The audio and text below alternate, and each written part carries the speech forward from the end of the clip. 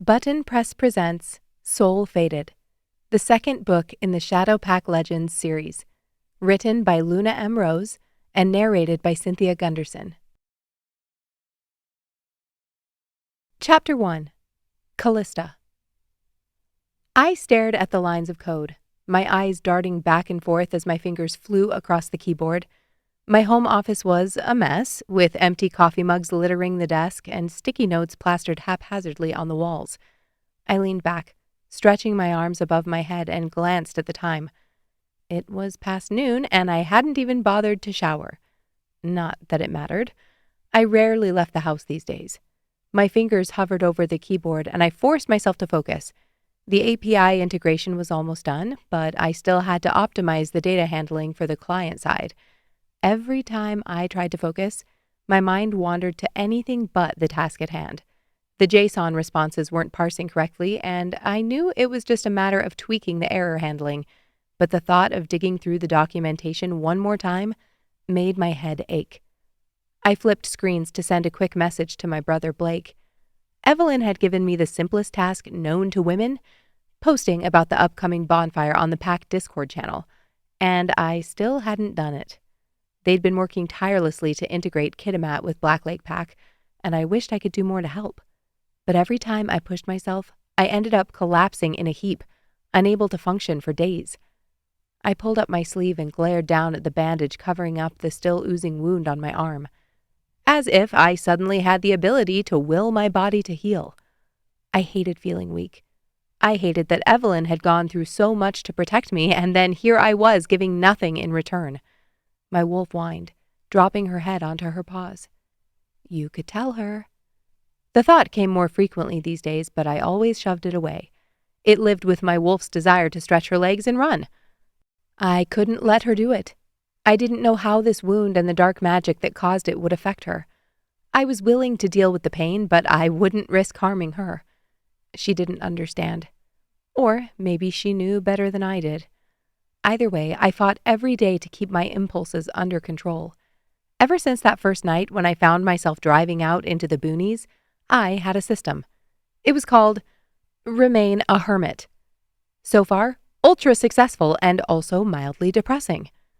I shivered, imagining myself back on that leather couch, looking at Nathan while he explained what he needed from me. At first, I thought he was truly interested in improving himself, in building Kitimat Pack and letting go of his hatred for Rowan and Black Lake. But once I'd overheard his conversation with whoever the hell Alpha up north, it all became clear. He wasn't looking to help Kitimat. He was taking orders from someone who wanted to control us. That's when I took the dagger. I thought I'd been so smart, taking it home and hiding it in the closet. But now it all made sense. Nathan had been after one more person I loved.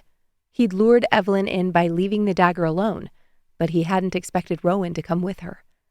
I closed my laptop and my wound throbbed. I avoided looking at myself as I stood and passed the mirror in the hall. I knew what I looked like. Dark circles ringed my eyes, and my normally wavy hair hung limp around my face. I rubbed my temple, trying to ease the tension that had settled there.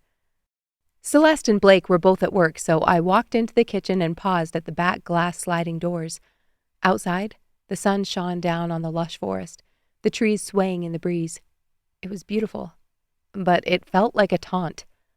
I closed my eyes and rested my forehead against the cool glass, my breath fogging the surface. I needed to find a way to break free of this curse. I couldn't keep living this way. I knew that, but I needed to figure out where to start. I pushed back and trudged to the fridge. Inside were 2 containers of leftover chili, a liter of milk, and a tired head of lettuce.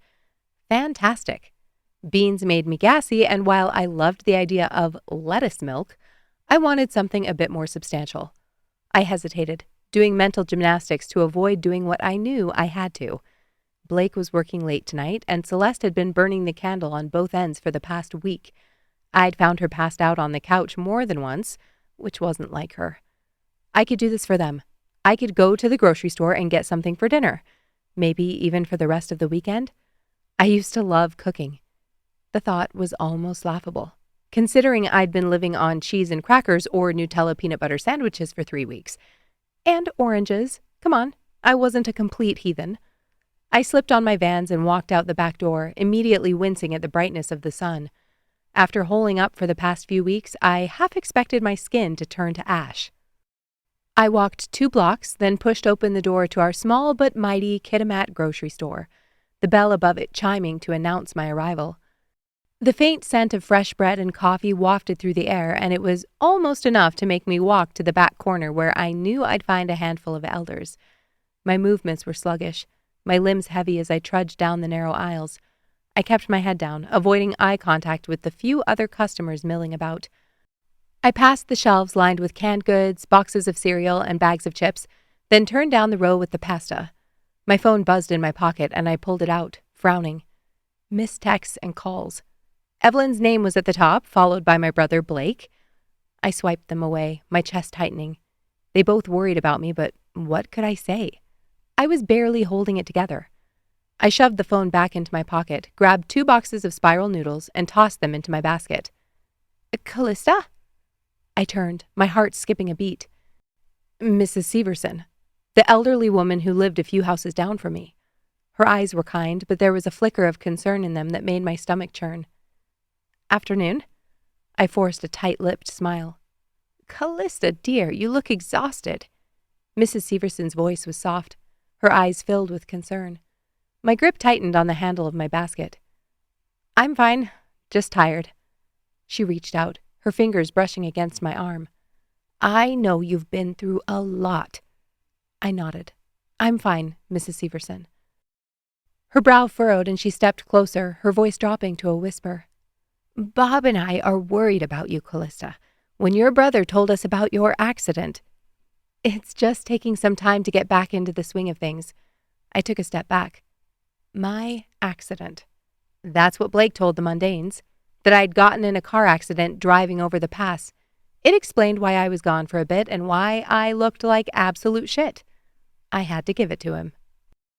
Mrs. Severson opened her mouth to say something, but I turned away before she could. I didn't need her pity. I didn't need anyone's pity. I gave a small wave and escaped to the end of the aisle to find tomato sauce. I couldn't even find solace in these small tasks anymore. Everything felt like a chore, a burden.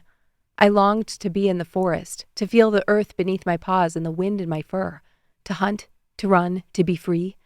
But the idea of shifting made me queasy. This wound wasn't healing for a reason. I'd felt the dark magic in the dagger just by touching the hilt. What if it affected my wolf? What if it got stronger in my shift? I grabbed zucchini, fresh corn on the cob, and croutons, and then headed to the checkout, avoiding the cashier's gaze as I handed over my items. I haven't had spaghetti in forever. He scanned the boxes of pasta. It's not really. I trailed off.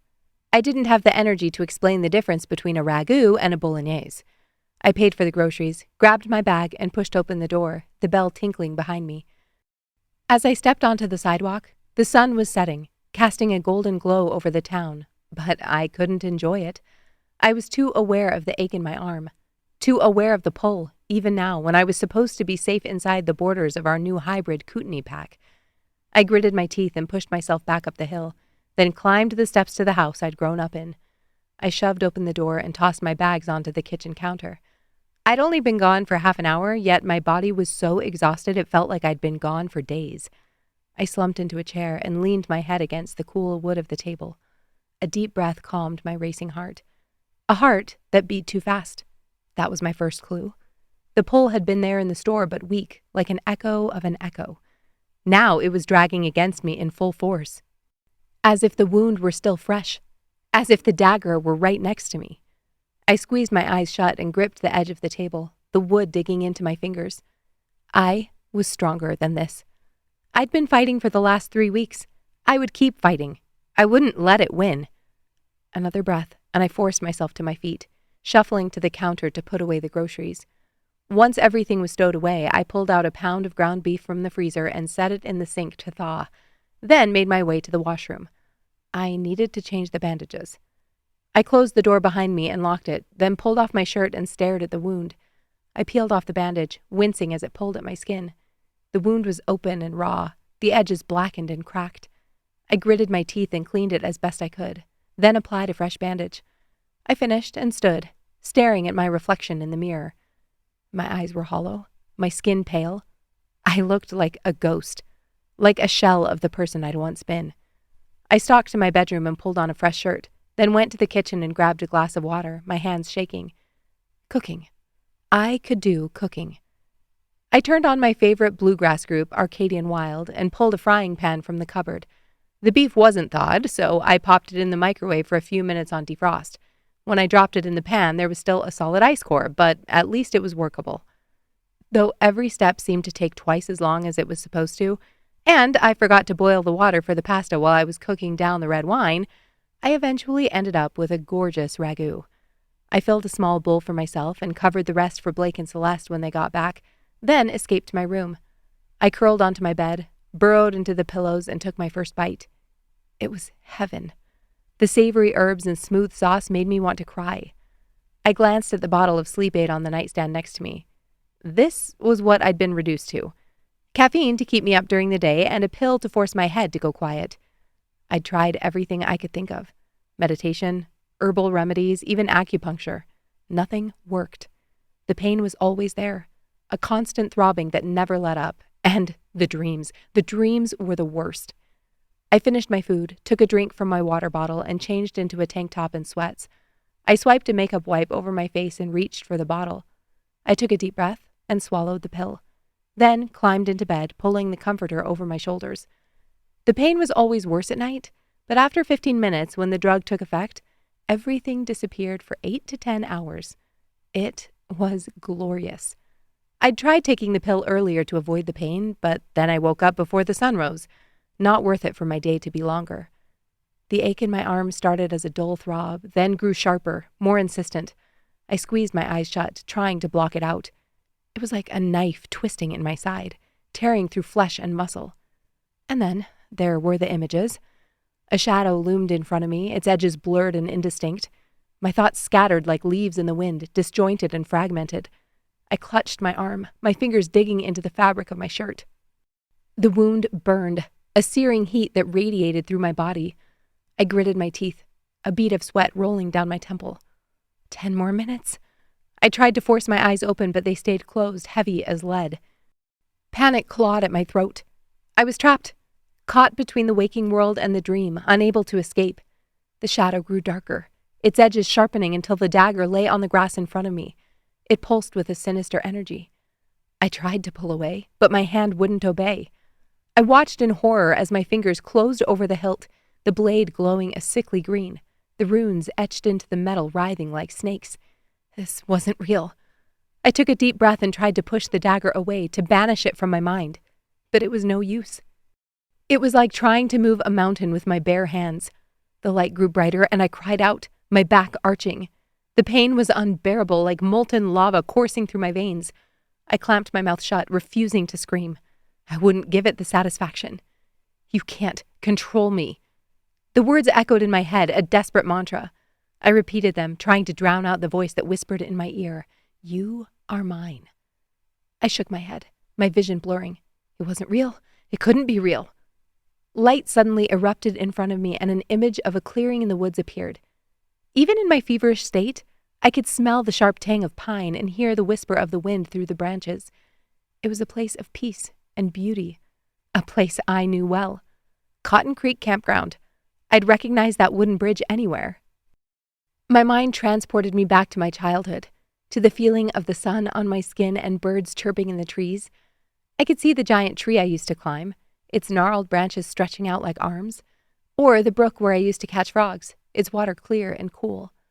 But as I focused on the memory, there was a shift. The sun disappeared behind a cloud and the air grew colder. The creek's water turned murky and the shadows lengthened. The redwoods swayed in the wind, their branches creaking like old bones. I scanned the clearing, my eyes searching for any sign of movement, but there was nothing. Just the trees and the water and the shadows. I wanted to run, to turn and flee, but my feet were rooted to the ground. And then the darkness closed in, and I began slipping away. The trees and the creek faded as I sank into the mattress. Finally, I fell into a deep, dreamless sleep. Chapter 2. Kael. I found a secluded spot deep in the woods to pull off the main road, far from the main camping area. The last thing I wanted was to be disturbed. Plus, I preferred the quiet of the wilderness anyway. I'd been living among humans long enough to know the difference between those who were dangerous and those who were not. The people who frequented this place were the type found near the lake, dipping their toes in the water or telling stories around a campfire. Still, it made me nervous to be surrounded. People always had questions when they saw me, especially kids. They got one look at my rolled-up left sleeve and couldn't help but point, ask if I got in an accident or something, and then give me a pitying look. The truth was, I'd never known life with two fully functioning arms. I was perfectly capable with one and a half. I was always tempted to show them, but I doubted that dropping their dad to the ground in a headlock would make the right first impression. I made them just as nervous as they made me. I'd learned young that it was better to keep to myself. This section of the forest was lush and green, the opposite of where I'd been over the last year. The air was fresh, and I took a deep breath as my hiking boots crunched against the forest floor. This was a place I could almost feel at peace. When I reached a break in the trees, I stopped and sighed, rolling my shoulders to relieve the tension of carrying my pack. I needed to stay sharp, but I had to rest. I could go for several days before my body started to break down, but that was if I was only traveling. As Nathan Black had already proved with his assignment, I needed to be ready for anything. I dropped my pack from my shoulders and laid it out on the ground, then popped up my backpacking tent and unfurled my sleeping mat. Once everything was in place, I sat on the soft earth and leaned back against a tree trunk, closing my eyes for a moment. The coolness of the bark seeped through my shirt, grounding me. It was strange being in pack territory again. I'd spent so long avoiding it. The scents put me off balance. I gave my wolf plenty of time to run free, but he was used to being alone too, flying solo. It was understandable that he was conflicted about this change in setting. Flashes of anger, grief, and confusion had been hitting me all week, ever since the Alliance had sent me into Black Lake. I was young enough that I didn't remember the details of what had happened the night my mother left me in the woods, but my wolf did. He remembered everything. I, on the other hand, considered it a favor. I learned how to survive a hell of a lot faster than I would have had I been coddled in a pack. I had always been able to mask my scent, but it was a skill I had honed out of necessity. When I was young, I learned to hide in the undergrowth. I learned to move silently, to blend into the shadows. I convinced myself it was only a game I was playing, not life and death. I let out a long breath. Ironic that now I dealt in life and death for a living. I was perfect for it. I had no ties, no lingering attachments to my past. I'd lost track of my mother years prior, and I had no siblings I knew about, no mate. Wolves like Nathan Black proved that it took a special kind of bastard to handle the dagger. He cared too much. About himself, about power, and apparently about a she-wolf that must have given damn good tail to inspire that kind of vengeance. The Alliance needed someone with a cold, dead heart, and they'd found it in me. Not as cold as I would have liked, since I was only doing this for Destin. There were very few wolves I'd be willing to kill for, but he was one of them. I pushed up from the ground and pulled 2 sticks of beef jerky, an apple, and 3 pieces of bread from my pack. Dinner of champions. It wouldn't be long before I was back on the plane to Europe or Africa or wherever the next contract took me. There was a never-ending wait list, and I'd lived on every continent, learning the languages and cultures. All I needed to do was complete the task Nathan had been given. I'd been hired the second that asshole started to go rogue, and if the Black Lake Alpha wouldn't have ripped out his throat, I sure as hell would have. I'd been given the instructions as Nathan had. 5 shifters, 1 from every pack in the province. The blood had to be spilled on the dagger, and then the Alliance could take the next step. I didn't know what that was specifically, but I knew what they were after. Control. Power. The dagger would consolidate their control in British Columbia. The packs would be forced under their rule. It would have been a simple task had the asshat Nathan Black not used the dagger to get his jollies. None of the alphas fully understood the magic held in the relic, but they knew that once it tasted blood, it needed all of it. Needed to take the life of the owner. I didn't want to know how they figured that out. But the second I'd tried to drive east, the dagger had flared to life, hitting me with a pull so strong I nearly swerved off the road. Now my task wasn't so cut and dry. I was taking orders from a damn piece of metal. I finished my meal and shoved my trash into the plastic bag in my pack, then pulled out my sidearm, checking the chamber and magazine. I loaded an extra mag into my belt pouch and threw my bag onto the back seat of my truck. One more leg tomorrow, One more night in the woods, and then I'd be back to where I started 3 weeks ago. It wasn't a surprise that the dagger was leading me straight back to Kitimat and Black Lake territory. The only piece left to put in place was where the dagger would lead me once I got there. Chapter 3. Callista. I woke with a start, an oppressive weight on my chest. I kicked off the covers, gasping for air, drenched in sweat. Why was I seeing that damn campground?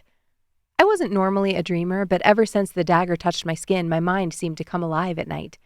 The campground was a family favorite, one I went to for years with my family and Evelyn's. There were only happy memories there. I found it hard to believe the dagger was searching for those things in my psyche. My legs shook as I swung them over the edge of my bed, every muscle weak and trembling. I made it to the washroom and splashed water on my face, but it didn't improve the pallor of my skin. I still looked like a ghost. My arm throbbed, and there wasn't even a question of whether I was going to make it to breakfast with Evelyn and the others. I reached for my phone. My fingers fumbled as I punched out a quick text. Not feeling well, catch you next weekend. I set the phone on the counter, then wrapped my fingers around the edge of the sink and took a deep breath. It was Friday. I had the weekend to get myself together and be ready for work Monday morning. I probably had time to take a little side quest. I squeezed my eyes shut and clenched my fists, just as I did every day. No, I couldn't follow this pull. I couldn't give in to whatever dark magic the dagger had embedded in my skin. But something was different today. It didn't work. My body wasn't listening. I felt like I was floating above my head as I pushed off the counter and padded into the kitchen. It was early, but if I was going to do this, I had to get on the road. Stop! I couldn't do this! I opened the cupboard and pulled out a package of protein bars and a bag of trail mix I'd picked up for my last hike, then grabbed my electric kettle and a box of tea bags before heading to my closet. My camping gear was stashed in the back. I pulled out my pack and started tossing in clothes. I didn't need much. I was only planning to stay a couple of nights and probably die a gruesome death, at which point nobody would care if my underwear was clean, am I right? I couldn't even make myself chuckle. I grabbed a flashlight, my sleeping bag, and a small pillow, then zipped up my bag, my hands trembling. I glanced around my apartment. What else did I need? I wasn't planning on hiking far, but I didn't know what to expect. A first aid kit would be smart. I shoved that and my toothbrush plus deodorant into the top pocket of my pack, then slung it over my shoulder and made my way to the door. A picture frame teetered on the edge of the console in the entry as I slid into my hiking boots. I caught it just before it fell, then turned it over and set it down on the table. I didn't want to see Blake and Celeste's smiling faces. Not now. My bag was heavy as I shrugged it onto my back and fumbled with the zipper on my jacket. The days were getting warmer, but there was still a chill in the air in the mornings. My heart leaped into my throat as someone knocked on the door. I glanced at my phone. There was no message from Blake or Celeste, and I wasn't expecting anyone. I took a deep breath, trying to calm my racing heart as the knock came again, and I forced myself to stand. I approached the door, my hands trembling as I reached for the handle. I opened it slowly, my eyes widening as I took in Evelyn, standing on my doorstep. Hadn't I just told her I wasn't available? I let out a slow breath, then threw my pack next to the couch and opened the door. Hey, I thought you were supposed to be at the cafe. I tried to give Evelyn a quick hug, but she wrapped her arms around me and wouldn't let go. Why do you have a jacket on if you're sick? Evelyn pulled back and cupped my cheeks, her green eyes searching mine. Her auburn hair cascaded over one shoulder, and she wore a simple tunic and leggings. I was cold? Evelyn looked down at the floor. You needed your hiking boots? Evelyn, you were ditching breakfast to go hiking? With who? Her nostrils flared as she dropped her hands. With myself, and I wasn't ditching breakfast. Nobody gets up at the butt crack of dawn on a Friday if they don't have to. What's going on, Callie? Her eyes bored into mine. I wasn't going to get away with a half-assed excuse this time. There's something I need to do. Great! Why don't we do it together? We could do it on the way. Evelyn turned back to the driveway. On the way to what? That's when I noticed Rowan in the truck. He opened the driver's side door and stepped out onto the driveway. Hey, Callista. Rowan waved and started toward the stairs. You brought the alpha? I hissed, and Evelyn raised a brow. Desperate times. I scoffed. This isn't desperate. Just because I'm not coming to breakfast, you haven't been to anything, Callista. I came this morning to make sure someone hadn't stolen your phone after murdering you and burying you in the basement. Evelyn saw the expression on my face and pursed her lips. Sorry. Way too soon for hyperbole. It was too soon. 3 weeks ago, I was convinced that would be my fate. My heart softened at the realization that Evelyn and Rowan were why I stood on my porch. My life was a dumpster fire, but at least I still had it. She leaned against the doorframe with a smirk on her lips, tucking her auburn hair behind her ear. Rowan walked up the steps and stood behind her.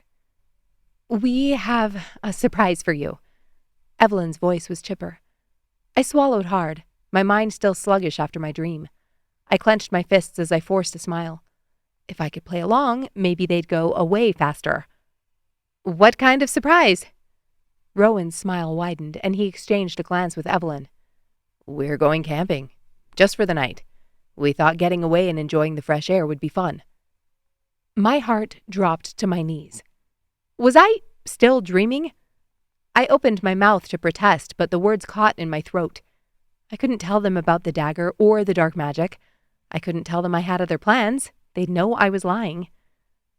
I don't know if that's a good idea, I stammered, my voice trembling.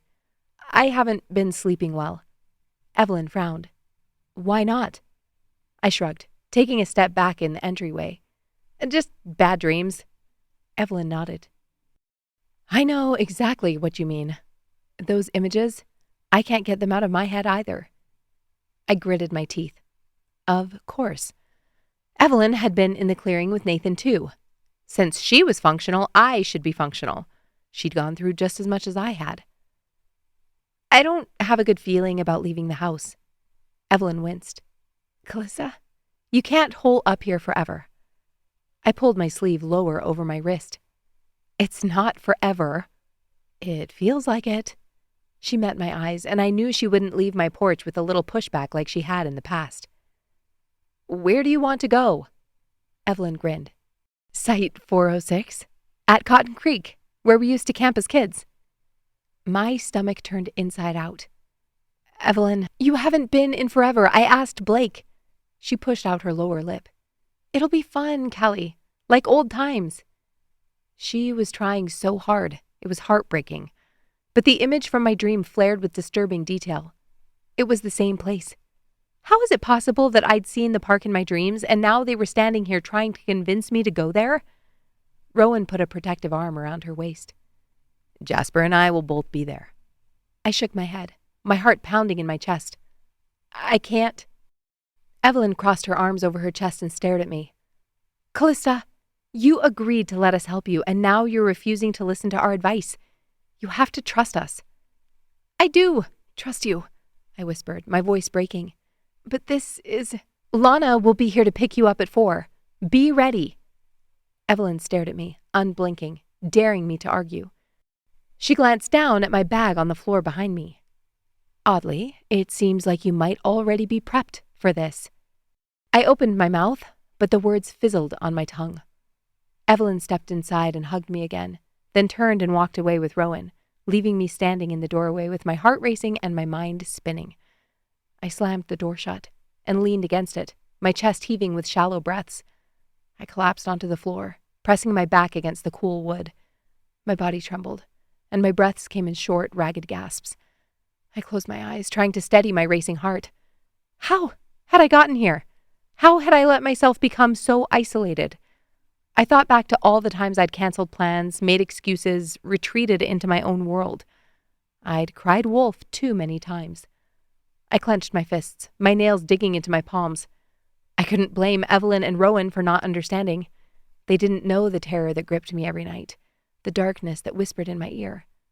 They didn't know about the dream. I shuddered, the memory of it flashing before my eyes. The forest, the shadows. My breath hitched, and I forced myself to open my eyes.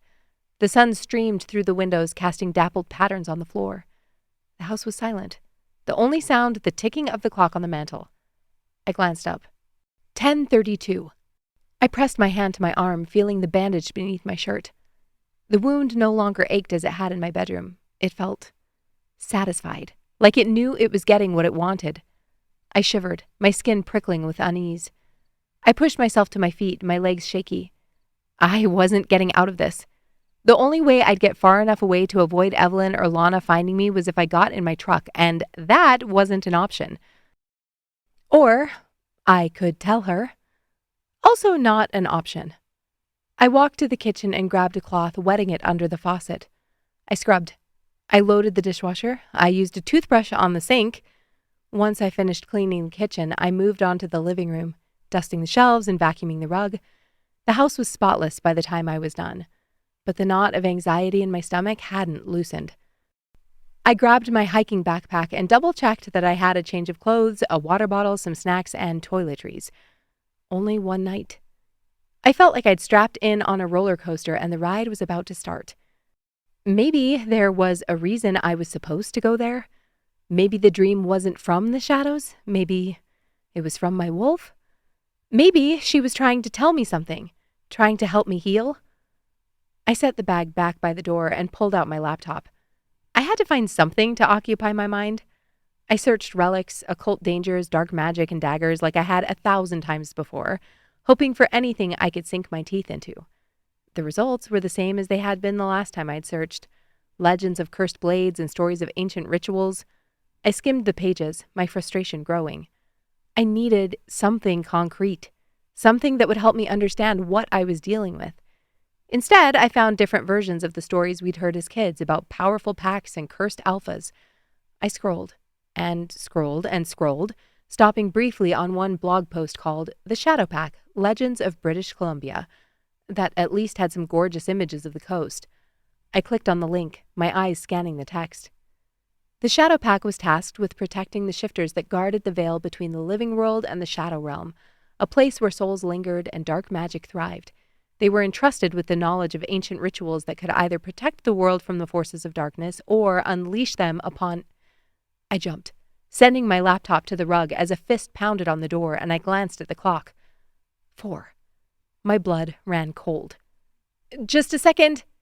I hastily scribbled a note for Blake and Celeste, grabbed my gear, and opened the door. Lana stood there, her expression unreadable. Ready? She wore a fitted black leather jacket and pants. I crossed my arms over my chest, my skin prickling.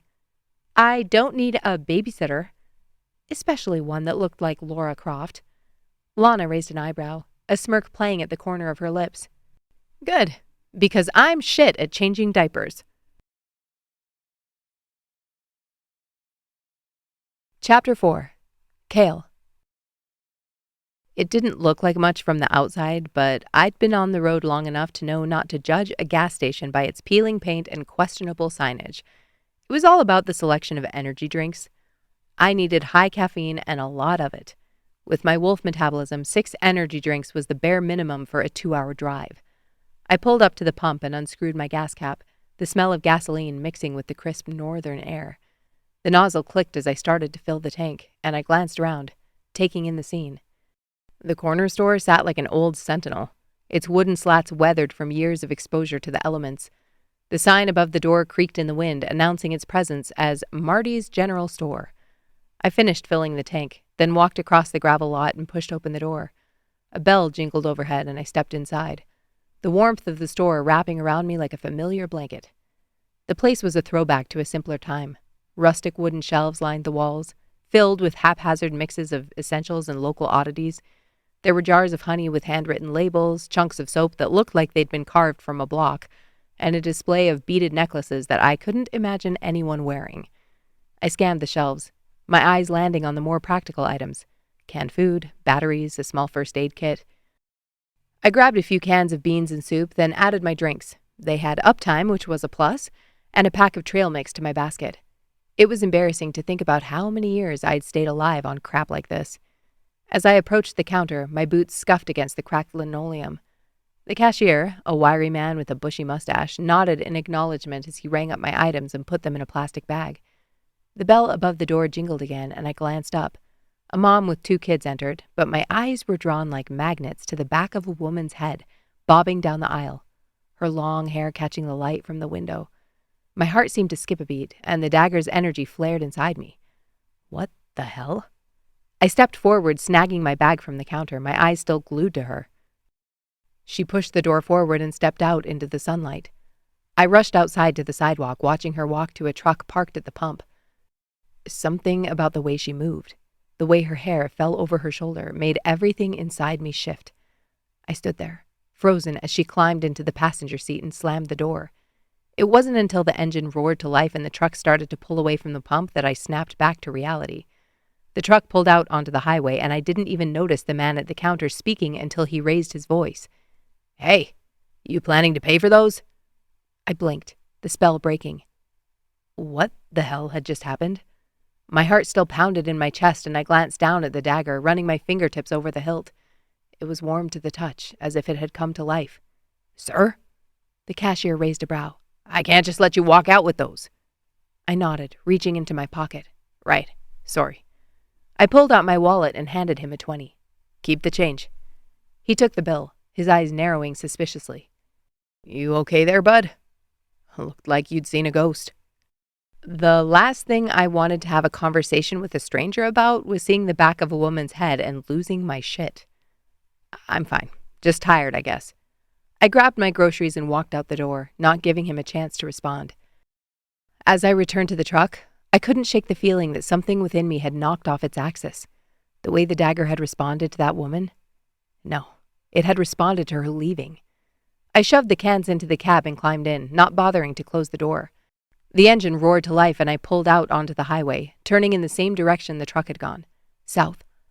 I gripped the steering wheel, my knuckles turning white. What had I just done? I didn't even know where she was going, and there were a million places she could turn off before I caught up to her. My mind raced as I thought back to the dagger. It had been warm, alive. It had been cold in the parking lot, cold in my hotel room, cold the entire time I'd been up north looking for the shadow pack and the relics. But the moment I saw her, the moment she stepped out of the store, it had started to burn. I thought about the prophecy. The relics had been created by Seraphina and the shadow pack. The dagger was one of them, I knew that. I'd seen it in the illustrations. But why? Why had it reacted to that woman? I gripped the steering wheel as my eyes scanned the road ahead.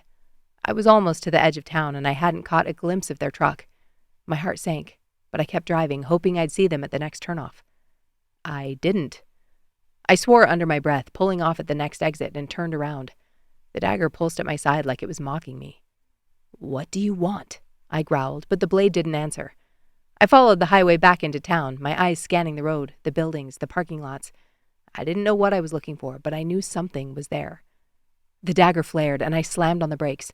My truck skidded to a stop on the shoulder, and I pushed it into park. The blade hummed at my side, and I closed my eyes, trying to focus. It could sense something. I could sense something. The dagger was like a compass, pointing me south. I didn't know what I'd find, but I had to follow it.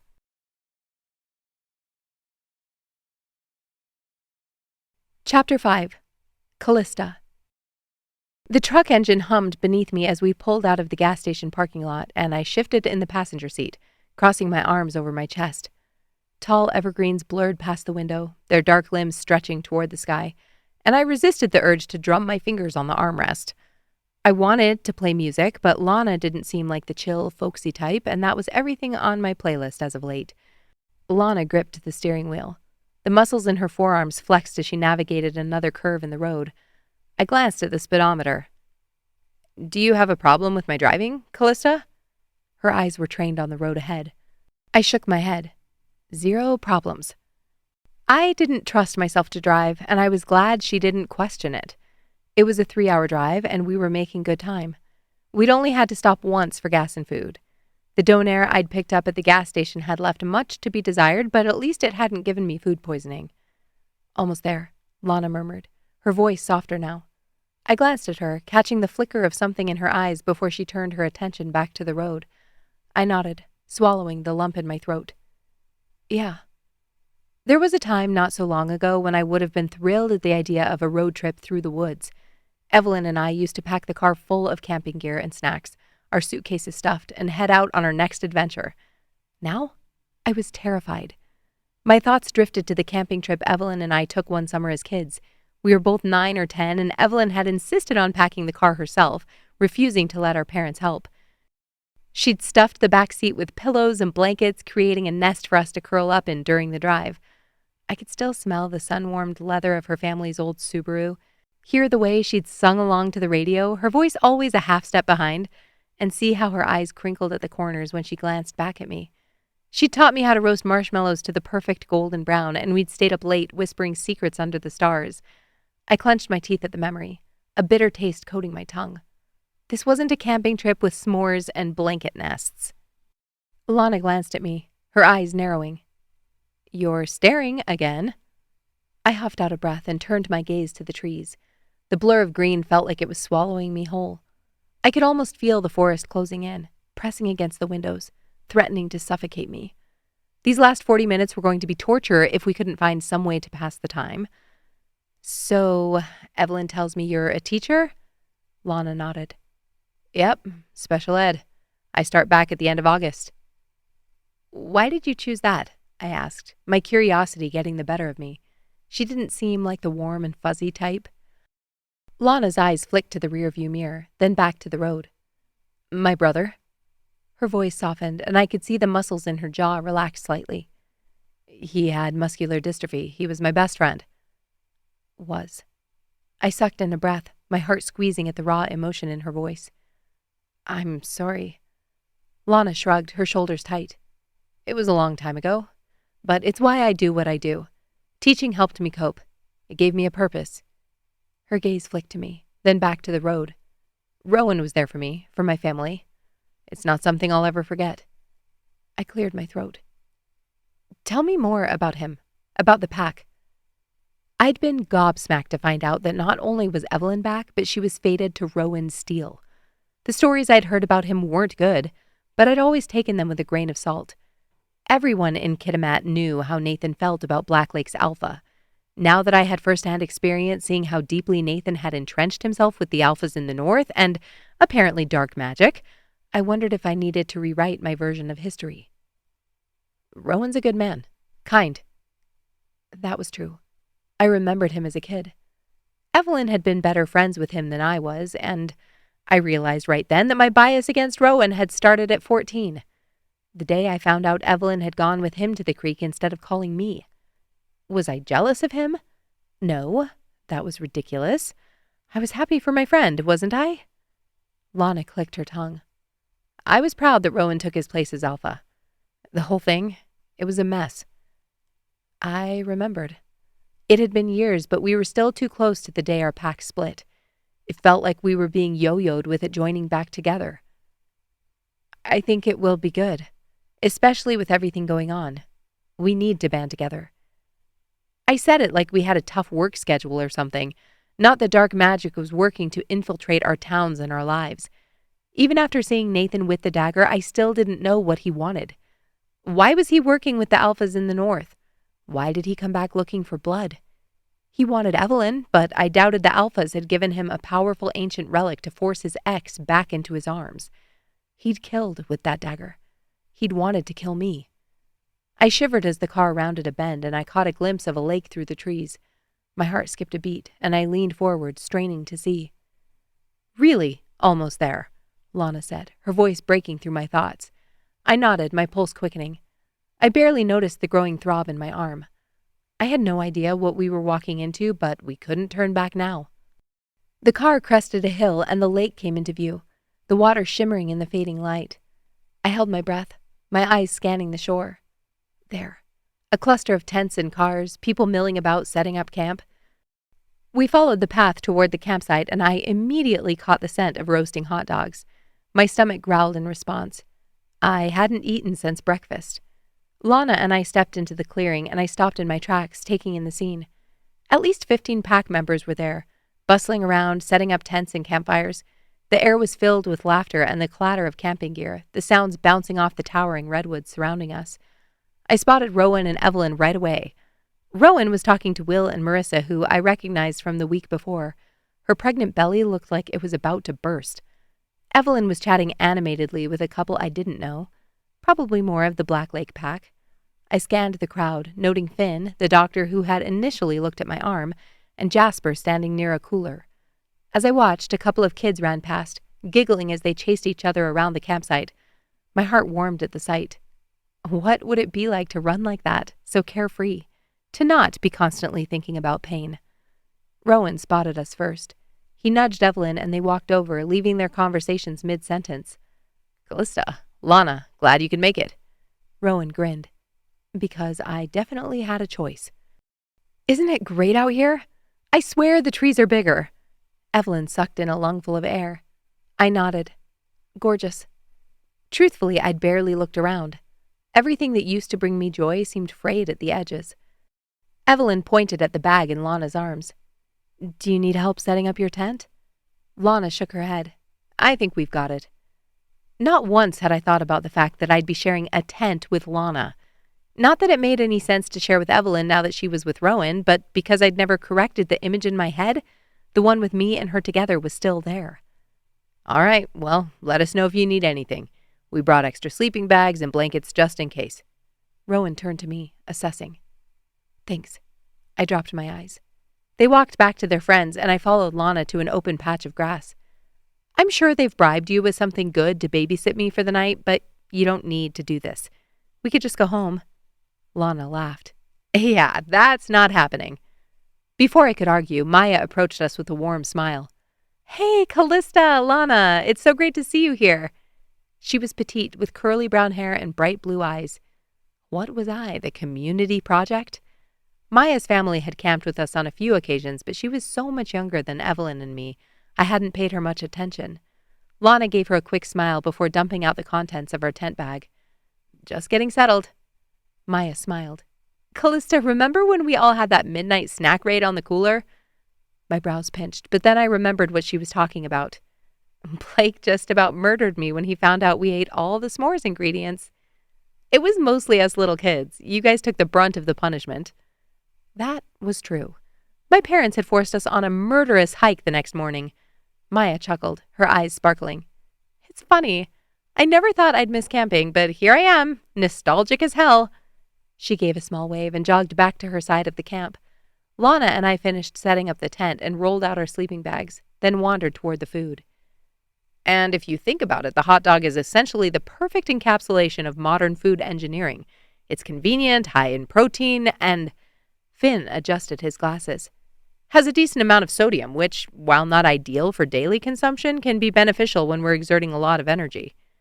"Here we go." Lana rolled her eyes as we approached Rowan, Finn, and Jasper. Jasper stared at him, his expression deadpan. "Finn, you could make a sandwich out of drywall sound appealing?" Finn shrugged. "I'm just saying they're underrated, nutritionally speaking." Jasper snorted. "Right, because when I think of nutrition, I think of processed meat tubes." Finn held up a finger. "Actually, if you look at the ingredients—" "Please don't." Jasper held up a hand. "I don't need another dissertation on the culinary merits of hot dogs. Let me enjoy my trash food." He grabbed a beer out of the cooler and handed one to Finn. Rowan appeared from behind the tent, his eyebrows raised. "What are we talking about?" Jasper leaned against a tree. Finn was going off on how sausages are misunderstood. "I think your sausage has been very clear about its intentions," Lana quipped, and I almost laughed out loud. How long had it been since I'd laughed? My arm was so calm I hadn't thought about it since we pulled up. Strange. Jasper grinned. "Consistent marketing. That's my mantra." "Hungry?" Finn offered Lana and Callista a paper plate, then pointed them toward the table with buns, condiments, and extras. I looked at the spread. I should have brought something. Rowan shook his head. "No, this was extra from the long weekend. Needed to be used up." I made up a hot dog and had just dipped the spoon in the potato salad when Blake and Celeste walked up. They both grinned when they spotted me, and Blake strode over, pulling me into a tight hug, nearly spilling the food on my plate. "Hey, sis." "Hey, took you long enough?" I returned to scooping salad. He didn't have to say anything for me to know what he was thinking. How did they finally get you to crawl out of your shell? Blake laughed. "Some of us had to work." "Okay, ouch." Celeste rolled her eyes. "He's kidding. By the way, we would have been way later if you hadn't taken care of things at home." I nodded, my throat tight. "I'm just glad you could both get away. I know it's been a lot lately." Blake nodded, understanding passing between us. We also convinced a few other Kitimat pack members to join. We thought it would be good for morale. He gestured behind him, and I noticed a couple of familiar faces unloading gear from another vehicle. That's great. The more the merrier. I glanced around the campsite, noting the smiles and nods from our pack members as Celeste and Blake greeted them. This was good. We needed more people from our neck of the woods integrated with Black Lake. The sun lowered over the peaks behind us, and the campsite lit up in gold. It did look different than I remembered, both bigger and smaller. The last time I'd been there, my world had been the size of Kitimat and surrounding area. Everything had seemed new and fresh, and now it looked a little tired. It wasn't that I was a world traveler, but I'd taken enough trips to make it seem like my town had shrunk. We finished our food, and I helped clean up with the others, then sat on a camp chair Lana brought around the fire Jasper had made. By the size of the blaze, he was planning to sit there for the next 3 hours. Rowan stood by the fire, his piercing blue eyes reflecting the dying light. The flickering flames cast shadows on his face, making him appear even more commanding. He raised a hand, and the ambient noise slowly died down. The crackling of the fire became the only sound, its warmth brushing over my skin. I understood how Rowan had drawn Evelyn in. He was magnetic. Definitely not the same boy we'd known growing up. But that was the alpha in him, wasn't it? Or had that strength always been there and we hadn't been looking for it? My dad always used to say, alphas aren't born, they're made. Most shifters believed there was something in their genetic code that made alphas, and it was only a matter of time before they presented. But not him. He believed they were born out of necessity, that many were capable, but only a few chose to step into that role. He had so much faith in alphas. I wondered what he would have said about Nathan Black after he'd single-handedly dragged our pack through the mud. Thank you all for coming, Rowan began. This has been a difficult time for our pack, for all of us. But seeing you all here standing together, it reminds me of our strength, our unity. Evelyn sat beside him, her hand resting on his arm as she leaned toward him in her chair. I wanted to be happy for my friend. I was happy for her. That happiness was just buried under something I couldn't quite put my finger on. Jealousy? Yes. But not because I wanted someone like Rowan or even that I wanted a relationship. I just wanted things to go back to normal. I wanted my life before Evelyn left Kitimat, before Nathan Black lost his sanity. But it was ridiculous to keep wishing for something that couldn't happen. I'd survived without Evelyn before, and I could do it again. It just sucked that we didn't have some time to figure ourselves out before she mated. Wasn't that what Evelyn was trying to do? Spend time with me? I was the problem now, always pushing back. We faced challenges, Rowan continued, and we've lost good people. His voice caught, and Evelyn squeezed his arm. My heart twinged at the thought of the still missing wolves. We knew Nathan was responsible for at least one death, but had no trace on the others. Finn sat on Rowan's right while Jasper poked at the red-hot coals. Blake and Celeste stood at the back, their silhouettes dark against the fading light. Rowan's gaze swept over the group, landing on each of us in turn. A shiver ran down my spine when his eyes met mine. I know there are still questions, things we don't understand. His voice was steady, but I could hear the undercurrent of frustration. But we will find answers. We will protect our pack. And we will honor those we've lost by standing together, stronger than ever. The fire crackled, sending a shower of sparks into the air. Rowan's eyes lingered on me for a moment longer before he looked away. My chest tightened with a surge of emotion. I wanted to believe him, to trust that we could overcome whatever lay ahead. But the shadows of doubt were hard to dispel, especially because the evidence of it was burrowed deep in my arm. I was far enough back from the fire, I hoped no one besides Lana would notice me leaving the fire ring. I pushed up from my chair and walked into the woods. I should have predicted Evelyn's hawk-like attention since she hadn't stopped watching me since I'd arrived. Hey, you okay? She jogged to catch up. Yeah, I'm good. Just tired. How many times had I said that? It was losing its punch, just like the words, I can't, had failed me earlier. Evelyn stopped next to me when we were well into the shadows. It felt safer here, away from the light and curious glances. The sounds of the campfire and murmuring pack members faded slightly, replaced by the rustling of leaves and chirping of frogs. I didn't mean to interrupt Rowan's speech. Evelyn shoved her hands in the pocket of her sweatshirt. He won't care. He's just trying to bring people together, make them less afraid. Are people afraid? Evelyn sighed. How could they not be? After what happened? Fair. I hadn't thought much about it. I used to think about people besides myself, didn't I? I wanted to be that girl again, but these days the pain was all-consuming. I couldn't come up for air. Evelyn reached out a hand.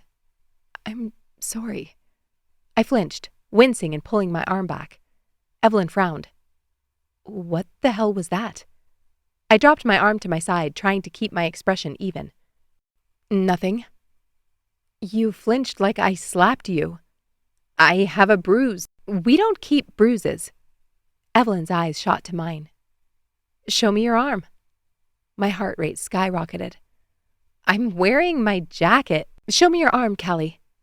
Evelyn crossed her arms over her chest.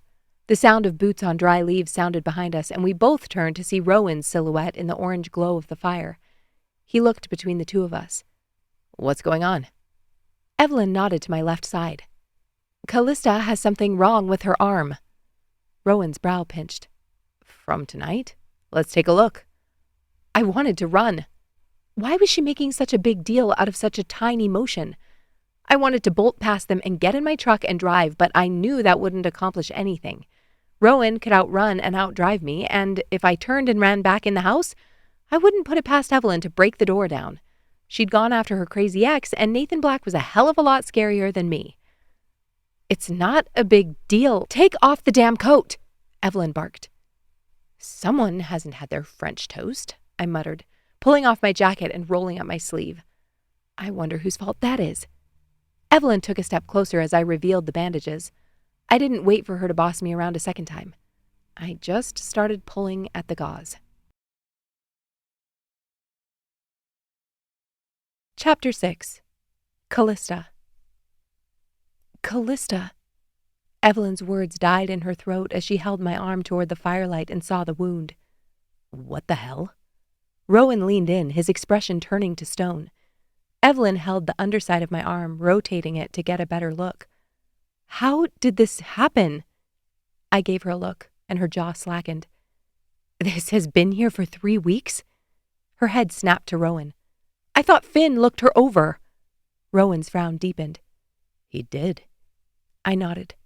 He treated this like any other wound. He cleaned it and stitched it, but then it didn't heal. Rowan blew out a breath. I'd like him to see it. There are too many strange things happening for this to be a coincidence. Is that okay with you? This was why I didn't want to say anything. This was why I didn't want Evelyn or even Blake to see my arm.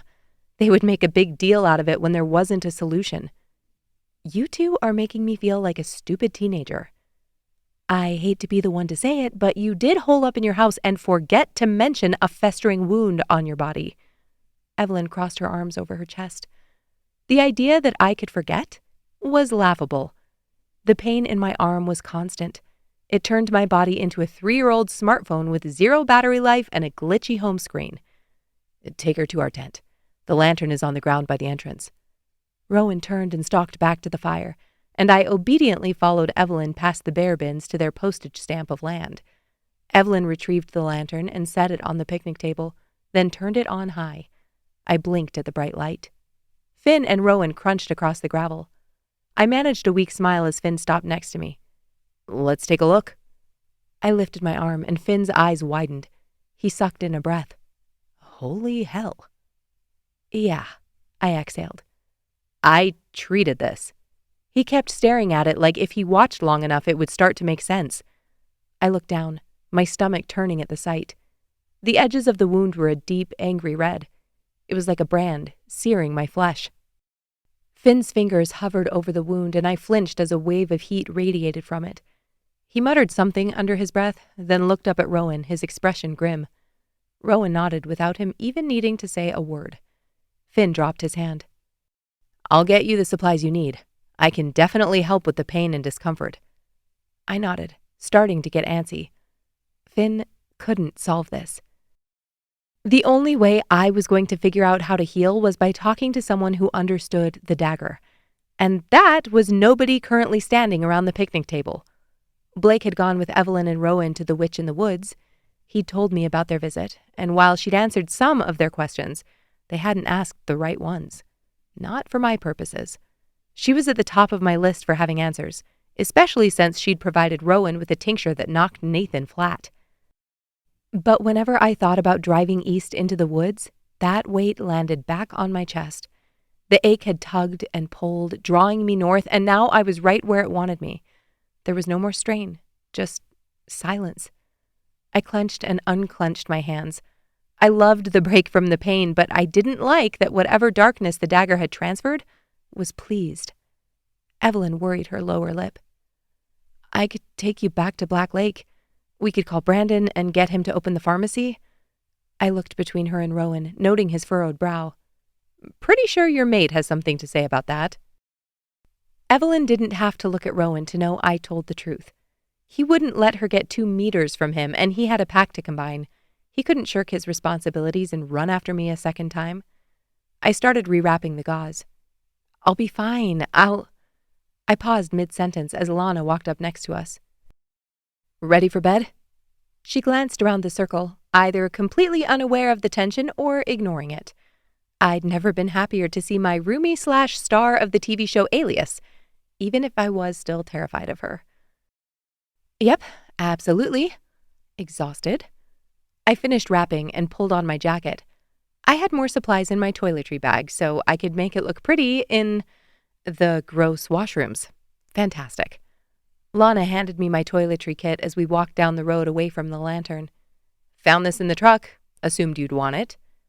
You assumed correctly. Was she being nice to me? Thanks for saving me back there. They're like mother hens. I can see why you kept blowing them off. Again, ouch, but not wrong. The small bulbs flickered above the washroom doors, casting a dim, yellowish light that barely cut through the darkness. I wrinkled my nose as we approached, the smell of pit toilet and air freshener hitting me like a wall. I pulled open the door, wincing at the creak of the hinges, and stepped inside. The air was stale and the amenities bare bones, but at least there was running water. I used the toilet, holding my toiletries under my arm, then washed my hands and face at the sink. After brushing my teeth and drying my hands, I removed the old bandage and rewrapped it, putting on a healthy squirt of antibiotic ointment, because that was helping. When I stepped back out, Lana was waiting, her flashlight beam dancing over the ground. We stopped at the water pump on the way back and filled up her water bottle. The air was cool and crisp against my skin as we returned to the campsite. We stowed our toiletries in the truck and crawled into the tent, dropping our shoes on the dirt outside the entrance. I tucked both pairs under the tent flap and zipped us in. I kept my clothes on as I climbed into my sleeping bag. It was the end of August, which meant the temps would drop below comfort levels overnight. When I was finally settled on the mat, that same strange calm spread beneath my skin. It doesn't feel the same, being out at night. Lana's disembodied voice filled the tent. I knew exactly what she meant. I used to love the dark sky, the stars. Now it felt almost claustrophobic. We'd been through nearly a full moon cycle since that night in the woods, and we weren't any closer to figuring out who Nathan was working with and what they wanted. Rowan talked with the alphas up north, Lana said. I pushed up on my elbow, surprised that my arm barely complained. When? A few days ago. One of them finally returned his call. And? Lana shrugged. It's bullshit. We know they were involved. Nathan was up there too often for them not to know what he was planning. You think he planned it himself? Lana drew a deep breath. You tell me. Do you think Nathan's smart or patient enough to find a relic? I snorted. Nathan was strong, but more like a bull in a china shop. All rage and brawn, not so much brain. I adjusted my sweatshirt around my waist. What happened in the woods when Rowan killed Nathan? Lana's eyes flickered. It was intense. Nathan was using dark magic. His power was palpable. I nodded. I felt it too. I'd been out of it, but still lucid during parts. The night came back to me in flashes, disjointed, like an abstract painting. I took a deep breath, the air suddenly feeling thick and heavy. When Nathan first approached me, My voice trembled, and I closed my eyes, forcing myself to continue. I was scared. Terrified, actually. I didn't know what he wanted, and when I found out, my throat closed up, and I swallowed hard. Lana didn't move, giving me space to gather my thoughts. He was persuasive, I continued. Charming, even. At first I thought maybe I was imagining things and just being paranoid. Yeah, that's how they get you. Her sleeping bag shifted. I dated a narcissist once. Now I can spot them from a mile away. Enjoy your new superpower. I breathed a laugh. Is it worth it? Hell no, but it's a silver lining. I smiled, dropping back onto my pillow. I wanted it to be over. Lana let out a breath. That's why we're here, right? I nodded. An ending. That's what I was seeking. But as the ache in my wound continued to settle, I couldn't shake the feeling that being here was the opposite. I closed my eyes, trying to shut out the images that flashed behind my eyelids. I took another deep breath, forcing my muscles to relax. I'd been led here for a reason. Whatever magic lived within me because of that damn dagger, it wanted me here. For better or worse, I was as close as possible to the force that might set me free. But how would it do that? I shuddered. What was a dagger used for? I shook my head, trying to clear the fog. I needed to rest. I wasn't alone, and whatever came in the morning, Lana and I would search for answers and hightail it back to Kitimat and Black Lake. Chapter 7. Kael. I jolted awake, my senses heightened, my heart pounding. The night was still, but I was immediately aware of the energy vibration, the power of the blade, the strangeness of its pull. I willed my heart to slow, but my fingers twitched as I reached for it under my pillow. The force pulsed, reverberating through me, and I gritted my teeth, forcing my hand to still, forcing my mind to clear. Probably not the best idea to have this thing next to my head while I slept. The blade was dark as night, the hilt polished black metal. The clear stone embedded in the center seemed to glow in the black night. I slipped out of the bedroll and pulled on the shirt I'd shed before bed, then slid one arm through the sleeve of my leather jacket. I hooked the clasp at my neck and pulled on my boots. I wrapped my fingers around the hilt of the dagger, shivering at the contact, then pushed through the flap of the tent. The night air was cool against my skin, and the forest was a dark blur around me. I half expected the dagger to pull me into the trees, but it didn't. I walked north, parallel to the road. My chest tightened, and I forced my feet to move, one in front of the other, as I followed the pull. I didn't know what I was searching for or how long I was going to have to walk. Already annoyed with the lack of information, I wished I'd been smart enough to grab my bag so I could shift. Instead, I broke into a jog. I didn't know how long I ran, minutes, hours. Time seemed to stretch as the night blurred around me, and I was lost in the pull. I didn't care. If the dagger was coming alive, there was only one thing that made sense with my limited knowledge. Whoever's blood had been spilled on this blade, the blood it was seeking, had to be close. That would save me another day of driving and a jaunt through Kootenai pack territory, so I wasn't complaining. I could end this now and move on to the next pack. I slowed as lights appeared through the trees.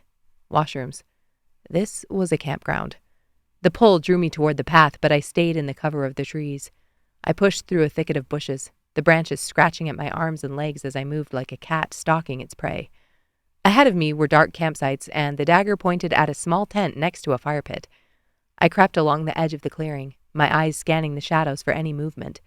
The energy thrummed in my veins. I paused, my gaze landing on a truck parked a few steps from the tent. My body moved on instinct, my form low to the ground as I approached. The truck was old, the paint chipped, and the tires caked in mud. I peered through the window, my eyes adjusting to the dim light. I saw slip-on shoes on the floor mat, too small to be a man's. I scanned the dash, my breath catching when I saw the charm hanging from the rear view. It was a small wolf, intricately carved from wood. A shifter? It wasn't definitive, but it was likely. There was a jacket in the back seat, feminine. Sunglasses, gender neutral. Nothing in the truck screamed, "I have a big-ass boyfriend." Not that I couldn't take a big-ass boyfriend, but it made everything cleaner if I didn't have to. I stepped back from the truck, my eyes scanning the area around the tent. No large tracks. The footprints were consistent with the size of shoes in the truck, though there were two different patterns in the dirt. 2 women, most likely. It was a 3-man tent. They were cozy unless they were small. I didn't love how that felt. Me creeping into a tent with 2 she-wolves. I wasn't a mindless killer. I had rules. I only took contracts where I knew the world was better off without the people I hunted. But this was different. Destin had debts with the Alliance, and I owed my life to him. He'd literally changed my diapers as a pup, and he never called asking for help. I had to finish this, and when I did, he'd be free to walk away. We both would be. There were no signs of movement, no sounds of life other than the rustling of the leaves in the breeze. They were asleep or MIA, but judging by the slight heat coming off the fire pit, I'd bet big on them being inside the tent. The dagger hummed in my palm, but I slipped it into my jacket pocket as I crept closer to the entrance, my muscles coiled and senses on high alert. I took another silent step forward and crouched, my hand reaching for the flap. I paused, my fingers hovering over the fabric. The power thrummed in my veins, the dagger's call growing stronger. I used my foot to hold the tent fabric and pinched the zipper between my finger and thumb as I pulled it up slowly. The motion was virtually silent, but even if they stirred, it wouldn't matter. I'd move fast enough, and they wouldn't have time to fully wake. The dagger's pull was an invisible thread, and I followed it, my senses heightened. My normal range of emotion seemed to drop beneath a steel floor, and a cool calm spread through me as my wolf prowled at the surface. I'd done this too many times to count. I was a predator. This was my prey. The dagger tugged me to the left, my grip on the hilt tightening as I fought against the compulsion. I needed to be sure, to understand. My wolf pushed forward and my vision sharpened. There were two figures, one on each side. I hovered, my heart slow and steady in my chest. I took in the woman lying before me. Her features were gentle and peaceful in sleep. Soft hair cascaded around her face, framing delicate cheekbones and full lips. I swallowed hard, my throat dry as I stared at her. Her body was relaxed, her chest rising and falling with each breath. I hesitated, that floor cracking the tiniest bit. This wasn't my usual target. She looked innocent, vulnerable. I clenched my jaw, forcing myself to focus. I shifted forward and pulled the dagger from my pocket. Heat radiated from the blade, and it nearly yanked from my hand. I leaned forward, adjusting my weight on my knees, and froze as a jarring sound filled the tent. Bells clanged together, their harsh tones shattering the silence. I held perfectly still until I caught movement. What the hell was happening? Move. I needed to. I spun, my eyes locking onto the bedroll in the corner. The other woman was already moving, her body springing up from her makeshift bed. Her dark hair whipped around her face as she lunged toward me, her eyes blazing with fury. I threw myself backward, but the dagger refused to follow. My arm twisted painfully in my shoulder socket. "Drop it!" the woman snarled, sending a kick to my midsection. I grunted as her hand shot out, her fingers wrapping around my wrist. She was strong, but not strong enough. I rolled my shoulder into her, throwing her back as the dagger twisted in my grip, the blade slicing through the air. And then I saw her. The woman I needed to kill opened her eyes, jolting from her sleeping bag. My wolf scrambled back, howling in confusion, and the dam broke, my emotions surging through me like a tsunami. She was mine. I needed her. The dagger tore forward as the other woman in the tent slammed into my side. I rolled, and we flew through the open tent door. "Who the hell are you?" The dark-haired woman fought her way from the ground and kicked toward my wrist. I let her. The dagger flew from my grip, skittering across the gravel. The blade wanted her blood, but I couldn't take it. My wolf thought that woman in the tent, the woman I was supposed to kill so I could fulfill my contract, was my mate. Chapter 8. Callista. My vision wavered, the world around me blurring at the edges. I blinked, trying to focus, but the throbbing in my head made it impossible. My thoughts were sluggish, my senses dulled, as if I were moving through a dense fog. The call of the dagger was physical, a gnawing ache that spread through my chest and into my limbs. I wanted to scream, to claw at my skin to make it stop. But I was trapped in my own body, a prisoner to its demands. This was why I was here. The silver glint of the dagger replayed in my mind's eye, and I tried to take a step forward, but my legs wouldn't obey. I was frozen, my muscles locked in place as if held by invisible chains. What was happening outside the tent? Helplessness washed over me, a wave of despair that threatened to drown me. I was powerless against the dagger's call, a puppet dancing on its strings. The pain was relentless, an all-consuming fire that burned through me, and if I didn't do something soon, it would consume me completely. Then, suddenly, I was moving, flying forward. I dove through the side of the tent, landing on the dirt in front of Lana and the intruders scuffling. I only had eyes for one thing. I locked onto the dagger in the dirt ahead of them and launched to my feet. It was there. I needed to... A strong hand clamped around my ankle, dropping me to the ground. I spun, my eyes stinging from the scrape of gravel across my knees and the palms of my hands. "Let go of me!" I clawed at the stranger's arms, my nails digging into his skin, but his grip was unyielding, even as Lana worked to rest his arm back to his side. I blinked. Did he only have one arm? Or did Lana... "She's going to hurt herself," the man growled. "The dagger seeks her blood." Lana hesitated. "What are you talking about?" "She's marked. Cursed." Lana's eyes burned as she scanned my face. "Callista? Let me go!" I kicked as hard as I could, and the man grunted. His hand flexed just enough that I pulled my leg free. I only got a few feet before he landed on top of me. "Lana!" I cried for her, fighting him with everything I had, but she didn't answer. He was too strong. "Stop." He somehow gathered both my wrists into his one hand and pressed them to my lower back. "I don't want to hurt you." "Says the man who snuck into our tent," I seethed, my cheek pressed against the dirt.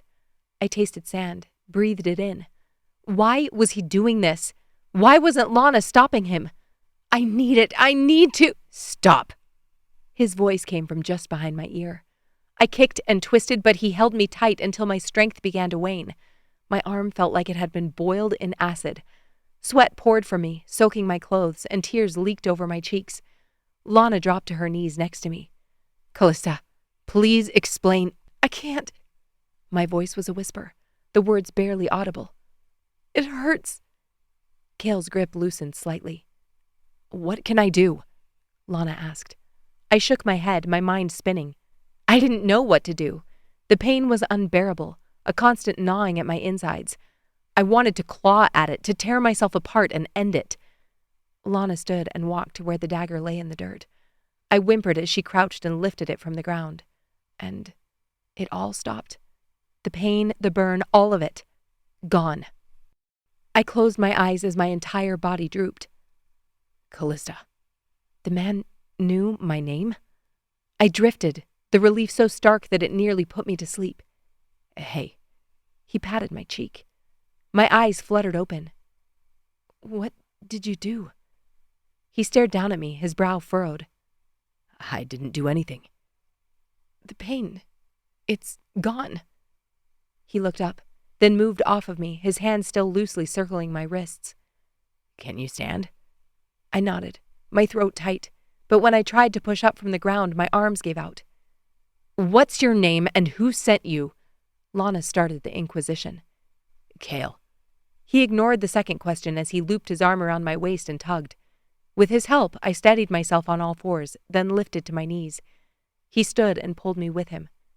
I didn't want to touch him. He'd been in our tent, he'd tried to kill me, and he'd brought that thing. Rowan charged into our sight, his dark hair tousled from sleep. Jasper and Will emerged right behind him, their eyes wild, raring for a fight. My alpha crossed to us in 3 steps. "Drop her." Kael stiffened. "I can't." "I said, drop her." Rowan sent a jab to Kael's jaw and he stumbled back. I, once again, landed hard on my knees in the dirt. Chapter 9. Kael. The alpha gripped Callista to his side as we pushed past the trees, his chest heaving with barely contained rage. Asshat. He was the reason Callista was bleeding. My wolf growled. Yeah, I want to kick him in the nuts too. I mentally put a hand on his muzzle. There would be time for that later. I followed him and his 2 lackeys into the underbrush. Callista walked a few paces back, her eyes glued to my back. The weight of her gaze was like a physical touch, and it took everything in me not to turn my head and meet her eyes. I couldn't draw attention to her, to the way my wolf stirred at the sight of her. That feeling was nothing, a distraction I couldn't afford. My jaw clenched and I ran a hand through my hair. I didn't want to think about it. The idea of having a mate was ludicrous. I didn't belong to a pack and I didn't want to. I traveled solo, and the fact that I was here in British Columbia proved that relationships were only a weakness in my line of work. Rowan, I think this is far enough, the Catwoman from the tent said. The Alpha slowed but didn't stop for another 30 seconds or so. When he found a small open circle between the trees, he handed Callista off to his brutish second and wheeled on me. Explain. Explain what? I shot back, my muscles tensing. I could barely hear my own breath above the adrenaline rushing through my veins. Anger, anxiety, fear, all of them swirled together into a toxic concoction. The Alpha growled, pointing at the dagger in Catwoman's hands. Let's start with that. I opened my mouth to respond, but she stepped in. Let me give you the play-by-play, shall I? She shot me an exasperated look. I set a trap. He fell for it. Had the dagger in his hand ready to stab Callista, and then I don't know what happened. He stopped and Callista... My fists clenched at my sides, the muscle at the base of my jaw twitching. I wanted to shift, to let my wolf out and end this right here, but it was suicide. That didn't mean it wasn't tempting to go for Rowan's jugular. I didn't have a pack to leave behind. I didn't have anything to lose. But one look at Callista slumped down next to him, and I held my ground. Sweat trickled down my brow, and I wiped it away with my shoulder. The action instantly drew the others' attention. Their eyes snapped to the empty space beneath my t-shirt sleeve. I was used to people gawking. Curious or judgmental, I didn't care. Still, I was ready to fight, ready to tear into anyone who came at me. I didn't know what this Alpha's plan was, but I wouldn't back down. I couldn't. Rowan's piercing blue eyes bored into me, and I wanted to melt into the ground. The Alpha was a mountain of muscle, his frame taut with barely restrained fury. The man wanted to kill me, wanted to tear me limb from limb, and I couldn't even blame him. Catwoman stepped between us. Her eyes flicked to me, then back to her Alpha. Really, Rowan? Going full Hulk smash isn't going to solve anything? Back off, Lana. Rowan's jaw clenched, and his nostrils flared. The veins in his neck pulsed, and for a moment I thought the Alpha was going to shift and lunge at my own throat. But Lana didn't move, and Rowan finally stepped back, his muscles still coiled like a spring. The younger wolf beside him stepped in, placing himself between Rowan and me. We need him alive, Rowan. Killing him won't get us the answers we need. Rowan's eyes narrowed, his lips pulling back in a snarl. He threatened one of our pack, and he's got the relic. Lana crossed her arms, her dark hair falling over her shoulders. We need to know why. We can't afford to lose that information. Rowan's chest heaved, his breath coming in ragged gasps, the internal battle playing out on his face. Instincts warring with reason. It was a struggle I was all too familiar with, and I half wanted the beast within him to win out. Rowan fought for control. Start talking, or I end you right here. I didn't say a word. The silence stretched between us, thick and suffocating. What was there to say? My past was irrelevant. My intentions were irrelevant. I couldn't give him the information he sought, and I wasn't about to give Rowan or anyone else the satisfaction of hearing me plead or explain myself. Rowan's frustration grew with each passing second. His nostrils flared and his breathing became more labored. The muscles in his neck and shoulders tensed, his jaw working as if he were grinding his teeth to dust. Come on, asshat. I clenched my fists. Who are you? Rowan's voice was a hiss, barely a breath. I remained silent. My gaze didn't waver. I could see the flicker of doubt in Rowan's eyes, the hint of uncertainty. It was enough to give me a sliver of satisfaction. Then Rowan took a step forward, his nostrils flaring, his eyes blazing with fury. I won't ask again. I wanted him to hit me first. I couldn't make sense of what had just happened, and if I didn't let the frustration out, it was going to eat me alive. A fight was exactly what I needed. Rowan, stop! A woman ran out of the trees, her eyes glinting in the moonlight. Rowan turned so fast I knew exactly who she was. His mate. He put out an arm, warning her to stay back. That's him! He carries the scent I struggled to track. She pointed at me, panting. Rowan stepped closer, his fists clenching at his sides. His eyes narrowed, and I could practically feel the anger radiating off him like heat from a forge. You killed them, didn't you? His voice was a low, dangerous growl. Those wolves in Kitimat. You were there with Nathan. My mouth quirked, but I didn't bother responding. Rowan's body trembled with the force of his barely contained fury, his eyes boring into me, demanding I cower. Just another alpha wanting to get into a pissing match. I'd seen it before, and I'd see it again. The silence that followed was heavy, pregnant with anticipation. The rest of the pack looked between Rowan and me, their expressions a mix of confusion and fear. Rowan's jaw set in a hard line. "You need to explain yourself." My heart hammered in my chest, and I inhaled for 7 seconds to force it to slow. "There's nothing to explain. I followed the dagger." "To kill us?" the second added, his tone flat. "I didn't touch your wolves. They wanted me to submit, to show my throat like a good Omega, and it wasn't going to happen. I didn't kill anyone in his pack. And not yet, anyway." "You just happened into the wrong tent then, eh, bud?" Rowan's second glared at me, his arms crossed over his chest so his muscles bulged. Very intimidating. "Simple mistake. If my wolf wouldn't have surged, she'd be dead. I could have stopped her heart there in the tent, even with Catwoman's trap." Rowan's jaw worked, but before he could spout out some other bullshit, Catwoman walked up to us. "He had this." She held out the dagger, and Rowan took it from her. Instantly, Callista launched forward, feral and savage. I spun, wrapping my arm around her and hoisting her off the ground. "Give it back," I growled, and Rowan thankfully didn't have his head up his ass. He shoved the dagger back into Lana's palm. Callista's body collapsed just as it had before. She buried her head into my chest, whimpering, and my wolf surged to the surface. "Get your hands off her!" Rowan yanked my shoulder, and his second caught Callista before she dropped to the forest floor. What was this?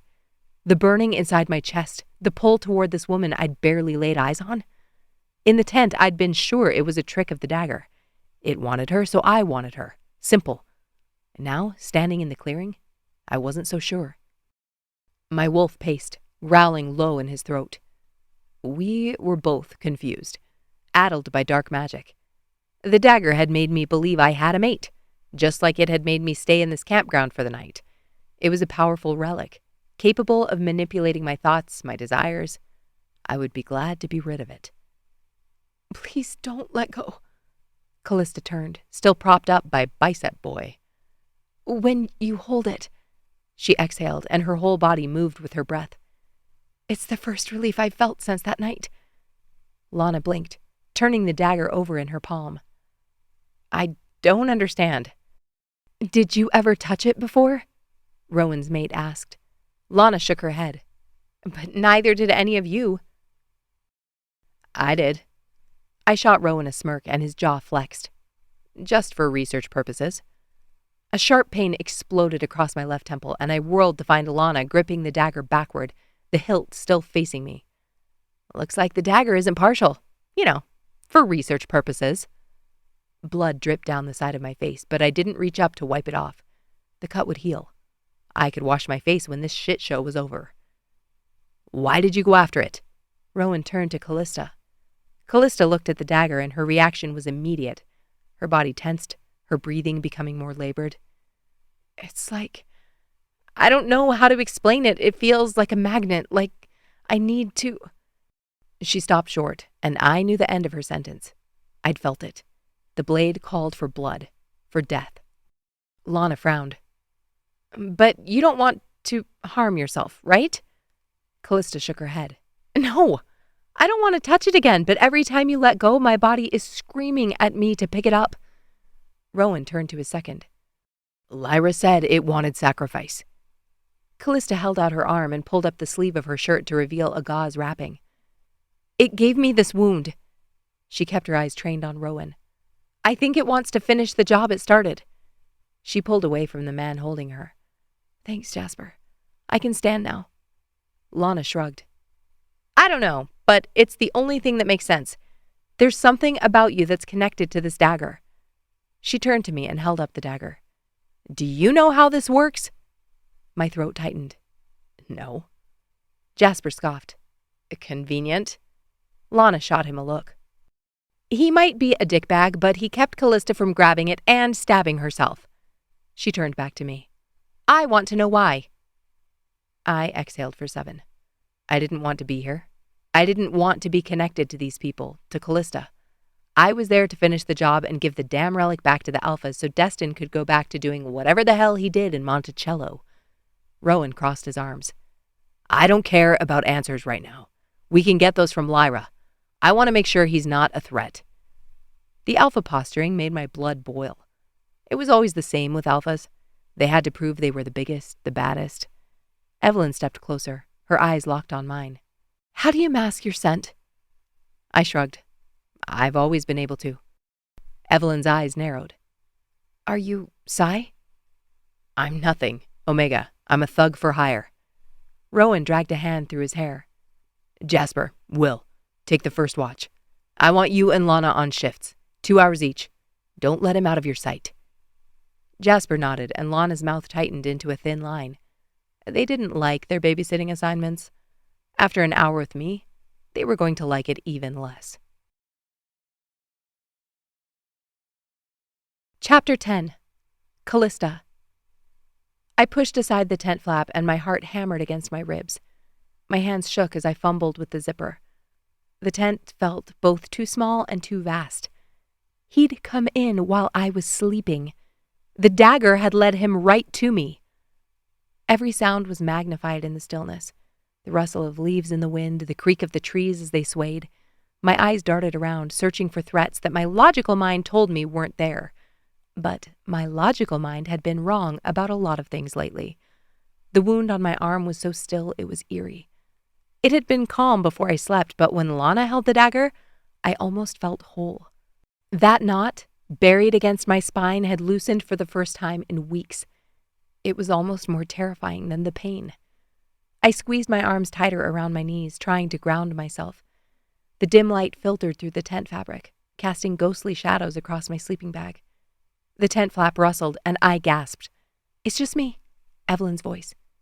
"Okay if I come in?" "Mm-hmm." I swallowed, my heart in my throat. She slipped inside and, after zipping the door closed, dropped to her knees beside me. "Hey." She reached out to touch my shoulder. Her hand was warm, and I leaned into her touch. "You okay?" Trying to process what just happened." Evelyn nodded, her auburn hair falling over her shoulder like a curtain. "You don't have to. Not right now." She shifted, sitting cross-legged next to me. "You don't have to make sense of anything." I closed my eyes and rolled onto my back. I thought I was going to die. Evelyn twisted a loose strand of my hair in her fingers. "Remember when I was little? I was terrified of thunderstorms." I nodded. "I thought the lightning was going to strike our house and burn it down. My parents used to tell me that the thunder was just the moon goddess and her mate having a wrestling match." I forced a smile, for the first time able to plant myself back in reality. Evelyn's parents. She'd been worried about them accepting her after returning and staying in Black Lake. I didn't know whether she'd talked with them yet. "Did it work?" "Yeah, it did." She grinned, her eyes crinkling at the corners. "I still think of that whenever there's a storm. WrestleMania in the sky." I blew out a breath. "So what you're saying is, I should imagine the man who snuck in here with the knife is actually—" "Yeah, okay, terrible comparison." I laughed. "Kind of the worst." "I just meant forces are working beyond us that we don't understand. That's comforting." I grimaced. "Is it? Because I was happy living my mostly mundane life."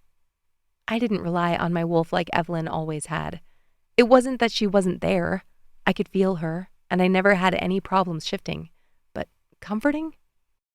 Evelyn lay back on Lana's pillow, and we stared up into the darkness in silence for a moment. "You remember when we were kids?" I whispered. "How we used to sneak into each other's beds during those storms?" Evelyn smiled. "Yeah? And how we'd pretend to be asleep when your mom or my dad came to check on us?" I nodded, the memory bringing a warmth to my chest that I hadn't felt in a long time. Maybe it wasn't the worst comparison. This kind of feels like that. I didn't even know I was asleep until suddenly I wasn't. 1 second I was curled up next to Evelyn, and the next I was gasping for air. A rough hand clamped over my mouth, and I couldn't scream, couldn't breathe. My eyes flew open, wild with panic, and I tried to struggle, but something held me in place. Fabric replaced the palm across my lips, and the tent fabric parted beside me. I was yanked out of the tent, my sleeping bag still wrapped around me. I wanted to cry out, but my voice was trapped behind that gag. The world spun and I flailed, trying to get my bearings. There was no scent. And that's when I knew who it was. A second later, I made out his face in the moonlight. Kael. He loomed over me, his eyes cold and calculating. I barely had time to register what was happening before he pulled me from my bag and threw me over his shoulder. I struggled, but it was like fighting a steel beam. How the hell was he this strong with only one arm? Kael didn't waste time. He took off, his strides long and purposeful. The motion jarred my senses and I squeezed my eyes shut, praying this was some messed up nightmare. It had to be. Kael's grip tightened, and I cried out as his shoulder dug into my ribs.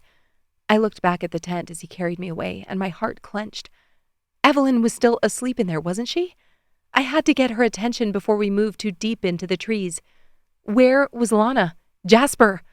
I tried kicking and pushing against his back, but it was like trying to move a boulder. My lungs burned, and my breath came in short gasps, my body fighting for air as the cold night air stung my skin. The pounding of Kael's footsteps punctuated the hiss of air from my wheezing lungs. I struggled, my thoughts a whirlwind.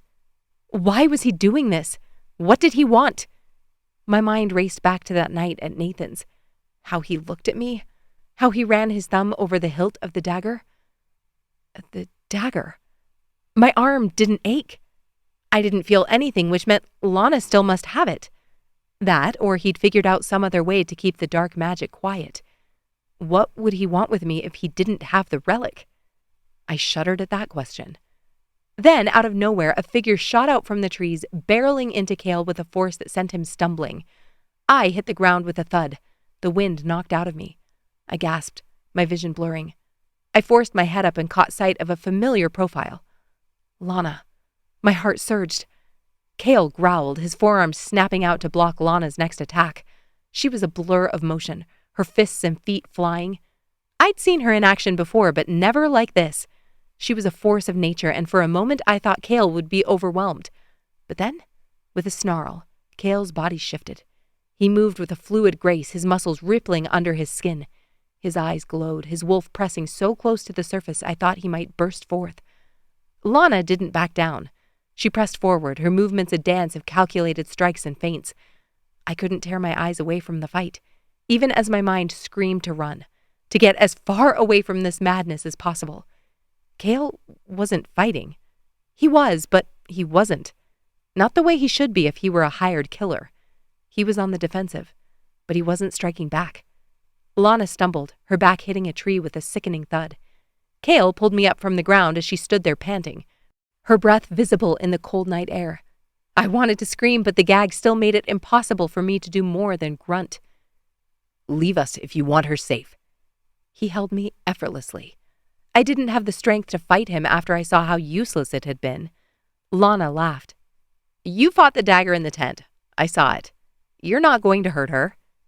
Kael's jaw clenched, his breath hot against my cheek. "You don't know what I'm capable of." He shifted his weight, his body pressing against mine. Lana didn't flinch. "You think I won't call your bluff?" She took another step, her voice steady. "Let her go." Kael's grip tightened. "The dagger has a claim on her. I need to break it." "Why?" "It will help both of us. Callista will be free, and you won't see me again." My wolf stood at attention when my name came out of his mouth. I'd forgotten he knew it. "How do you plan to do that, considering we have no leads on this?" Lana pulled the dagger from her boot. She'd had it there pressed against her skin and didn't once reach for it. So, they were both holding back. Lana's voice was like steel. "I don't care what you think you have to do. You touch her and I will end you."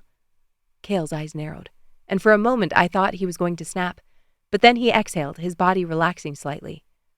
"I know someone who understands the relics, but I take her alone." Lana's eyes narrowed. "And why should I trust you? You came here with the dagger knowing as much as we do." Kael's eyes darted to the darkness behind Lana. He flinched at a distant snap of a branch. "Because I have no choice. I allowed you to keep the dagger. That should be all the proof you need." Lana didn't move, her expression unreadable. Kael's grip tightened and I winced. His breath was hot against my skin. "I don't have time to convince you." I'd barely processed the word before being yanked deeper into the forest. The last thing I saw was Lana, her eyes wide as she cursed under her breath and followed after us. Chapter 11. Kael. Once I was sure we were far enough into the woods, I stopped, the pine needles crunching under my boots. I reached into my pack for a knife, but decided against it. I didn't want to scare Callista, so I opted to untie the knot without tools. My fingers slipped between Callista's skin and the fabric of the gag, and I unfastened it from the back of her neck. I pulled the fabric from between her lips. She gasped, her eyes snapping up to meet mine just as Lana stormed through the trees to stand next to us. I didn't want her there, but I knew she'd go straight to Rowan if I forced her back. She'd probably already contacted him through their pack bond, but since he hadn't arrived with guns blazing, she must have sent some kind of message to keep him away. That was good enough for now. Sorry, I cleared my throat and rubbed the back of my neck. We need to shift. Lana worked to catch her breath. Shift? Yeah, I've got my truck parked a couple clicks that way. I motioned over my shoulder. If we stay on two legs, it'll take forever. Callista shook her head. I can't. She looked at Lana, a plea in her eyes. I frowned. What do you mean you can't? I sensed her wolf, so she had to be strong enough to do it. It was Lana's turn to shake her head, this time with a touch of frustration. Callista's wound. We don't know what will happen to it in wolf form. I grunted. It's not hurting her now, is it? In the woods with her alpha, she'd made it sound like when Lana held the dagger, the pain subsided. It should disappear anyway. Callista nodded. Exactly. Our wolf form heals, which is why I'm more worried about the shift back. We needed to move. I wasn't interested in hypotheses about injuries during shifts. Maybe shifting will help. Callista's eyes flashed. I'm not willing to risk my wolf being permanently injured. Plus, who knows where this wound will end up? I could have a partially severed artery in my wolf form. Do you know how dangerous that could be? I could bleed out before I even shifted back, and then what?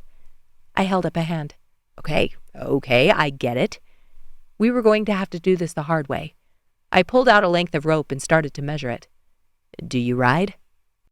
Callista blinked. Ride what? Cats. I stared at her blankly until I realized she thought I was serious. Horses, sheep, I don't give a shit. Something bigger than you? Callista shook her head. Great. We were going to do this the really hard way. I pulled a switchblade from my pocket, cut through the rope, and threaded it through a carabiner. I set the knife between my teeth as I tied a knot with one hand, then looped the rope around my neck to pull it taut. Both of them stared at me. I looked up as the rope slid from my shoulder. What? Nothing. Lana's eyes dropped, and I held back a grin. It was always the same. People were curious as hell as to how I managed with only one hand, but they weren't willing to ask questions. I finished the knot, then repeated the process with a second length of rope, making a loop out of the carabiner for it to thread through. What is it? Callista asked. Your chariot. I finished the knot, and that time, Lana and Callista didn't gape as I used my mouth. You're going to carry her? How? Lana crossed her arms over her chest. Like this? I slipped the harness over my shoulders, setting the loops. Lana raised a brow. And you expect her to get onto your back? That's the plan. I turned to Callista, who was staring at me, and a warmth sparked in my chest. It was a feeling I hadn't experienced in a long time. A feeling I didn't have time to dissect. You okay with that? Callista's eyebrows shot up. Do I have a choice? Guess not. I started unbuttoning my shirt, then stashed it in my bag. Callista's cheeks flushed crimson, and Lana snorted. Can I use that too? She pointed to my bag. I nodded.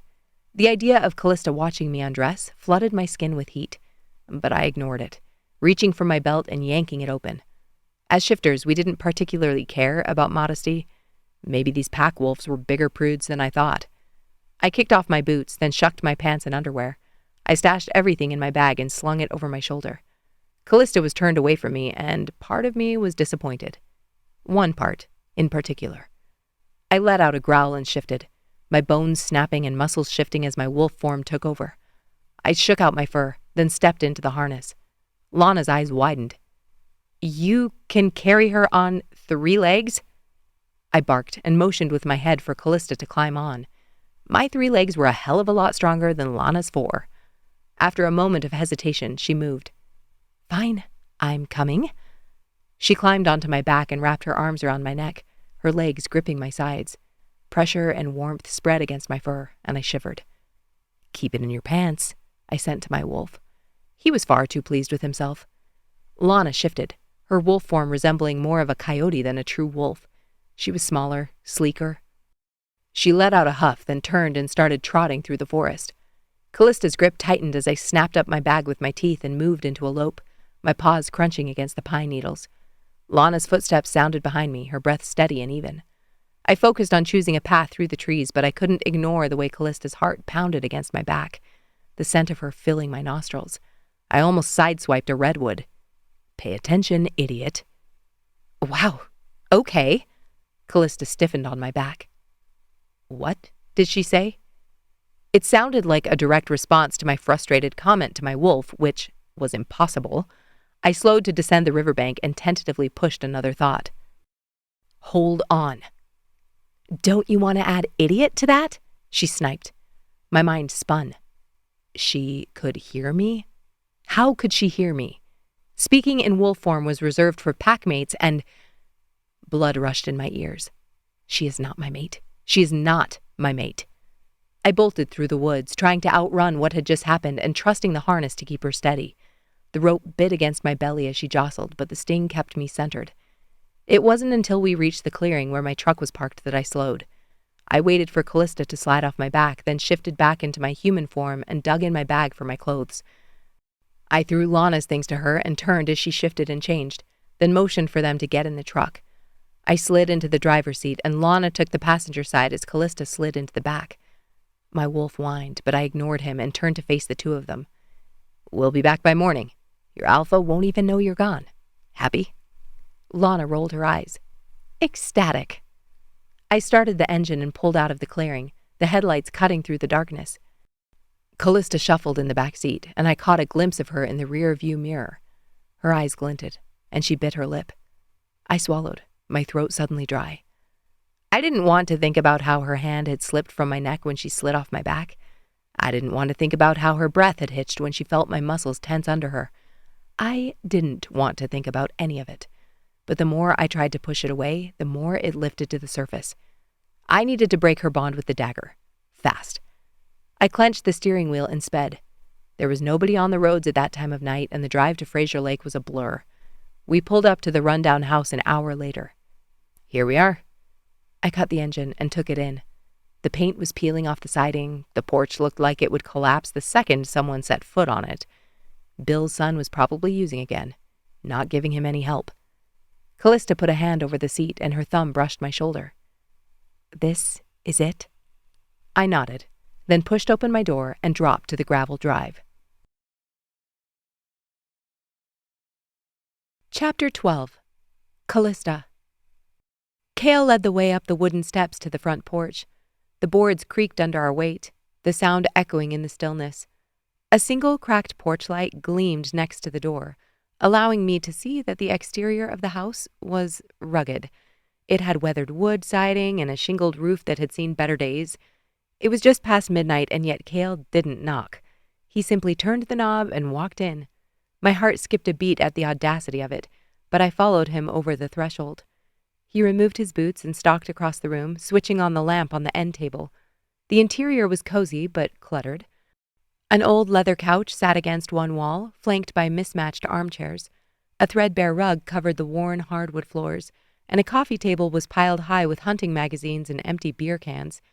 The walls were adorned with hunting trophies, antlers, and black and white photographs of a man with a grizzled beard and kind eyes.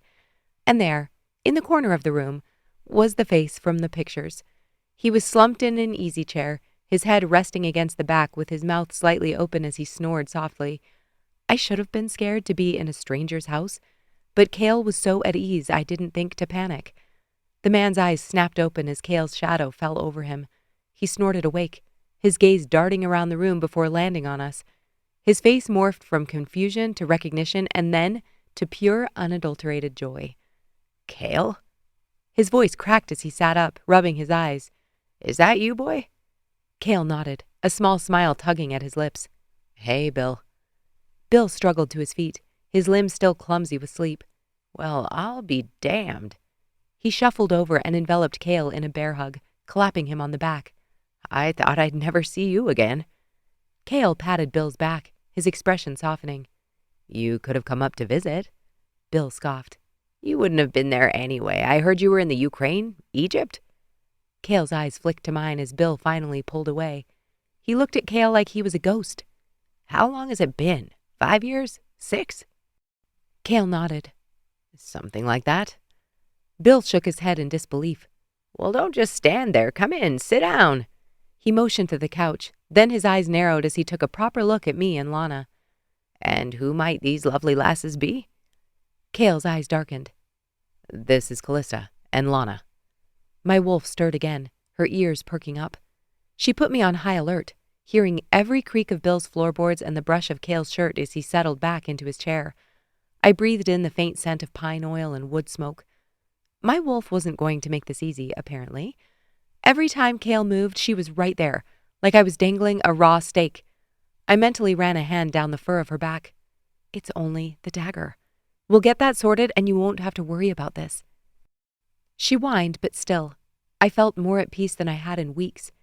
It was like I'd been living my life in black and white, and Lana, holding the dagger, had flipped the switch to high def. I could think again, breathe again. You're grinning like a crazy person, Lana muttered as we sat on the couch. I couldn't help it.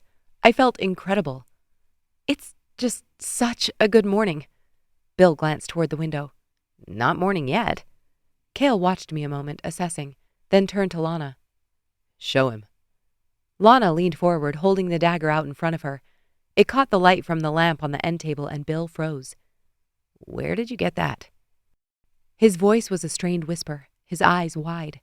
He looked up at Kael, and his face drained of color. Kael folded his arms over his chest. It's a long story. Do you know anything about it? Bill shook his head. Nope, not a thing. Just that it's dangerous and I want nothing to do with it. He tried to push up again from his chair, but Kael touched the man's arm. Considering how much you talked about Shadowpact growing up, I'm calling bullshit. Bill's gaze was determinedly fixed on the floor. I told you, I don't know anything. Kael's jaw ticked. Remember when you caught me eating your expensive bacon in the middle of the night? Bill sighed. That was a long time ago, Kael. I've moved on from... And then you told me about my mother? And you let me sleep on your couch? Bill's eyes flicked to Kael's face.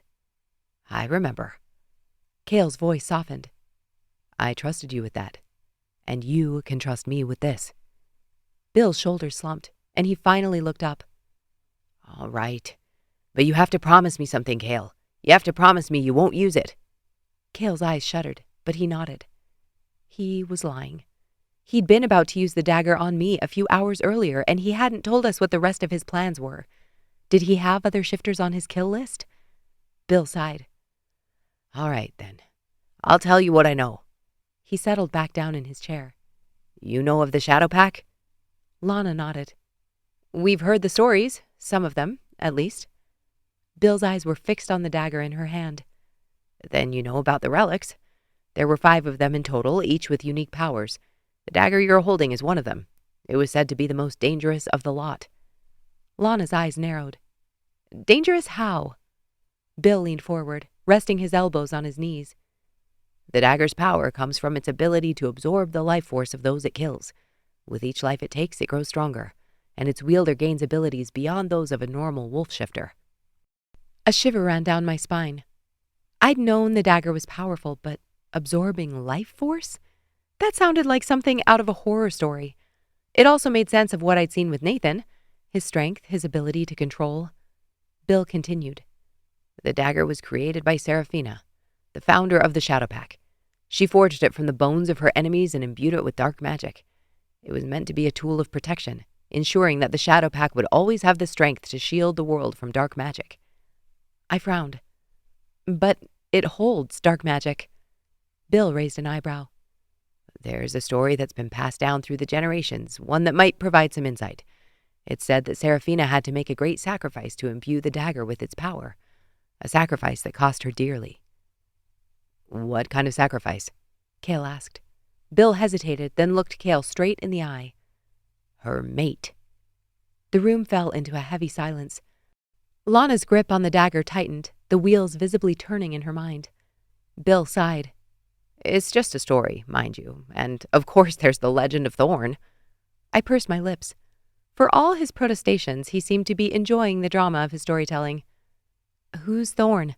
I humored him. His eyes sparkled. Thorn was a powerful alpha who settled here in Canada when the land was still wild. Driven by the dagger's insatiable hunger for blood, he began a campaign of conquest, attempting to unite all the packs under his rule. Kael shifted in his seat, and my wolf noticed. Bill continued. This alpha, believed to be a descendant of Seraphina, nearly succeeded in creating an empire, but his ambitions ultimately led to his downfall. The relics, once united in his grasp, turned against him, shattering his mind and scattering themselves across the world. With the loss of the relics, the Shadow Pack fell into obscurity, and their secrets were buried with them. The few who survived went into hiding, and over the centuries, the legends of the Shadow Pack became the myths you heard at bedtime. Lana and I exchanged a glance. How was any of this helpful? Bill leaned back in his chair, his eyes heavy with the weight of the story he'd just told. That dagger is a double-edged sword. It can grant you power, but it can also demand a price. Kael nodded, his expression grave. Thank you, Bill. Bill waved a hand. Just promise me you'll keep your head on straight, Kael. I don't want to hear any more stories about you running off into the night with a death wish. Kael's lips twitched. No promises. Bill rolled his eyes, then stood up and motioned to the door. All right, then. You lot best be off. It's past my bedtime, and I need my beauty sleep. I nodded, but as I stood, the room seemed to wobble. I grabbed onto the back of the couch, my vision swimming. Callista? Lana's voice was muffled like she was speaking to me through a wall of water. Yeah, I'm fine. Just stood up too fast. I blinked, trying to clear the haze from my vision. When I glanced back at Kael, my whole body went tight. The room was too warm, and the air seemed to press in on me from all sides. My heartbeat pounded in my ears, and my skin felt like it was on fire. I felt good. So good. I wanted to... Oh, shit. No, no, no. The musk of Kael's skin hit me at full force, and my wolf responded instantly, pushing to the forefront of my mind. She was desperate. I was desperate. This could not happen now. I couldn't... Callista, hey! Lana grabbed my shoulder. I clenched my fists, trying to focus on anything other than the insistent pull I felt to cross the room and straddle Kael on the chair. My wolf was insatiable, and it was like she was trying to claw her way out of me to get to him. I'd experienced plenty of heats before, but none of them had felt like this. It was as if my body was disconnected from my mind, and my flesh wanted to fuse with his, to touch him, taste him. My wolf was howling, and I had to bite my lip to keep from doing the same. I have to get out of here, I groaned, spinning toward the door. My skin was too tight, my clothes too constricting. My wolf was pacing inside me, and I wanted to scream at her to settle the hell down. I stumbled forward, knocking my shin on the coffee table. This was not how it was supposed to be. I was supposed to be in control, to be the one calling the shots. But with Kael in the room, I felt like a puppet with my strings being yanked. Kael wasn't a match for me. Not a fated mate. He couldn't be. This was simple biology, and I just had to ride it out. I bit the inside of my cheek. Poor use of the metaphor. I need a glass of water. Do you want me to get it for you? Lana offered. I probably looked like a drunk alpaca, but I shook my head. I had to get out of that room. The kitchen's that-a-way. Bill pointed to his right, and I stumbled into the hall. I walked toward the kitchen while my wolf surged inside me and caught the doorframe, forcing air into my lungs. My thighs burned as I forced myself forward and grabbed a glass from the cupboard, then filled it with water from the tap. I drank, then splashed some of the water on my face. The cold was a shock, but it didn't do anything to cool the feverish sensation under my skin. I set the glass down on the counter, then gripped the edge, my knuckles turning white. My wolf was pacing, her fur standing on end, and I had to fight the urge to rip off my damn clothes. I needed to touch him. I needed to feel his skin against mine, to bury my face in his neck and breathe him in. The urge was almost unbearable, and I had to bite down on my lip to keep from crying out. This wasn't me. It couldn't be. This was the dagger or the moon or something else, anything else. Lana appeared in the kitchen, her eyes narrowing at the sight of me gripping the counter for dear life. "What's going on?" she hissed. "What the hell do you think is going on?" She took in my labored breathing, the flush on my skin, the sweat on my brow. Lana's eyes widened. "When was the last time you felt safe? Like, truly safe?" I blinked. "What are you—" Lana strode past me and craned her neck to peer out the window. "Damn it." She spun to face me. "It's almost full." "Mm-hmm." I squeezed my legs together. "You've been under an insane amount of stress, and with me holding this, your body feels more relaxed." "Right," I gasped. "And then there's Kael. This has nothing to do with him." I gritted my teeth. She nodded once, her expression darkening. She knew what this meant as well as I did. Wolves were vulnerable in heat. Our hormones were all over the place.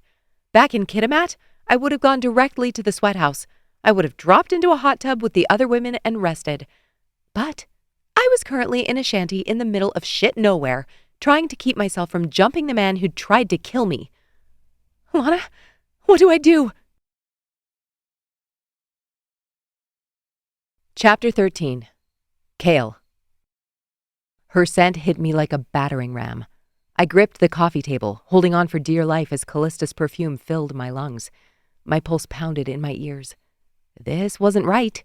It was supposed to be Callista who got her panties in a twist when she was in my presence, not the other way around. I flexed my fingers, wood splintering under my palms. "Easy on the table, eh?" Bill's voice was a distant hum, barely registering through the chaos in my head. I forced myself to nod, even though every nerve screamed at me to turn back and find her. She was right there, just down the hall, in heat. I clenched my teeth, resisting the urge to tear into the kitchen and pin her to the floor. What the hell was wrong with me? My nostrils flared as I inhaled deeply, my heightened senses picking up every nuance of Callista's scent. It was like walking into a bakery and being assaulted by the aroma of fresh bread, except this was 100 times more potent. I'd never been one to lose my cool, not since I was a kid, but Callista's scent was a siren call I couldn't ignore. It was intoxicating, a heady mix of warmth and spice that made my blood boil. I could almost taste it on my tongue, and the thought of that drove me to the brink of madness. I could hear every whisper of her breath, every rustle of fabric as she moved. My mind conjured images of her skin flushed, her eyes half lidded with need. My muscles tensed, and my wolf clawed at the surface, demanding to take control. I'd never felt this way about anyone, not even during my teenage years when hormones raged like wildfire. This was different, intense, supernatural. It had to be the dagger. Break that bond and I was free of whatever the hell this was. Lana stormed back into the room, her eyes blazing. "We need to find a place where she can rest." I gripped the arms of the chair, my knuckles white. "A place where she can rest?" I repeated the words, my voice strained. "Yes, Kael, rest. As in, hiding her away so a wolf like you can't ravage her in the middle of the living room." Lana's voice was like ice water on a flame. I exhaled. I wasn't, but I was. Every muscle in my body was coiled, ready to spring. I couldn't lie to her. "There's a guest room down the hall. I don't think it's been used since the 90s, but it should be fine." Bill shoved his hands in his pockets. "There's a washroom across the hall. Probably best to get her some water, too." Lana brushed past me, and I heard her voice down the hall. "Come on, love. Let's get you settled." When Callista was behind a closed door, the heat inside me lessened, but not by much. I ran a hand through my hair. Bill chuckled. "Seen that look before, pup." He leaned against the doorframe, his eyes twinkling with amusement. "Back in the day when the she-wolves went into heat, it was like a damn circus. You couldn't walk 2 feet without tripping over a pair of wolves going at it like rabbits." I shot him a look. "Thanks for that visual." He grinned. "Just trying to lighten the mood, eh?" I barely registered his words. The scent of Callista still lingered in the air, and I clenched my fists to keep from following it, from tearing down the hallway and finding her. Bill's expression softened. "You know, there's one surefire way to ease the pain of the dagger, until you can find a way to break that bond." I exhaled through my nose, my hands landing on my hips. "What are you talking about?" Bill met my eyes. Mating, Kael. If you mated her, you could share the curse. Hell, it might even heal her. I barked out a laugh. That's not happening. I won't take a mate just because the dagger is messing with my instincts. Bill raised an eyebrow. You sure it's only the dagger? I shot him a glare. What the hell else would it be? Bill shrugged. I don't know, but you're not the one wielding it now, are you? I shook my head, my jaw working. No, Lana has it. Bill nodded. And she said she'd neutralize the magic, so if that's the case, why are you about to rip through your jeans? I rolled my eyes. I don't know, Bill. Maybe it's because it's still close by, or maybe it's because I've had it for the past week. Bill held up a hand. I'm not saying I know the answer, but I do know this. Mating isn't something to take lightly. It's a bond, a connection that's deeper than anything else you'll experience, and if you think this is just the dagger making you crazy, you're missing the bigger picture. Which is what, exactly? Bill leaned back in his chair, his eyes narrowing. You've always worked alone, Kael. Maybe your wolf is trying to teach you something. Chapter 14. Callista. I stood under the icy stream of water, my hands shaking as I tried to keep my balance. The spray from the shower head hit my chest, and literal steam rose from my feverish skin. I was a mess. My fingers fumbled with the shower knob, trying to turn it colder. The water was already as frigid as possible, yet it did nothing to quell the fire burning inside me. This was it. This was how I was going to die, scalded to death from the inside out. Ironic, really, considering the gaping wound on my arm and my aversion to heat. I'd always been more of a cold weather girl, preferring a snowy day's chill to the suffocating summer heat. Appropriate, then, that I was craving an ice bath. I closed my eyes and tried to remember the last time I'd felt anything like this. My first heat had been bad, sure, but not like this. It had been more of an inconvenience than an emergency, a biological reminder that I was, in fact, an omega. But this?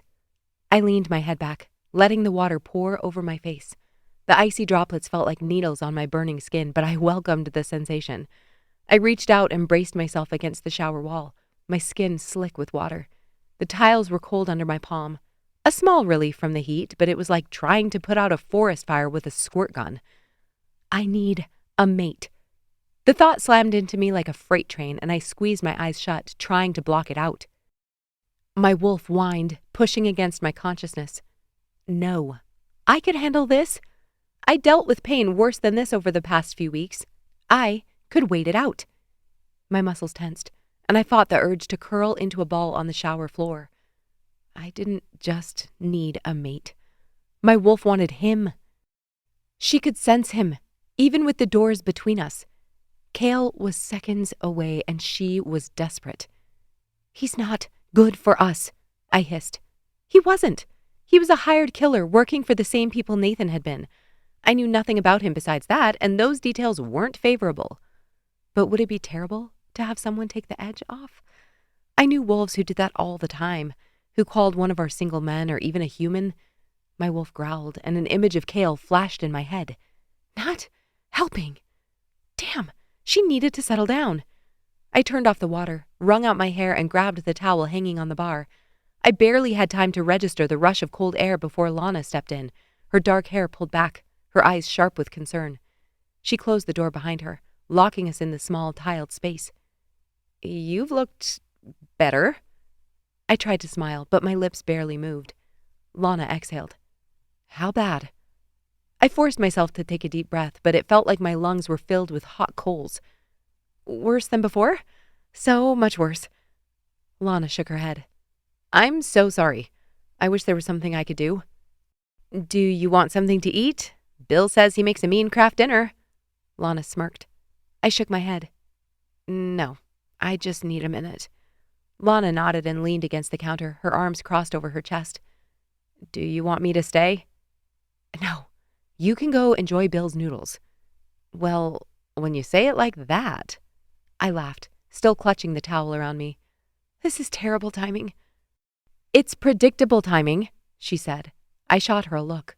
Your body has been going through hell, and now with all this going on, she twirled her finger in the air. You need to be careful. My eyes narrowed. The moon, right? The magic? That's what you mean by all this? It's not like I could avoid the moon cycle or the fact that the dagger was hunting me. Definitely. It has nothing to do with the ultra-masculine wolf sitting in the other room. Lana, I hissed. This is not because of Kael. It's not because of Kael. He saved your life back there. Yeah, after he tried to take it. Lana shrugged. When wolves feel threatened, their instincts kick in. It's like a survival mechanism. Your body is trying to find a way to protect itself, to ensure you have someone strong enough to keep you safe. But Kael's not. It doesn't matter what he is. Your body is reacting to him because he's the one who found you, who brought you back to life. It's not about logic. It's about biology. I frowned. So my body is just doing this without my permission? I opened the washroom door, darted across the hall to my bedroom, and flopped down on the bed. Lana stormed in after me, slamming the door behind us. Careful. I know this isn't what you want to hear, but it makes sense, doesn't it? I was already sweating again. If he's still here, will this go on forever? I hope not, Lana muttered. As it is, Rowan's going to be pissed we left. Rowan was the last thing on my mind. Are you going to call him? She nodded. Pray for me. I groaned and sat, looking at my bag Lana had brought in from the truck and the pile of dirty clothes. I should sleep. Can you sleep? That has yet to be determined. No. The answer to that question was no. The idea of putting clothes on made me cringe, but the thought of getting into Bill's sheets naked? Well, I hoped they were clean. Lana retreated to the door. Okay, but you know where I am. Just call and I'll be here. I nodded as she exited, leaving me alone with my thoughts and swollen lady parts. As soon as she left, I threw off my towel. The digital clock on the nightstand read 1:38. Fantastic. I flicked off the lights, then stripped the quilt and top sheet back on the bed. I curled up on my side, trying to convince myself that I could handle this, that I didn't need anyone else, that I didn't need him. But my mind kept drifting back to Kael. I made up stories about him, pretended he'd looked at me in ways that he hadn't, that he'd touched me in places that weren't logistical. Flashes of his eyes, his mouth, his hand, played through my mind like a reel on an old film projector. He only had 5 fingers, and the things he'd been able to do with them were mind-boggling. They must be more dexterous. And then there was the thought that sent my stomach plummeting. Kael knew. He'd seen me run to the kitchen, and even if Lana didn't explain, male wolves were instantly aware of the change in scent when a she-wolf was at her height of fertility. Was he in his room feeling this too? Did he have the same insatiable heat running through his veins? I hated that I wondered, that I was so desperate for release I was fantasizing about him. Call him. I froze at the thought. It wasn't words exactly, rather an impulse, a knowledge pushed to me from my wolf. I can't call him. I don't have his... A rush of what I can only describe as colors and warmth burst from my mind, sent like a beacon meant for one person and one person only. My wolf had just put out the equivalent of a red light bat signal for Kael.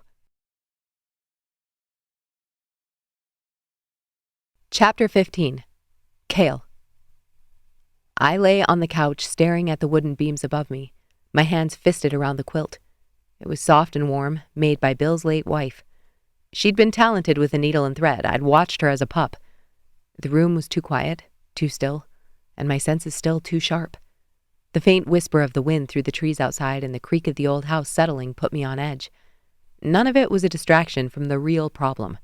Her scent. It laced the air, seeping into my lungs with every breath.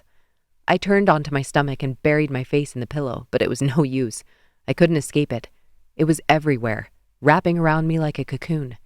Sweat beaded on my forehead and my muscles tensed. My heart pounded in my chest and I fought the urge to throw the quilt off and march down the hallway. I'd just met her. I knew nothing about her except that she was supposed to be dead. I rolled to my side and had just forced my eyes closed when my mind exploded with light. Kael. My wolf bolted to his feet. What the hell? It wasn't me, he seemed to say, and I squeezed my eyes tighter. Another blast. It was coming from her, but how? I thought back to the run through the woods, how she'd heard me in her head. She needs us. That was definitely my wolf. He was like a damn devil on my shoulder. She doesn't need us. She needs a mate, and that is not me. I gritted my teeth. This was insane. I gripped the quilt tighter, but with every wave crashing on the rocks of my mind, my resolve slipped a little more. We didn't have to mate, did we? I'd heard from enough she-wolves how painful their heat could be, how all-consuming. If she just needed a little relief. I rolled onto my back, adjusting myself in my pants. Maybe it didn't matter that we were essentially strangers. Maybe that made it better, actually. My wolf was clawing at my insides, begging me to go to her. It won't be what you want, I shot at him. He didn't seem to give a shit, and I took a shuddering breath. I couldn't hold out much longer. The images of her standing in front of me morphed into fantasies.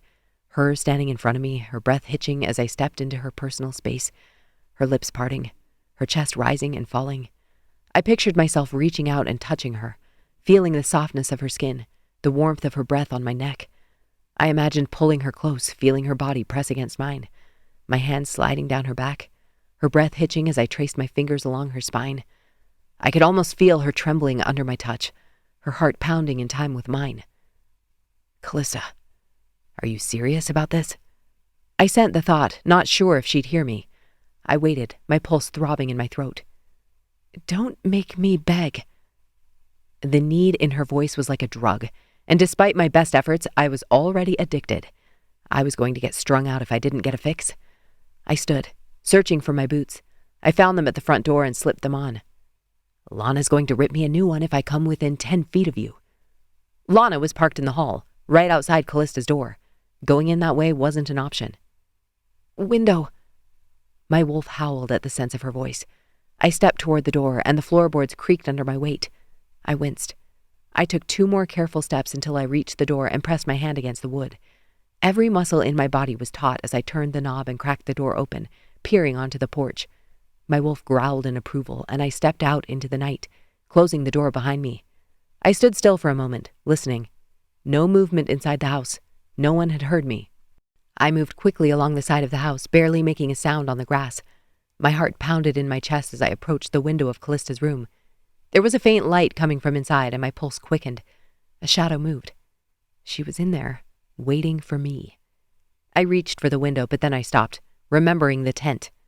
Lana was in the hall, but that didn't mean she hadn't scouted out the guest room.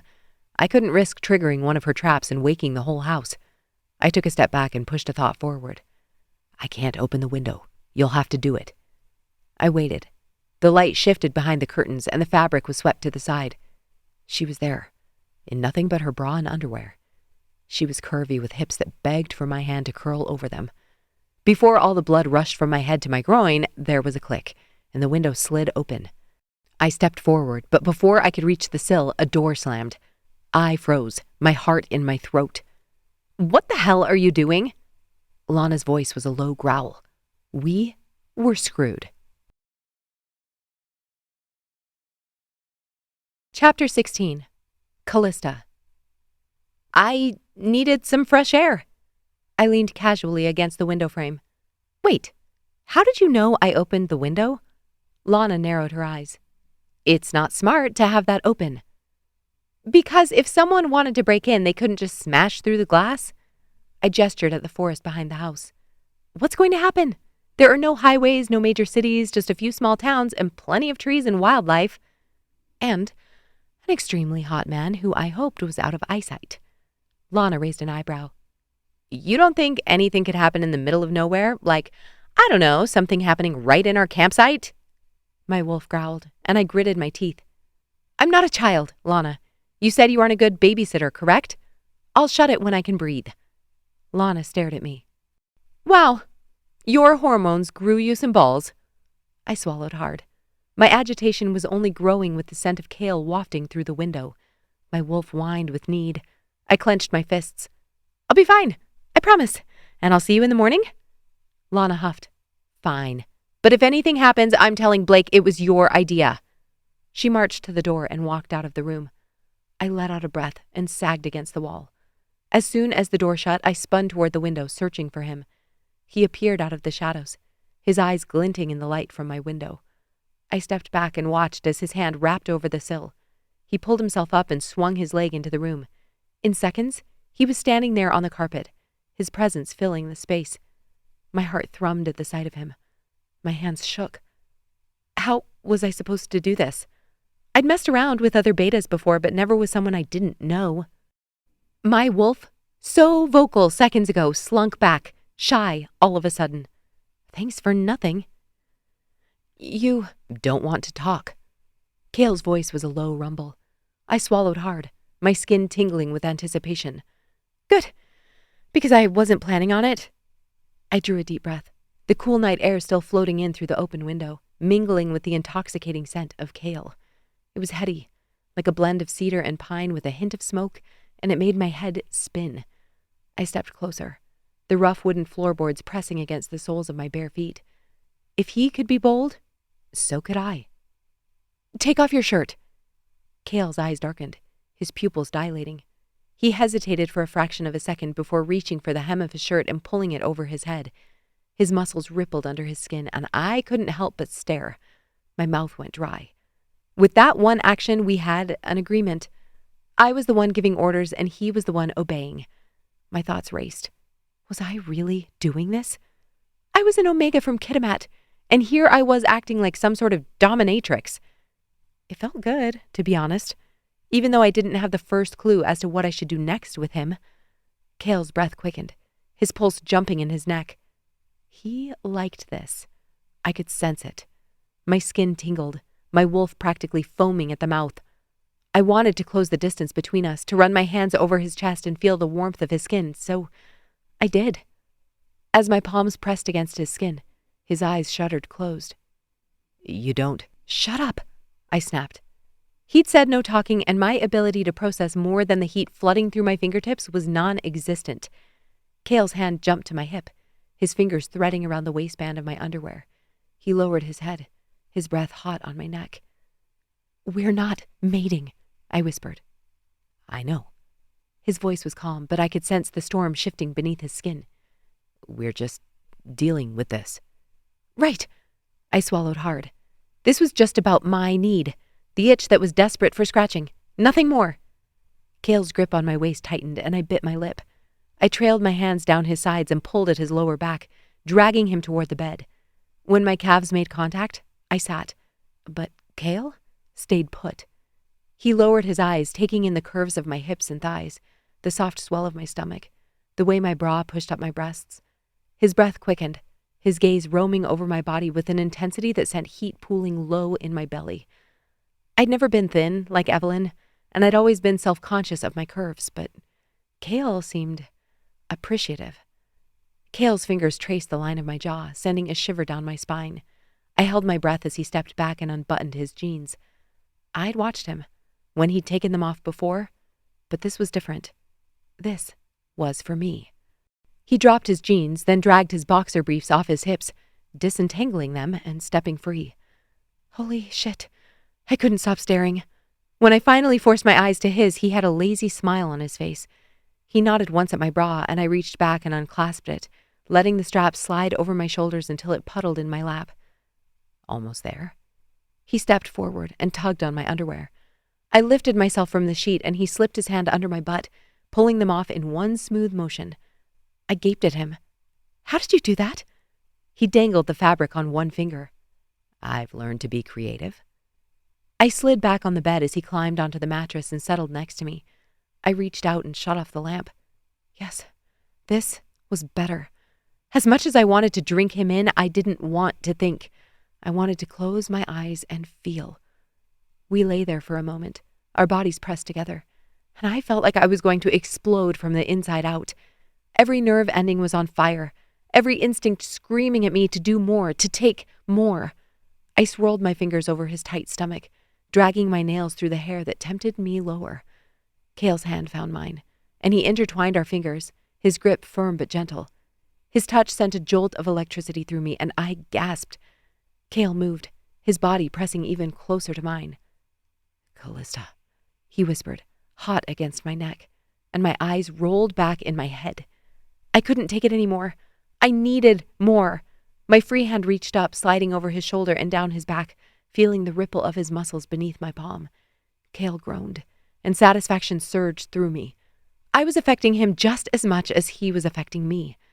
I rolled my hips against him, and Kael's breath hitched. His grip on my hand tightened. "Tell me how I can help." His lips brushed against my ear. "You're already helping." He grinned against my cheek. "I think this might be making it worse." He wasn't wrong. How could he help? I wanted everything. I wanted to be consumed. I wanted to drown in him. But everything wasn't an option. Not unless I wanted to regret this even more than I was surely already going to. "Touch me." Kael didn't hesitate. His hand slid down my side, leaving a trail of fire in its wake.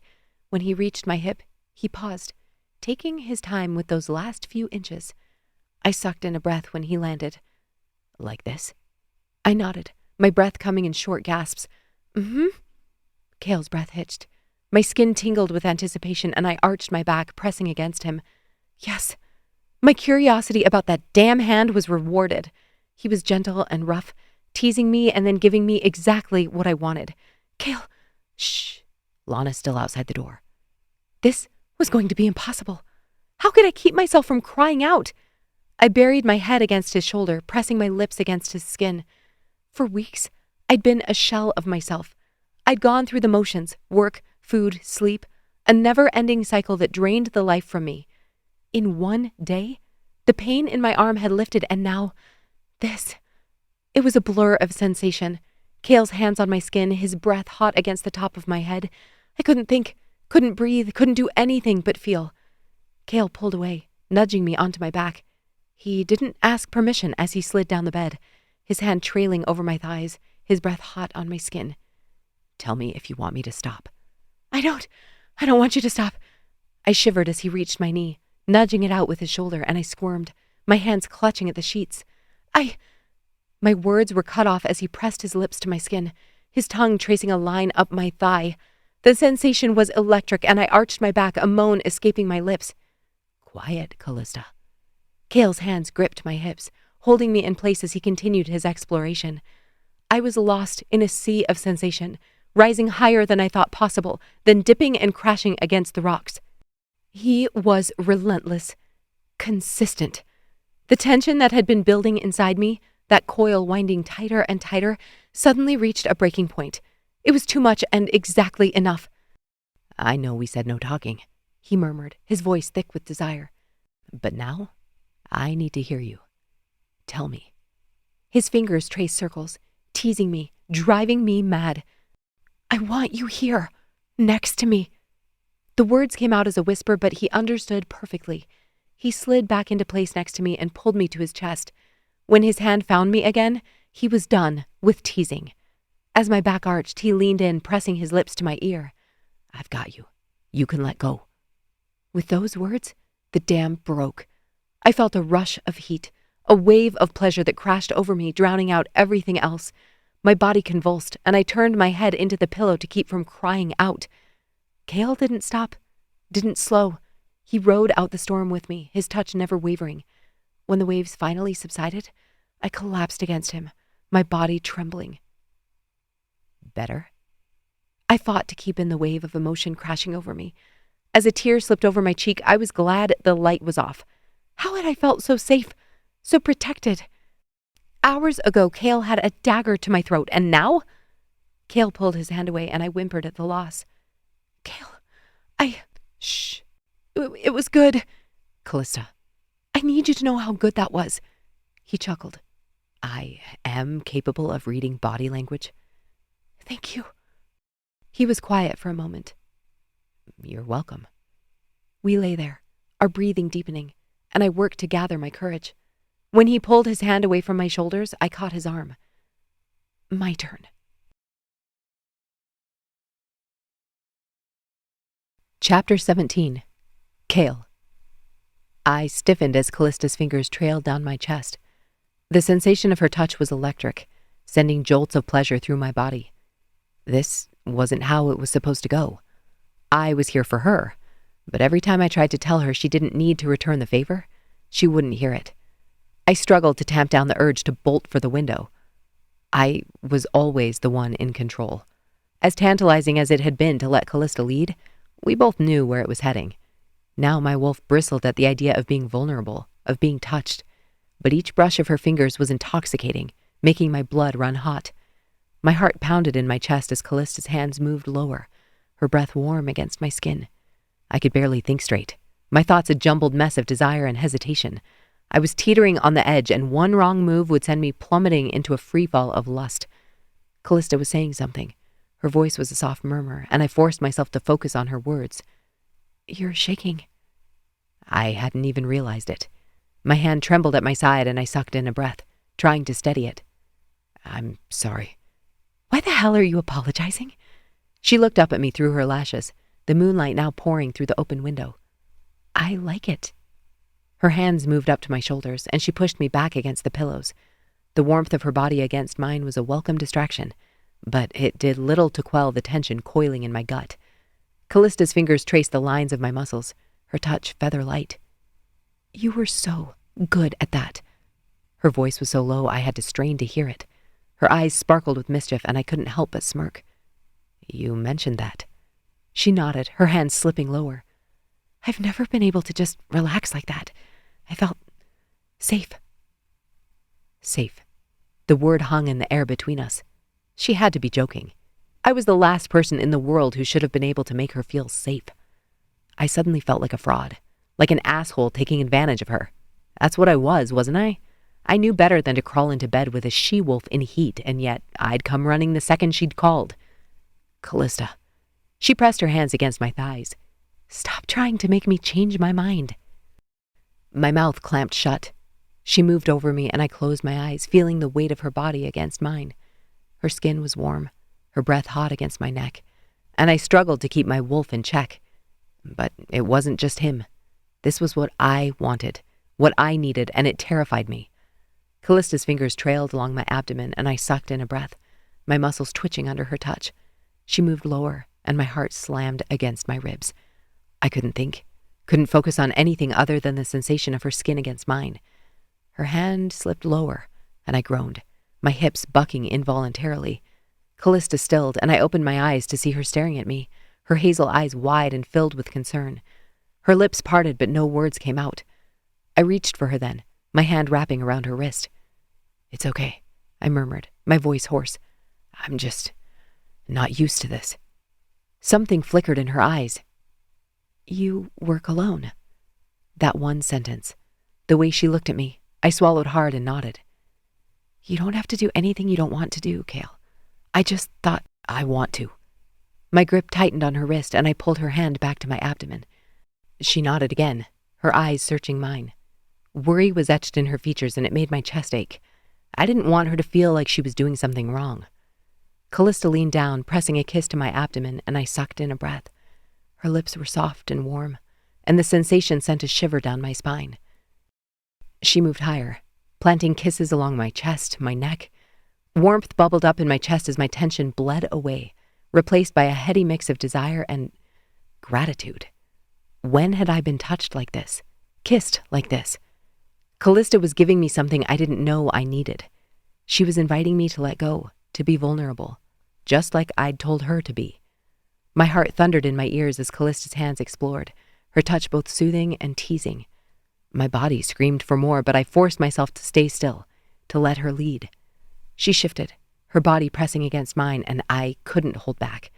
I reached for her, my hands tangling in her hair as I pulled her lips to mine. I hadn't planned on kissing her. That had felt more intimate than what we both had agreed this was, but I couldn't stop myself. Callista moaned into my mouth, and the sound sent a jolt of electricity straight to my core. I deepened the kiss, my tongue exploring the warmth of her mouth as my hands roamed over her back. She arched into me, and my wolf growled in approval. It didn't feel right to only take. Even though I'd already been given free rein, it wasn't enough. I wanted her to feel as good as she was making me feel. Callista pulled back, her breath ragged, and I watched as she moved lower, her lips trailing down my chest. I was trembling, my muscles taut as a bowstring as she kissed her way back down my abdomen. She hesitated, her eyes flicking up to meet mine, and I nodded, giving her permission to continue. Callista's breath hitched, and I could see the want in her eyes. She wanted to make me feel good. She wanted to give me the same pleasure I'd given her, and I wanted to let her. She leaned down, her hair falling like a curtain around her face as she pressed her lips to my skin. The sensation was electric, and I clenched my teeth to keep a groan from escaping. We're not mating. How had I been so sure I didn't want to? How, from standing outside the window to now, had my mind started to change? My thoughts flashed back to Bill in the living room. Maybe your wolf was trying to teach you something. This was what I'd been missing? It wasn't only physical, not for me. With each press of her lips, Callista was breaking me wide open, exposing a soft center I didn't remember existed and couldn't pretend to contain. She was shattering me, molding me. I was putty in her hands. I dropped over the edge, fisting my hand in her hair as my body shuddered. She held me, her hands gripping me as I sank into the bed, my breath coming in ragged gasps. Callista kissed me, once, twice, then climbed up next to me and threw her leg over my hips. For a moment, neither of us spoke. The room was filled with the sound of our breathing, the scent of sweat and arousal still hanging in the air. It was intoxicating. Next to me, Callista wore a gentle smile, her eyes half-lidded. Her hair was a mess and her lips were flushed. She looked like she'd just woken up from a nap, and the thought made me smile. She shifted, and I felt a flicker of guilt as she pulled the sheet up to cover herself. I reached out to brush a strand of hair from her face. That was incredible. I am capable of reading body language. She shot me a cheeky grin. Shit. The way my heart jumped in my chest, not good. Her expression fell a little. You okay? I asked. She nodded, but her eyes were still a bit wild. Mm-hmm. I've never... She trailed off, her brow furrowing. I waited, giving her space to find her words. It was a rare thing for me. I've never done anything like that before, she finally admitted, her cheeks flushing deeper. Not with someone I just met. Not with someone I don't even really know. I'm sorry, No, don't apologize. Callista shook her head. I wanted it, and it was amazing. But I don't know how to process it. I nodded, understanding more than she probably realized. I get it. She looked at me, her eyes searching mine. Do you? Because I feel like you look totally calm while I'm lying here naked with a guy I've known for less than 24 hours, and I'm trying not to freak out. Because I don't want to ruin this moment, but also my brain is screaming at me to run. A laugh bubbled up in my chest. Yeah, I get it. Callista's eyes softened. How do you do that? I frowned. Do what? Make me feel... She hesitated, then shook her head. Never mind. Callista's lips pinched, and then her shoulders started to shake. I didn't know what to do. I wanted to comfort her, but I was afraid of making her feel more awkward. Then her hand shot up to her face, and I saw her blinking rapidly. The tears welling in her eyes made my chest tighten. When they started to spill over her cheeks, I couldn't stop the sound that rumbled in my chest. It was something between a growl and a whimper, and before I knew it, I was pulling her against me. The warmth of her skin flooded my senses as I guided her down to my chest. Her head rested on my shoulder, and the steady rhythm of my heartbeat thrummed against her cheek. I wanted to wrap my arms around her, to cocoon her in my embrace, but I held back, afraid of crossing some invisible line. My fingers found their way to her hair, and I stroked it gently. Hey, it's okay, I murmured, my voice barely a whisper. You're okay. Her shoulders shook harder, and I felt a pang of something deep and primal. It was more than just empathy. It was a visceral need to make her pain stop. The pull toward her was stronger than ever, but I didn't know what else to do. It was like her pain was a knife slicing through my chest. I wanted to roar in frustration, to demand that the universe fix whatever was making her feel this way. But I knew that would only make things worse. It feels so good, she murmured against my skin. I frowned. It was the last thing I expected to hear out of a woman's mouth when she was actively crying. What does? Life. This. You. All of it. I didn't think I'd ever get to feel this again. She sighed. I don't want to die, Kael. My chest tightened. You're not going to die. Ironic? Yeah, it was.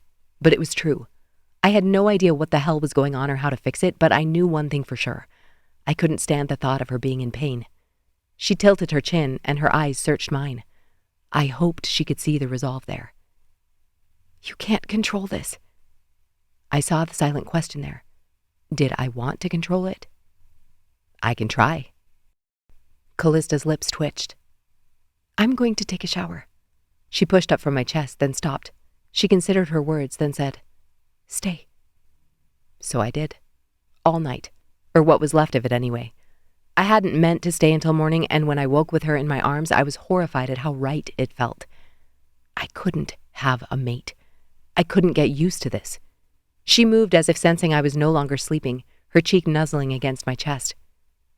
"Good morning." I smoothed her hair from her eyes. "Good." Callista tensed. Her eyes flew open. I paused, pulling back at the sound of an engine coming up the road. Tires crunched on the gravel, and I knew exactly who it was. Rowan had noticed his pack had dwindled during the night. Chapter 18. Callista. Kael dressed fast enough to qualify for a world record. It was barely past 9 in the morning, but I felt like it was 6. How much sleep had we actually gotten? Kael paused to give me a last look that set my blood on fire, then headed for the window. I leaped out of bed, smoothed the sheets, and tossed the pillows back into place. Because somehow I thought that a must bed would prove I'd been tangled up all night with Kael rather than simply sleeping. The sheets weren't the problem. Kael's scent was everywhere. All over the bed, all over me. Kael was already halfway out the window, his muscles flexing as he braced himself against the frame. "Bye," I yelped, then clapped a hand over my mouth. Bye? What the hell kind of send-off was that after the night we had? I was such an idiot. Kael gave a terse nod, then disappeared from view. I took a deep breath, then continued my frantic tidying.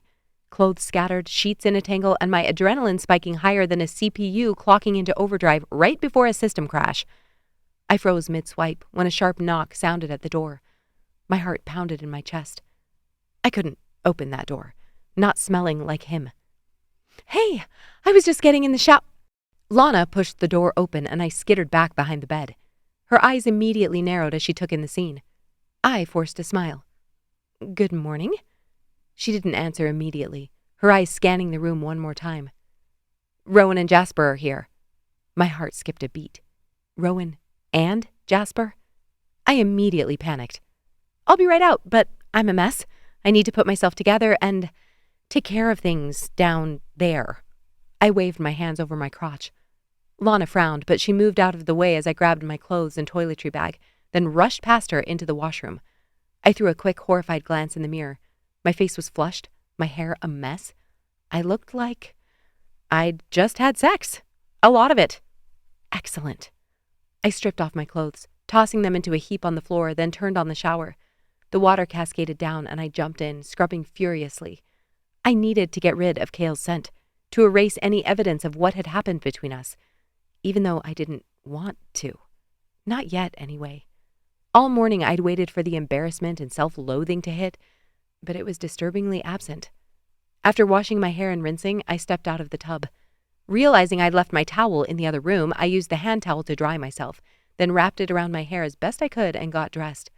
These clothes didn't smell like him, and I was beyond grateful I'd chosen to throw in an extra set. I pulled on the shirt and pants, then ran a hand through my damp hair, hoping to look at least a little bit composed. Lana must have informed Rowan about my situation. If he said a damn word, I'd have a free pass to send a snarky reply his way. I walked out into the living room, my senses on high alert. Bill was already in the kitchen cracking eggs into a pan. Rowan and Jasper were standing near the front door.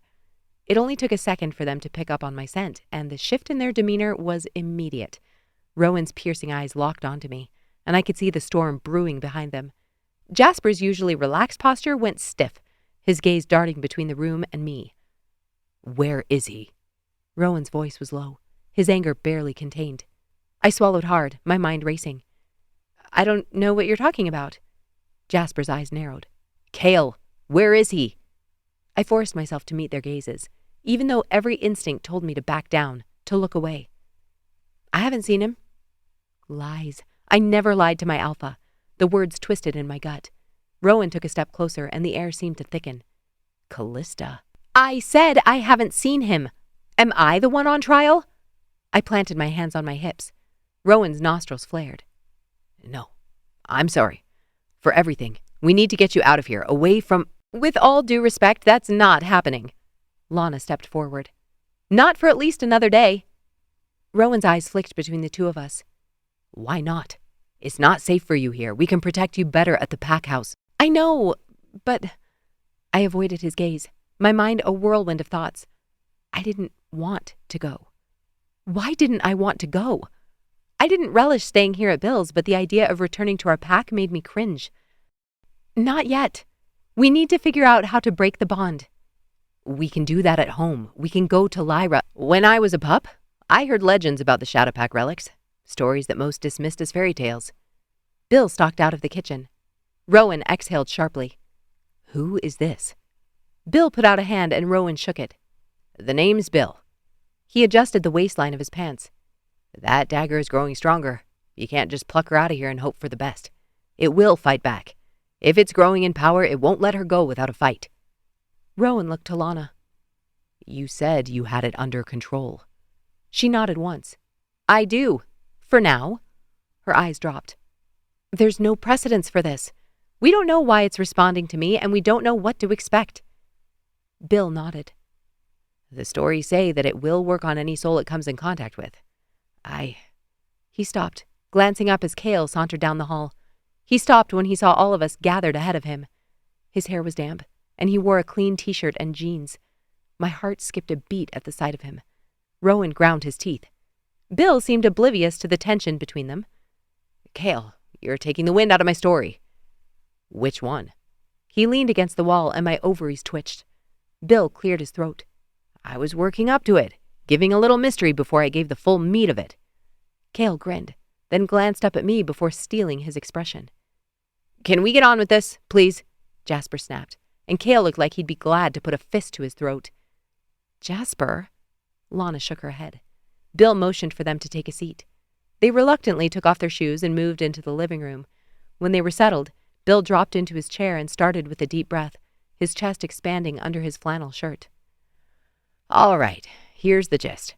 The Shadowpack was a group of shifters from way back when, tasked with guarding the veil between the living and the Shadow Realm.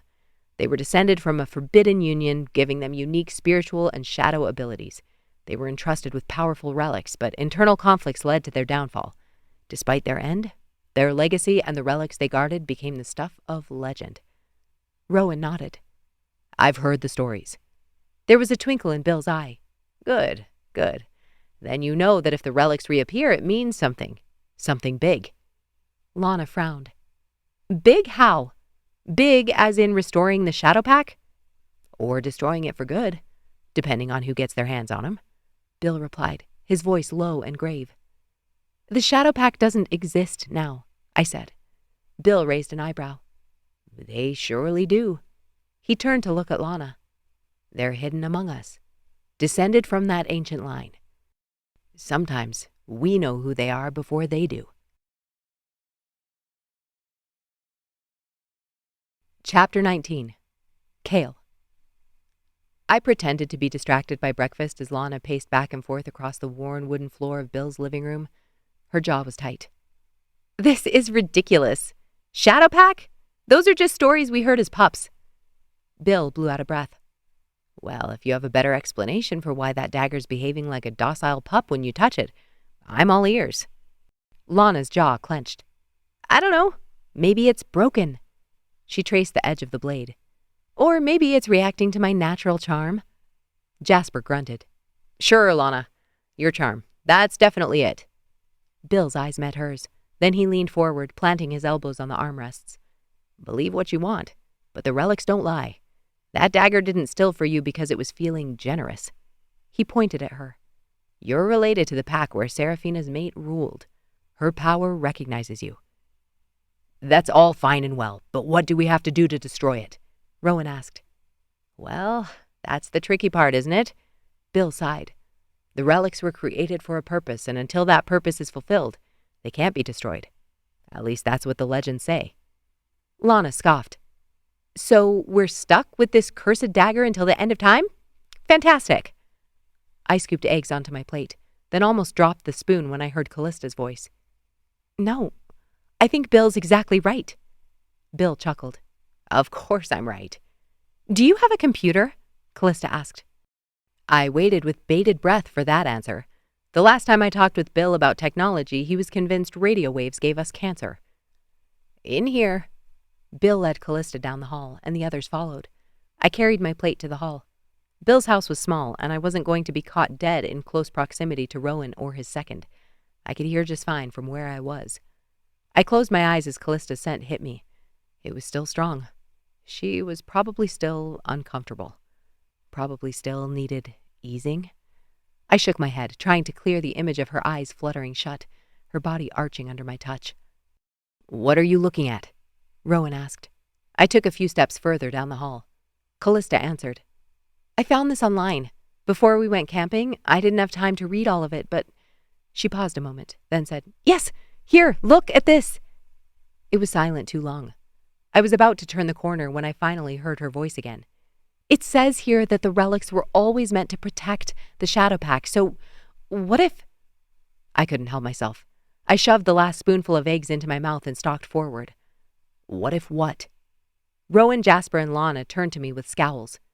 "Don't be pissy. If you want me gone, I need to hear this just as much as you do." Callista pushed back from Bill's computer, turning in the chair. "What if it would respond to not just my blood, but one of its own?"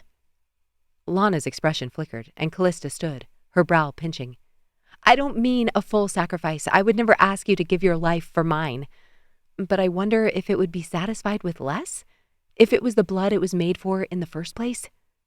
Bill pointed at the computer screen. "The legend says the curse of the relics was acquired through greed. We all know what that means." He straightened, scanning the room with a triumphant expression. We blinked at him. "I, for one, do not know what that means," Lana muttered, leaning against the back wall, the dagger still in her hand. Bill groaned. "Think. It's the basic premise of our magic. Our power evolved in reaction to dark powers surging in the world. It's Newton's third law. Every force has an equal and opposite reaction," Callista finished, chewing on her lower lip. "It's a deadlock." Lana frowned. "What the hell is a deadlock?" Callista folded her arms across her chest. "In a deadlock, two or more processes are stuck, each waiting for the other to release a resource. It creates a standstill. The more you try to force them to proceed, the more they lock in. But if you do the opposite, by breaking the cycle and releasing resources or rolling back one of the processes, you can resolve it. They'll run smoothly." Rowan nodded. "So, don't give it the blood it seeks." "Give it a selfless act, the blood it was made to serve." Callista fixed her eyes on Lana. "You don't have to. I want to." She pursed her lips. "I want to try." Jasper dragged his hand through his hair. "And if this doesn't work, then what? The dagger will kill both of them?" My wolf growled. "We're not going to let anything happen to her," I promised.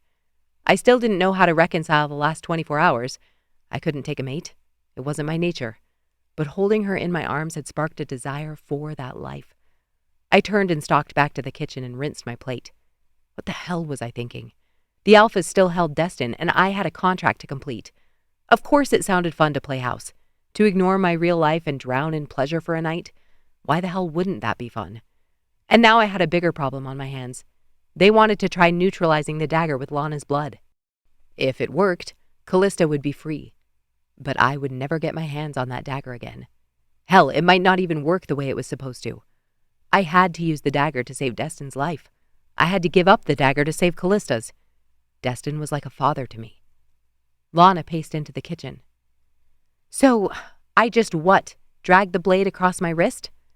Bill and Callista stood in the doorway, the two thugs behind them. Bill blew out a breath.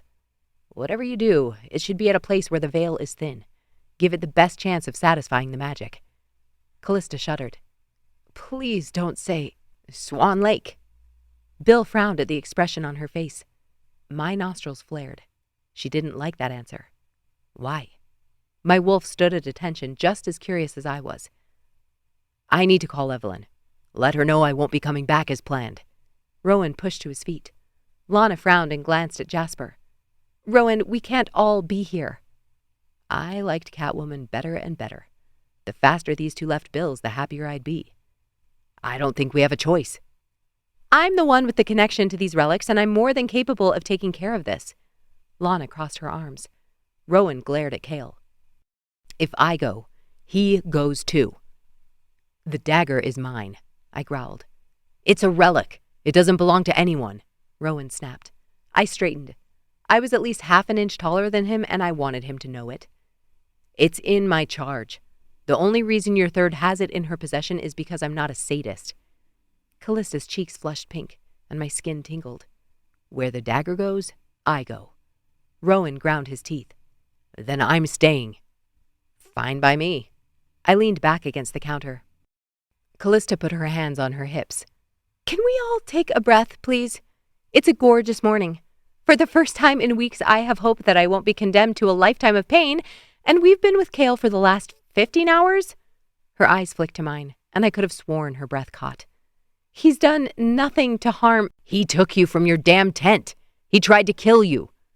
Rowan's eyes glowed, and I suddenly wanted to meet him chest to chest. I gripped the edge of the counter. Callista swallowed. It was in the opposite order. Jasper scoffed. Does that matter? Yes, Callista shouted. Something happened, okay? And as you can see, I'm fine. Better than... What happened? Rowan gripped the back of the chair in front of him. Callista stilled. She glanced at Lana, who looked up at me with a questioning look. Shit. How was I supposed to explain why I was ready to slit her throat one second and protecting her the next? I coughed. I needed to make sure it was necessary. Rowan turned to me. What? Her death? I nodded, turning back to the sink. I picked up my plate and squirted it with dish soap. Rowan took a step closer. You want me to believe that when you're hired to kill someone, you double-check before murdering them? I stopped mid-scrub and met his eyes. If you don't double-check a murder target, what would you double-check? Callista stepped between us. This is a messed up situation. Fighting with each other isn't going to help. Rowan's jaw clenched. I don't like the idea of you being alone with him. That's not your decision to make. Callista's eyes narrowed. I'm not your pup, Rowan. Doesn't matter. I rinsed my plate and set it on the drying rack. I want to help. If there's a way to clear her blood from the dagger, I'll help. And then? Rowan's voice was low. I dried my hands on the towel on the counter. Then I go on my way. With or without the dagger? My throat went dry. I forced myself not to look at Callista and opened my mouth. But before I could answer, Rowan's phone rang. He pulled it out of his pocket, and his expression shifted the second he looked at the phone screen. He stalked out of the kitchen. Hey, baby. He paced in the living room, then stopped, his eyes widening. What is it? Jasper stepped past Bill, and Lana was right behind him. Rowan didn't answer. He kept listening to the voice on the other end of the line, his knuckles turning white as he gripped the phone. Finally, he twisted it away from his mouth. It's Marissa. She's having her pup, but they're still on the drive home from the campground. We're the closest ones to her. Jasper's eyes widened. Lana tucked the dagger back into her waistband and covered it with her shirt. But my mind was far from the kitchen. I was staring at the moon, and my breath clouded in the frigid air. 12 years ago, the night I'd been abandoned by my pack. I was 6 years old. It was a clear night, the moon high in the sky, and I stood at the edge of the clearing alone. The cold had seeped into my bones, and even as a young pup, I knew I couldn't stay there. I had to find shelter, food, something to keep me alive. I trudged through the snow, my boots crunching with each step. I'd been crying, and the snot in my nostrils was turning to ice. You look like you've seen better days. A grizzled man with the lightest eyes I'd ever seen stepped out of the trees. I didn't have the energy to startle. He motioned for me to follow him, so I did. We came to a small cabin nestled in the trees. I followed him in, and my life changed forever. Destin was retired special ops from across the border. He lived off the grid, and he took me in, fed me. He never once asked about my past, though the fact that I had only one arm probably made it obvious. Over the next few months, he taught me how to survive, how to hunt, fish, and find shelter, how to navigate the forest and the mountains. He showed me the plants that were safe to eat and the ones that would kill me. When I was older, I traveled with him to visit rogues. One night, a she-wolf went into labor. I was terrified, but Destin insisted I jump in and help instead of hiding in the corner of the room. The cabin was small, the air thick with the scent of wood smoke. She lay on a makeshift bed, her mate pacing the floor. Destin guided me through the process, showing me what to look for, when to encourage her to push. It felt like a split second and an eternity, but eventually, a tiny head emerged. Destin worked quickly, and soon a squalling pup was in his arms. I'll never forget the father, how he dropped to his knees, tears streaming down his face. Destin handed him the pup and he cradled his newborn, his shoulders shaking. That had been the first time. Life is precious, Kael. Out here we have to fight for it every day. Never forget that. I blinked. I can do it. Rowan's head snapped up. What? I met his gaze head on. I know how to deliver a pup. I've done it before, 3 times with my own hands. I've assisted plenty more. Don't you mean hand? Singular? Jasper quipped. Lana elbowed him in the ribs and he muttered an apology. I didn't want it. Wolves had been underestimating me my whole life because I didn't look like them. I couldn't wait to prove this asshole wrong, too. Desperation flickered in Rowan's eyes. And I'm supposed to trust you with the life of a packmate? I didn't flinch. Do you have a better option? He glanced at Jasper and Lana, then blew out a breath. Fine. But if anything happens to her, it won't. I reached for my boots and called to Bill. We'll need whatever medical supplies you've got. Anything in the trucks that could be useful. Towels, blankets, clean water. Bill nodded, already moving. Got a first aid kit in the back of mine. I've got one in my pack, Callista offered. Jasper and Rowan hurried out the door and went to their truck. Lana took a load to mine as Bill grabbed the last few things from the washroom inside. Callista started to follow, but Lana shot her a look. You're not coming. Bullshit. Callista didn't hesitate. She stomped across the driveway. Callista, I feel fine, Lana. This is more important, and I'm not staying here alone. I dropped a stack of towels in the bed of my truck. Her alpha's right there. Who's going to mess with her? I risked a glance at Callista and was rewarded by that damn flush of her cheeks. Do you have everything? Jasper called out. Bill shoved a bottle of iodine and a bucket of clean rags in the back seat. I nodded. Let's roll. Chapter 20. Callista. I didn't wait for Kael to stop the truck before I leaped out of the door and sprinted into the trees. Lush ferns brushed against my legs and branches snagged my clothes as I pushed through the underbrush. I didn't care. I needed to get to Marissa. I knew what it felt like for my body to be out of control, and I couldn't imagine having to stop on the side of the highway to give birth. She had to be terrified.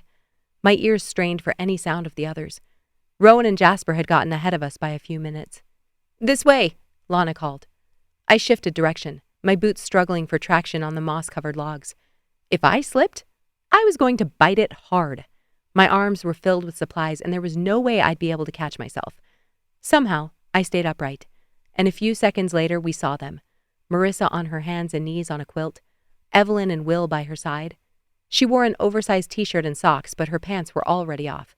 Rowan crouched next to them, looking like he'd just been slapped. Marissa's breaths came in short, sharp gasps, and her hands gripped the fabric beneath her. Her chestnut hair was plastered to her forehead, and her eyes were half closed, her face a mask of concentration and agony. Kael slowed, approaching warily. Will growled under his breath, his territorial protectiveness and panic warring with his knowledge that he couldn't do this on his own. Who the hell is this? He's Finn for the moment, Jasper muttered. Evelyn's hair fell over her shoulder as she leaned in and spoke in calm, soothing tones, instructing Marissa to breathe, to focus on her voice. Kael took another step, and Will stepped between him and his mate. I waited for Kael to snipe at him, but he didn't. I know how to deliver pups. I'm going to make sure they're both safe. His voice was calm, authoritative. He didn't wait for a response from Will, just moved past him and dropped to his knees. Will's dark brown eyes flashed. How are you going to help with one arm? My jaw dropped. Kael didn't answer. He just opened the bag of supplies he'd bought and pulled out a spool of strings and scissors. You've got 2 choices. I can help as best I can with one arm, or you can deliver this pup yourself. Will's jaw ticked, and for a moment he stepped back. Fine, but if you hurt her... He's not going to hurt her, I snapped. And that was an asshole comment. I pushed past him and knelt next to Kael. How can I help? Let's get her comfortable. He showed me where to put my hands as we helped Marissa into a crouch. He pointed at Will. I need you to sit behind her and support her so she can relax. Will surprisingly didn't argue. He followed his instructions as Kael unwrapped the string and used his knee to help him cut 2 lengths, then set them on the blanket. I'm going to have Callista take off your underwear so I can see where we're at. Kael looked Marissa in the eyes. Marissa winced in pain and nodded. I waited for Will to object, but he didn't so much as flinch as I reached under Marissa's shirt and stretched her underwear over her knees. She lifted her heels one at a time. Kael slipped a towel under her, and it was a good thing he did. Fluid and blood leaked out of her, soaking the fabric. He gave instructions to Rowan and Jasper, then scrubbed his hand with the soap and the bucket of water Bill set next to him. He dried it on a clean towel and then placed it on Marissa's knee. I'm going to check to see how close we are to this pup entering the world, okay? She nodded once, leaning back on her mate's shoulder. Will whispered something to her and she nodded, her breathing heavy. Kael's expression shifted. What's wrong? Will demanded, his voice cracking. Kael drew a deep breath. Nothing. Your baby's heart is strong. He was lying. My heart started to race. Tell me, I sent to him. With my emotions heightened, it felt as easy as breathing to push my thoughts. The baby's breech. We need to turn it. Kael moved further up the quilt. Callista's going to help me turn your baby a bit so he can come out smoothly. Marissa squeezed her eyes shut. Okay. She gritted her teeth as another contraction gripped her. Put your hands on the baby's bottom. Kael put his hand over mine and guided it between Marissa's legs. I held in a gasp as my palm met slick heat. You're going to apply gentle pressure when I tell you. I nodded. He removed his hand and placed his hand on her abdomen. Now. Kael began applying pressure with his hand, pushing the baby's head upward away from the pelvis. I mirrored his movement, my hand on the baby's bottom, applying just enough pressure to assist the turn. Kael guided me with subtle nods and brief instructions, our movements synchronized as if we'd done this 100 times before. I felt it again. Safe. This version of him, capable and calm, steady, made me want to open my heart wide and drink him in. A little more, please. Kael was gentle, and as I adjusted my pressure, the baby started to shift beneath my fingers. Holy shit! I didn't realize I'd sent that thought until the corner of Kael's mouth twitched. There was the ridge of a spine, and then... Ahead! There's a... Marissa wailed, bearing down as another contraction hit. Kael moved back between her knees, and I pulled my hand back. Bill offered me the bucket of water and soap. Marissa's cries grew more insistent, and Kael breathed with her. You're doing amazing, Marissa. Just a little longer. Will's hands shook as he held Marissa's, his knuckles white from the pressure. Evelyn's eyes were wide, her breathing shallow. Kael applied the iodine with gauze, and Rowan was ready next to him with a trash bag. On the next contraction, you're going to push, okay? Kael motioned for Bill to wipe up the mess under her and place another clean towel beneath her and one on Kael's lap. Marissa let out a guttural moan as she curled into herself, and Kael placed my hands on her knees, showing me how to apply counter pressure. Amazing. Breathe deep and then one more like that. His hand was there on the pup's smooth head. Tears pricked my eyes when I saw a shock of dark hair on its tiny head. Here we go. Kael soothed as Marissa's body shook with the effort of another push. Before I could blink, the baby slipped free. Kael caught the newborn, his hand steady as he cradled the tiny, squalling form in his lap.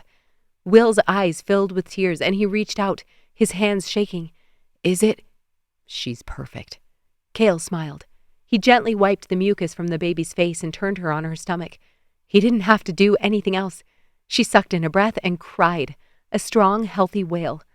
Kael handed the baby to Marissa, who tucked the pup under her shirt and held her up against her chest, her shoulders shaking with sobs. Tears trailed over my cheeks. It was the most beautiful thing I'd ever seen. Kael tapped my hand, handing me the string. Marissa, if you can lower the baby a little. She let her daughter descend, and Kael turned the pup toward us. Can you tie this there and there? He pointed to 2 places on the umbilical cord. I nodded and did as he asked. Is that tight enough? Perfect. He reached for the scissors and cut the cord, then looked up at Will. Help her lean back a little more. Marissa, you're going to feel a few more contractions. She nodded, and Kael guided her through the final stages of delivering the afterbirth with calm, quiet instructions, never rushing, never letting the intensity of the moment take over. Kael gently coaxed the placenta out and inspected it. What are you doing? I asked. I need to make sure it's fully intact. If anything stays inside, it could cause infection. I wanted to kiss him.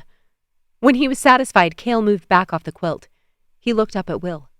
You'll need to wash her at home. I don't want her to freeze out here.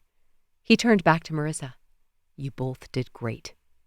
Thank you, she whispered, clutching the baby to her chest. Kael reached for the bucket and soap, but Rowan put a hand on his shoulder. Kael looked up. Rowan didn't say anything, just nodded once and stepped back.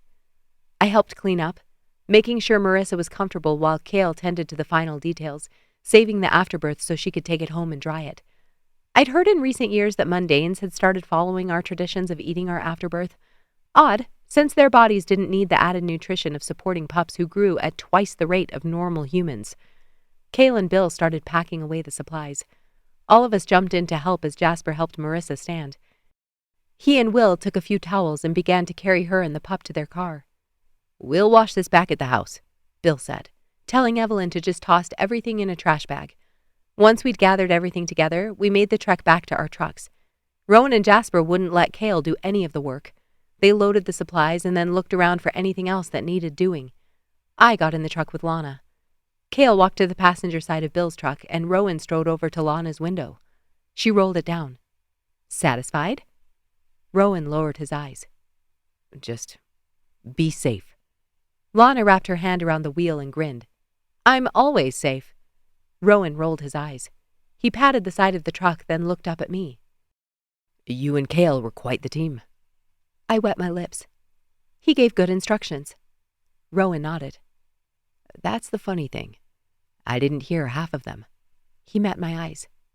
But I think you did.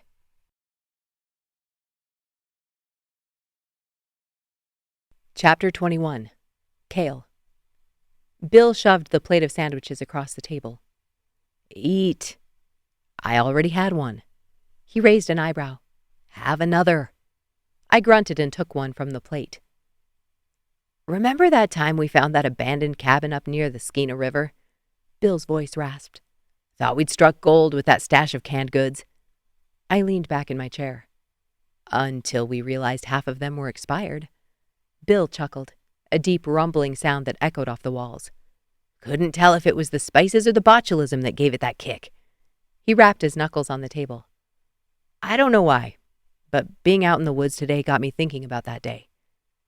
It was probably all the blood. Bill guffawed and dropped his hands to his knees.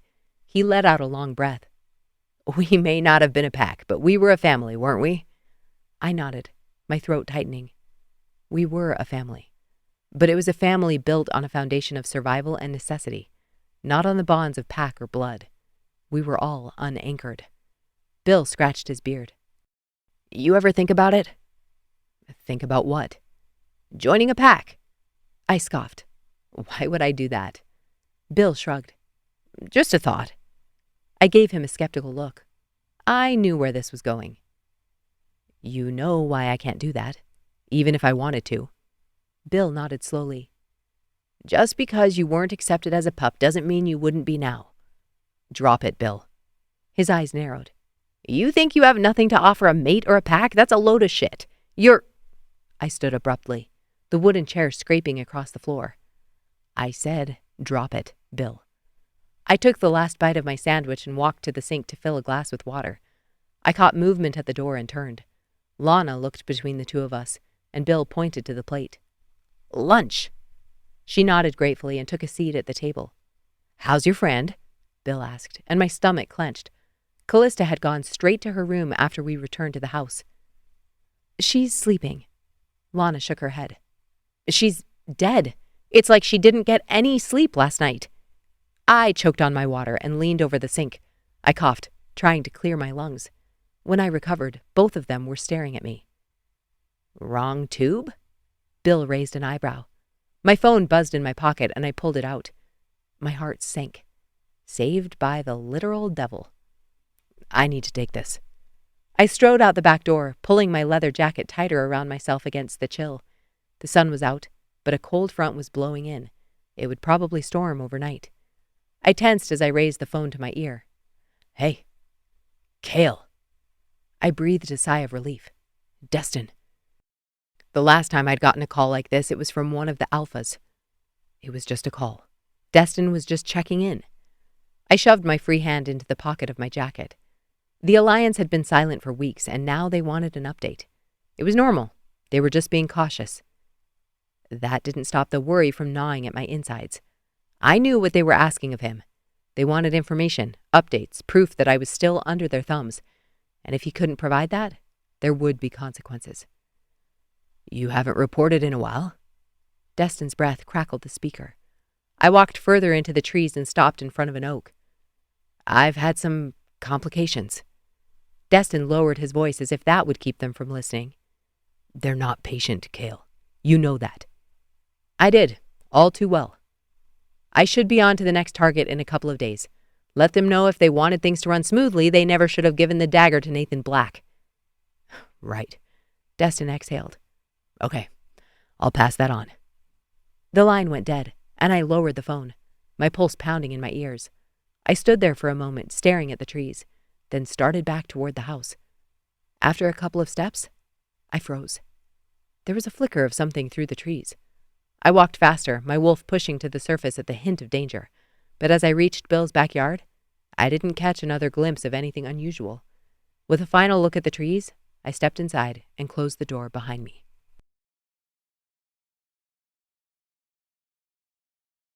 Chapter 22. Callista. I'd slept for barely an hour when my body woke me up to go to the washroom. I was just curling back up in my sheets, trying not to think of how much I wanted Kael back in them, when a slight creak made me sit up. A shadow flickered against the curtains. There was someone outside my window. My heart leaped, but as I rushed forward and pulled the fabric from the glass, the excitement seeped out of me. Lana dragged herself over the sill and slid to the floor, motioning for me to hurry and shut it. "What the—" Lana put a finger to her lips and waved me down next to her. She was breathing hard. "I heard him, talking to someone on the phone." "Who?" She shot me a look. "Who do you think? Kael." I rubbed my eyes, trying to push through the fog in my brain. "You were eavesdropping?" She nodded, her expression deadly serious. "I couldn't hear every word, but he was talking about his next target." I blinked. "What?" Lana nodded. "He said he'd be out of here in a day or two." A pit opened up in my middle. I swallowed hard. I don't know who he was talking to. I bit the inside of my cheek. Had he said that? Why was I surprised? He'd never pretended he wasn't going to continue with whatever job he'd signed up for. He'd only said he wanted to break my bond with the dagger. Lana watched me, and I straightened. "What?" "You know what?" I tensed. "No, I don't know." "Is he your mate?" My eyes widened. "How could you even ask that?" She didn't take the bait. "I heard what Rowan said. Can you speak to him?" She tapped her temple. My throat was dry. "He thinks it's because of the dagger." Lana groaned and dropped her head against the wall. "Why the hell didn't you say something?" I scoffed. "Here, let me see how that would have gone over." I turned and plastered a smile on my face. "Hey, Lana, you know the guy who tried to slit my throat? I want to bang him." Lana laughed out loud. "How could anyone argue with that?" I rolled my eyes and slumped over my knees. "I think we both hope it disappears when we sever the connection with the dagger." My wolf whined, making her dissent known. "Noted." I patted her head. Lana looked skeptical. "If there's a bond—" "There's not a bond." I looked up, resting my chin on my arms. "It's nothing." She watched me a moment, then nodded. "Okay, good. Because it sounds like he's moving on." She stood and stretched out her lower back. "It's confusing." "What is?" She strode toward the door. "He was so calm today, so good with Marissa. I almost forgot for a moment that he kills for a living." That pit expanded inside of me as Lana walked out into the hall. I rushed to the washroom and leaned on the counter. He kills for a living. How could I reconcile that with what I'd seen that morning, with how careful he'd been with the baby's head, with how careful he'd been with me? I splashed water on my face and padded back into the bedroom. I glanced out the window. Clouds were rolling in. Nothing ominous, just gray slowly coating the blue and blocking the sun. I turned toward the bed. And that's when I saw him. A figure standing at the edge of the yard, half hidden by the shadows. I frowned. What was he? My throat constricted as he reached for the hem of his shirt. He pulled it over his head and tossed it onto the ground, just like he had outside the campsite. He took off his pants and boxers and set everything on the ground at the base of a tree. Kael's body was a work of art, sculpted and powerful. But I couldn't fully appreciate it because my brain was short-circuiting. What was he doing? Why was he shifting in the middle of the afternoon, after apparently talking about using the dagger again? Did he just need to blow off some steam? My blood heated. Then, before my eyes, his body began to change. His limbs elongated, his spine curved, and thick fur sprouted from his skin. No matter how many times I'd seen it, shifting still seemed like a dream, surreal and impossible. I stared at him. A deep ache settled in my chest. The last time he'd shifted, I hadn't been able to take him in like this. Now he stood against the trees, regal and strong. 3 legs. After everything he'd done with one hand, I wasn't about to underestimate him like Lana did. I wanted to run my fingers through his fur, to feel the warmth of his body against mine. My wolf was at attention. I know, girl. She wanted to shift so bad it ached. I looked down at my arm. The wound was nearly healed. Since Lana held the dagger, my skin had been slowly knitting back together, and now all the angry red and oozing was gone. Kael's wolf form stood still for a moment, his ears twitching. Then, with a flick of his tail, he turned and bounded into the forest. My heart sank as I watched him disappear between the trees, his form swallowed by the darkness. My wolf pushed so hard against my consciousness, I stumbled forward toward the window. Go, she pleaded, and with Kael's body fresh in my mind, it didn't take much convincing. It was my turn to go out the damn window. I took off my bra and t-shirt, opting for a more easily removable sweatshirt, then opened the pane and lowered myself over the sill. I kept to the house until I reached the rose bushes, then crouched and ran to the trees. Unlike Kael, I didn't stand where everyone could see me from the house. I moved well into the shadows before pulling off my clothes. If you're wrong about this girl, you might not recover. My wolf growled, impatient. I couldn't blame her. She'd waited too long for this. With a final glance down at my arm, I closed my eyes and let go.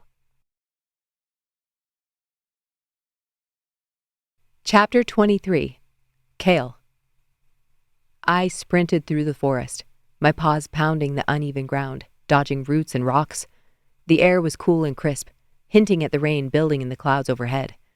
My mind was a whirlwind, torn between the life I once had and the magnetic pull that drew me toward Callista. I used to be free. No links, no responsibilities. I could run, hunt, and live without a second thought. But in a way, I'd been deluding myself. As much as I sealed myself off from the rest of the shifter world, men like Destin and Bill still mattered to me. It made me vulnerable, and I didn't want more weakness. I already had enough of that to spare. Then I saw hazel eyes sparkling with curiosity, the way Callista's nose twitched when she was concentrating hard. She'd jumped in with that birth, not balking once at the blood and the mess. On the one hand, she was everything my old life wasn't. Complicated, chaotic. On the other, I felt my feet growing roots. I couldn't have both. Just like I couldn't save both Callista and Destin. But the question was, who would I choose? My wolf let out a low growl, and I collected the pieces of my situation together again as my lungs burned. Was there a way? Maybe I could use the dagger. The thought slithered through my mind, dark and insidious. I knew its history, knew how it corrupted those who wielded it. Using the dagger to gain the upper hand would lead to nowhere good. It would demand more and more from me until I was lost to its power. I shook my head, trying to dislodge the idea. No, that wasn't an option. There had to be something else. If Lana succeeded with the dagger, I could try to negotiate with the Alphas and convince them to let Destin go free. But what would I offer them?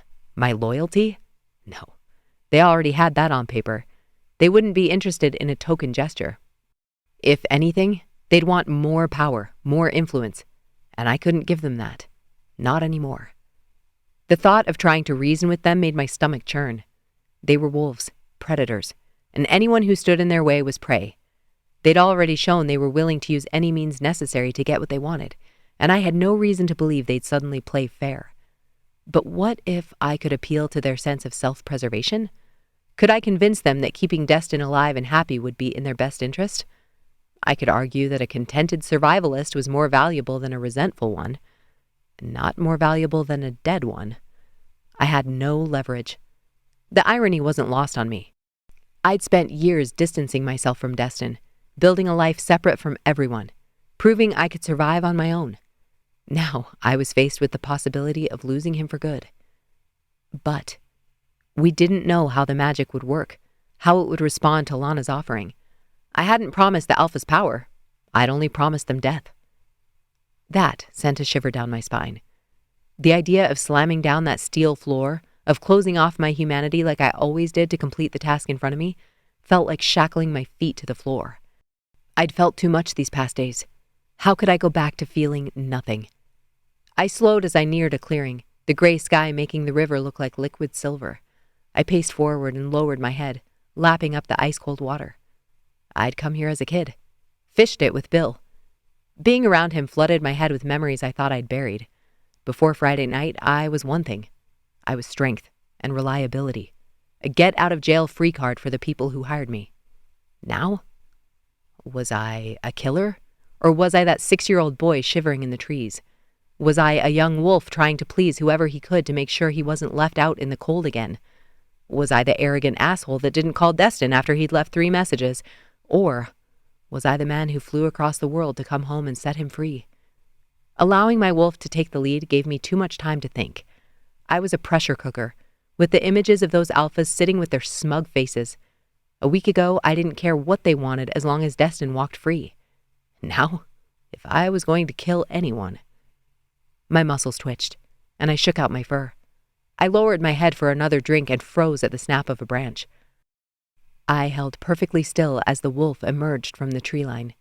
She stepped out cautiously, her eyes scanning the area, her fur glinting in the moonlight. Her breath was a steady rhythm, her paws barely making a sound as they pressed into the soft earth of the stream bed. The she-wolf's fur was a rich russet, her eyes a piercing amber. She moved with a fluid grace, each step deliberate and tense. She paced along the river, her gaze never wavering from the trees on the other side of the shore. I took a step forward, my breath hitching as she paused. She turned her head and our eyes locked. The world around us seemed to fade. For a heartbeat, I forgot everything. The alphas, the dagger, Destin, none of it mattered.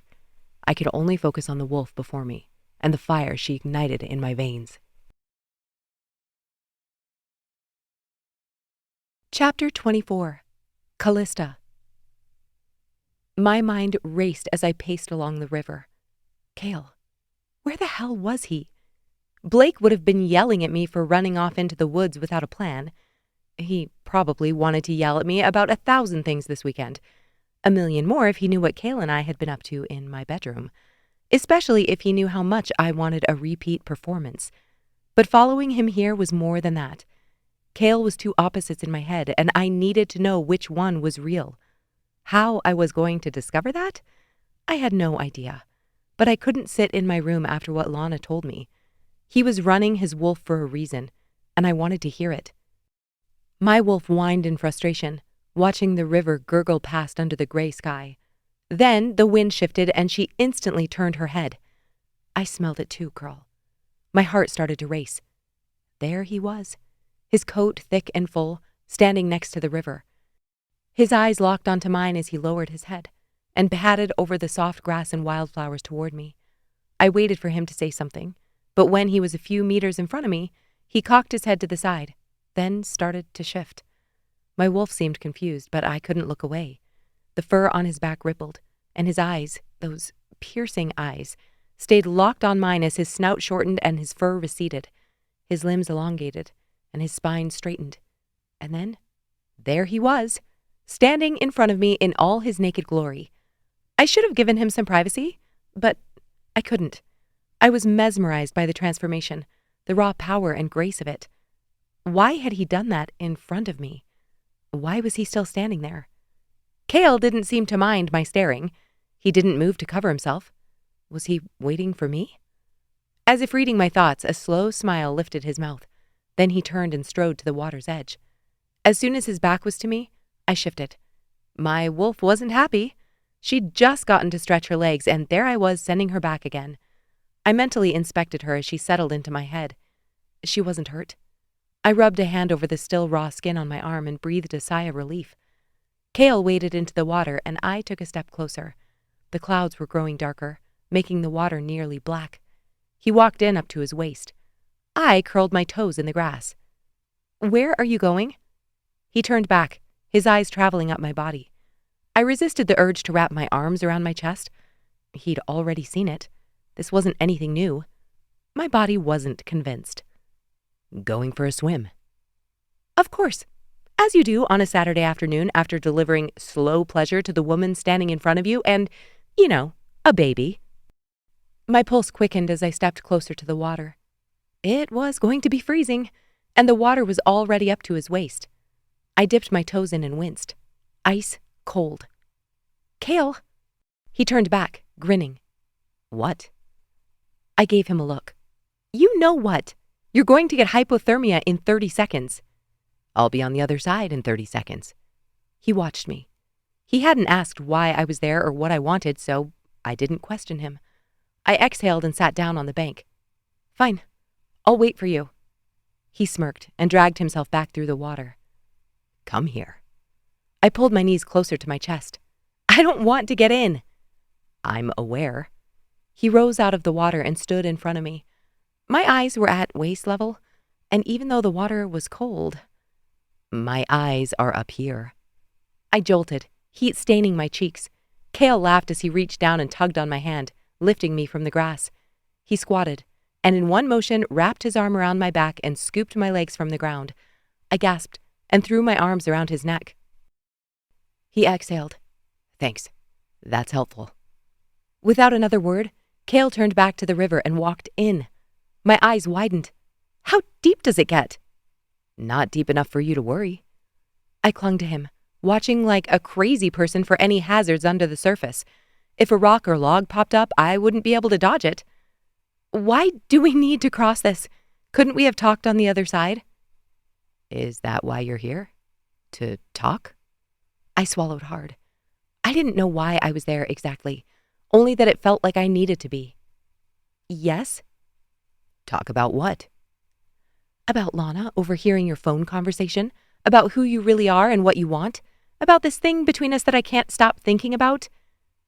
About what happened this morning." He grunted as his foot hit a rock. "You did well." "You gave good instructions." Kael lifted me higher in his arms as we hit the center of the river. The water barely brushed my butt, and I shivered. He met my eyes. "Good chat." I shot him a look, but couldn't think of anything else to say as he crossed the final stretch of water and set me down on the bank on the other side. "Thank you." I rubbed my arms. Even dry, the chill in the air was seeping through my skin. "You're welcome." He stood in front of me a second longer, his chest and stomach wet and covered in goose flesh, then walked past me up the bank. I followed, not bothering to ask where we were going. He would either tell me or he wouldn't, but we both knew I was going to follow. Unless there was another frozen river to cross. Despite the cold, my body felt glorious. I took in every tree branch, every late blooming wildflower, every new tree sprouting from the forest floor. I'd missed this, all of it. For nearly a month I'd been stuck in my house staring at a computer screen. The world was beautiful, and I'd been missing it. I gritted my teeth to keep the burn in my eyes from turning into tears, but wasn't successful. Tears pooled against my lower eyelids, and I blinked, trying to clear them before Kael turned around. Then his hand was on my elbow. "Slow down." I stumbled back and looked at the ground. I'd almost walked right off a ledge. The drop wasn't far, but the rocks were jagged. I quickly wiped my cheeks. "What is this place?" Kael watched me a moment before clearing his throat. "Hot spring. I found it as a pup." He walked along the edge and dropped into the small, semicircular pool. It wasn't large and wasn't deep enough to submerge without crunching up, but the water was crystal clear. A vent at the bottom sent ripples through the water, bubbling at the surface. I bit my lower lip. "This makes me think of that movie." "Which one?" "I can't remember the name, but people were skinny dipping in a hot spring and then magma superheated the earth beneath them and they boiled to death." Kael raised an eyebrow. It's a good thing wolves run hotter than humans. He dropped lower and leaned back against a rock, closing his eyes. Water's nice. Not boiling. I rolled my eyes and crouched, slipping in next to him. I exhaled as the sudden heat made my skin tingle, then turned and rested my arms on the rocks, letting my body float. Steam curled around me, sticking to my exposed skin. I jerked my foot back when something brushed against it. Sorry. Kael opened his eyes. I turned to look at him. Who were you talking to when you were on the phone earlier? His eyes widened a fraction. He straightened in the water. Were you listening? I shook my head. No, but Lana was. He nodded once. My friend, with the alphas. I considered this. Was there a chance he was telling his friend what he wanted to hear? Was I hoping that's why he'd said what he did? You have a lot of friends. Kael scrubbed his hand over his jaw. I'm lucky, I guess. Why don't you have a pack? And why are you willing to do all of this for a friend? Wow, we're just getting right into this. I leaned closer. Is killing really such a nothing task to you that you'd knock off a few people anytime, any place? Or is this more than a friend to you? And you know how to deliver babies? And Bill seems like more than a friend too, for that matter. Kael held up a hand. You're more talkative than you were last night. That shut me up. My skin started to flush, and not from the hot spring. Kael cocked his head. Why does it matter? Why does what matter? He shrugged. Any of it. As soon as we can get to Swan Lake, you hopefully won't be tied to the dagger. So you are going to take it? You're going to use it again? My shoulders curled in, and I wrapped my arms over my chest. Kael's jaw worked. That's the plan. Because of your friend? You're going to kill people because of... He was like a father to me. The alphas knew that. I was working over in Europe when I got the call. I moved to my left and rested against a rock. Okay. They knew you? He nodded. I grew up about an hour north. Which pack? His expression darkened, and for a second I wondered if he wasn't going to answer. Didn't have one. I frowned. Why not? Kael pointed at his opposite shoulder, watching me as it sank in. My stomach dropped through my middle, and I couldn't keep the look of horror off my face. Are you serious? They rejected you? He dropped his hand back into the water. 6 years old. My mind reeled. 6? I'd heard of packs ending pregnancies when they didn't think the pups would be strong, but allowing them to live only to abandon them? That's horrible. Kael stared at the water's surface. Bill thinks my mother tried to keep me. That's why I was so old. It made sense. She probably suffered just as much as he did. Which pack? It doesn't matter. It does matter. Which pack? I hadn't meant to growl, but something wild and feral rose within me. How dare they do that to him? How dare they leave him helpless? Kael put his hand out and pried my clawed fingers from the rock. I'm fine, Callista. His touch sent a swoop through me, starting at my wrist and diving into my middle. I pulled back. Kael cleared his throat. Destin was like a father to me. He's the one the Alliance got their hands on. Alliance? Kael looked up. You don't know about them? I shook my head. It's a group of 3, maybe 4 alphas up north. They work together to maintain their packs, share resources, get through the winter. It's tougher up there. And they're the ones who hired you? Pieces were starting to click together. Did you work with Nathan? Kael shook his head. I was just there to clean up his mess. That stung like a slap. Kael was hired to do what Nathan couldn't. Because he'd tried to kill me, tried to control Evelyn, and Rowan had ripped out his throat. This wasn't a game. And Kael, though he sat relaxed next to me, wasn't innocent. I'm Nathan's mess, I whispered. That's not what I meant. My eyes flashed. But it's the truth. He didn't argue, and words bubbled up my throat before I could stop them. Why didn't you kill me, Kael? In the tent. Why didn't you let me take the dagger and finish what Nathan started? You heard me answer Rowan. Kael pushed up, standing in the water. Right. You said you needed to be sure. Exactly. He turned and pressed his hand on the rock, readying himself to get out. But I wasn't done with this conversation. Why can we talk? In wolf form. Kael hoisted himself up onto the rocks. That's a great question. Kael! I struggled up to the bank, storming after him back into the trees. You don't have any thoughts on that? He didn't turn, didn't answer. Kael! He spun and pulled me against his chest, his hand snapping around my waist like a bracelet. You want to know my thoughts? His head bowed toward me, his body rock hard against my stomach. Mm-hmm. I wet my lips, and his eyes turned liquid as he tracked the motion. I can't take a mate. My breath caught as his hips rocked into mine. I never said I wanted. I don't have a pack. Zero stability. I don't even have a home base. Kael, I didn't. He brushed his lips over my jaw, and my eyelids closed involuntarily. I'm sorry, he whispered, then took my hand and walked me to the river. Chapter 25. Callista. We ran as wolves through the woods in silence. When we got closer to the house, I dropped back and found my clothes. Kael didn't have that option. His were next to the house, and by the time I saw why he shouldn't rush out into the yard, it was too late to stop him. Taking a midday stroll? Lana stood next to the back door, her hands on her hips.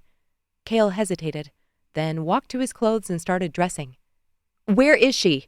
Lana barked. Kael didn't answer, and I rushed to pull on my underwear. Answer me, asshole! Lana! I ran out of the trees, my sweatshirt on, but no pants. Stop! It's not what it looks like. Yeah? What does it look like, do you think? I shoved my feet through the leg holes and pulled up my pants.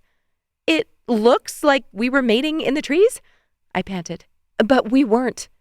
My response took her off guard. She glowered at the two of us. What were you doing then? Alone.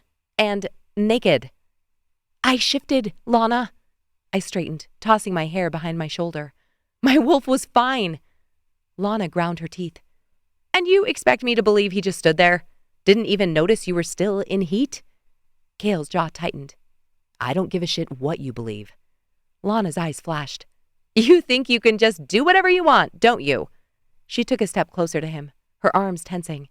You think you can come into our territory, threaten our pack, and then nothing happened, I blurted out, which was technically true, even though my heart felt like it had an ice pick jabbed in the middle of it. I was trying. Just stop. Lana cut me off, her eyes boring into mine.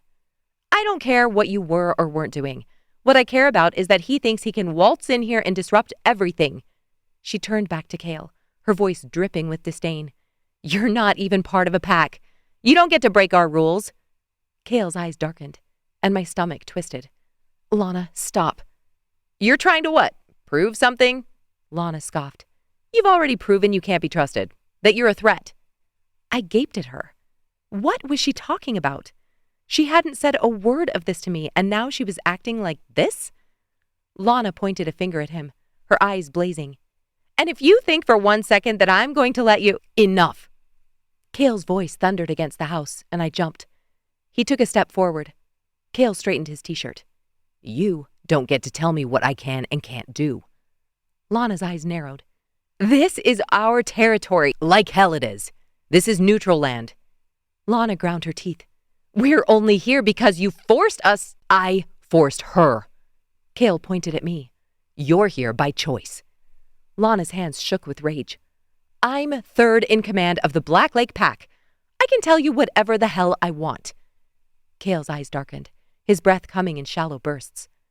I'm not part of your pack, remember? Lana's nostrils flared as Kael stalked past her up the steps. He walked into the house and slammed the door. Before I could catch my breath, Bill stumbled out onto the porch holding his shotgun. You girls okay? I could have used that a second ago, Lana muttered.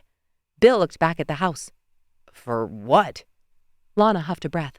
I'm done with this. She stormed past me into the trees. We had to leave. If Kael and Lana had to spend another night trapped in this house, they were going to combust, and my heat, though still uncomfortable, was manageable. All that commotion was the two of them. Bill pointed between the house and the trees. It's not like her, I said. Bill scratched his beard. It's not like him. But then again. He fixed his eyes on me. What? I crossed my arms. Nothing. Just thinking. I shoved my hands in my pockets and walked to the steps. I wanted to rush in after Kael and apologize for what Lana had said. You're not even part of a pack? Something wasn't right. I hadn't known Lana for long, but she hadn't been cruel, even when Kael had a knife to my throat. I don't think we can wait any longer. We need to leave for Swan Lake. I sat on my bed, threading my thoughts between that afternoon with Kael and my worries about what we might find at the pools.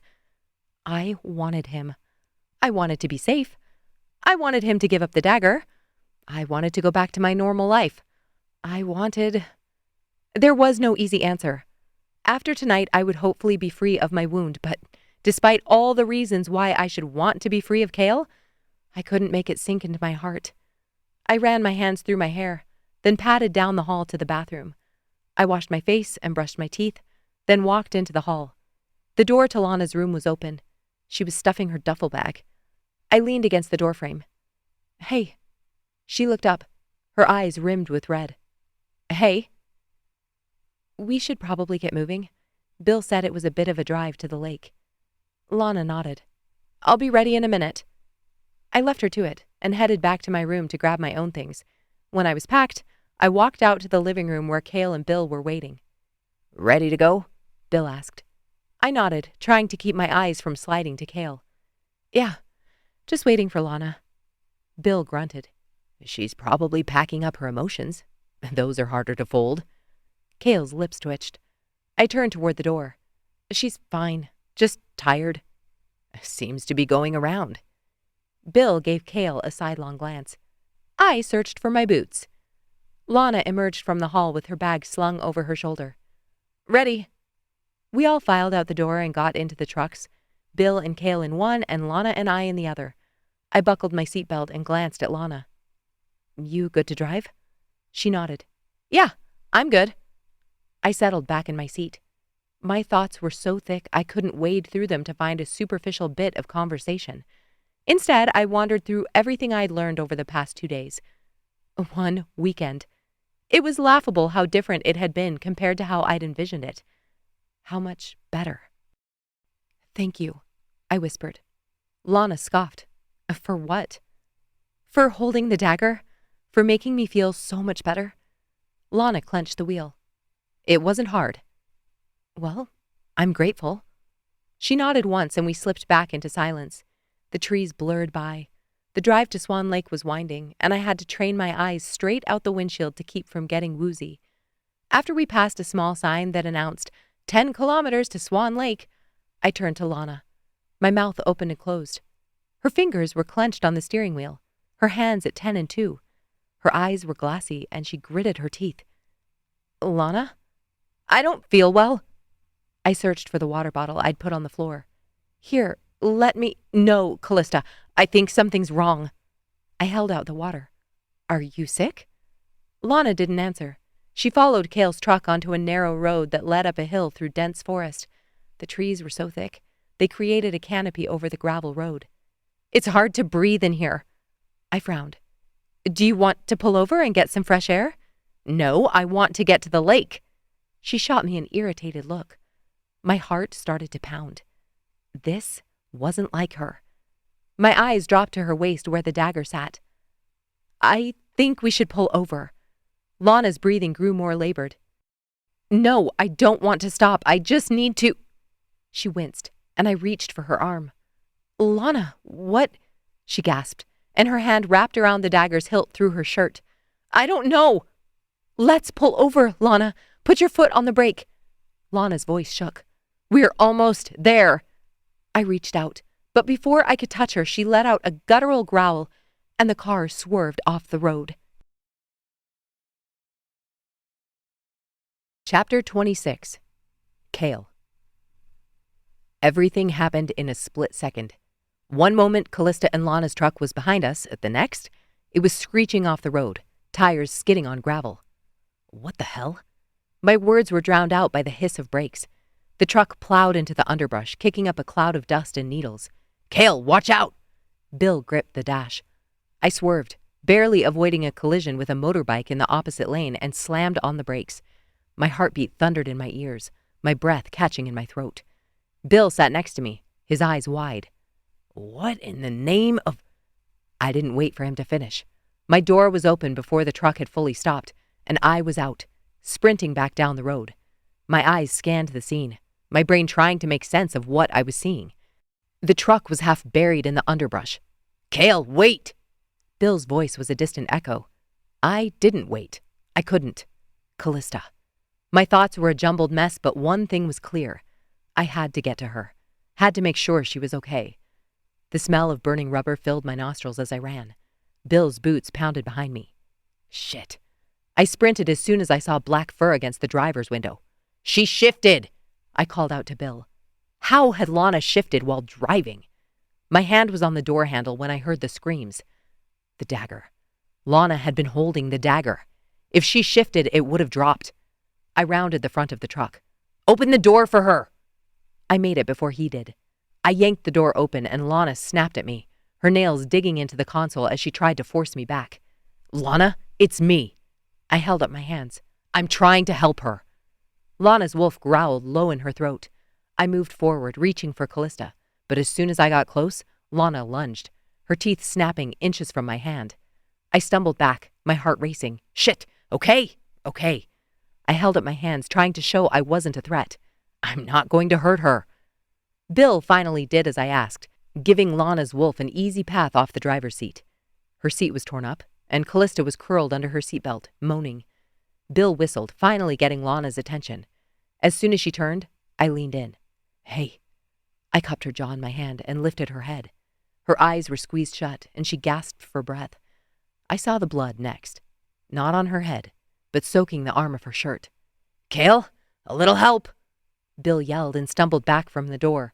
Lana snarled, her hackles raised. "It's the dagger," Callista gasped. "It's affecting her. She's been off since this morning, and the closer we got to Swan Lake, the worse she was." "Why didn't you call?" Callista struggled to unbuckle her seatbelt. "I don't have your number." I blinked, then reached over her and hit the red button, then pulled her out of the truck. Of course she didn't have my number. Bill didn't even have my number. But the idea that she couldn't contact me felt strange and wrong. "I didn't have time. I couldn't think to push a thought." "You have first aid in your bag?" I asked. Callista nodded, and I looked up to see the dark fur of Lana's wolf gone. She'd shifted back and leaned against the other side of the vehicle. Bill stood with his back to me, giving her privacy. I pulled Callista's bag from the back and tore through it until I found her supplies. Plenty of gauze.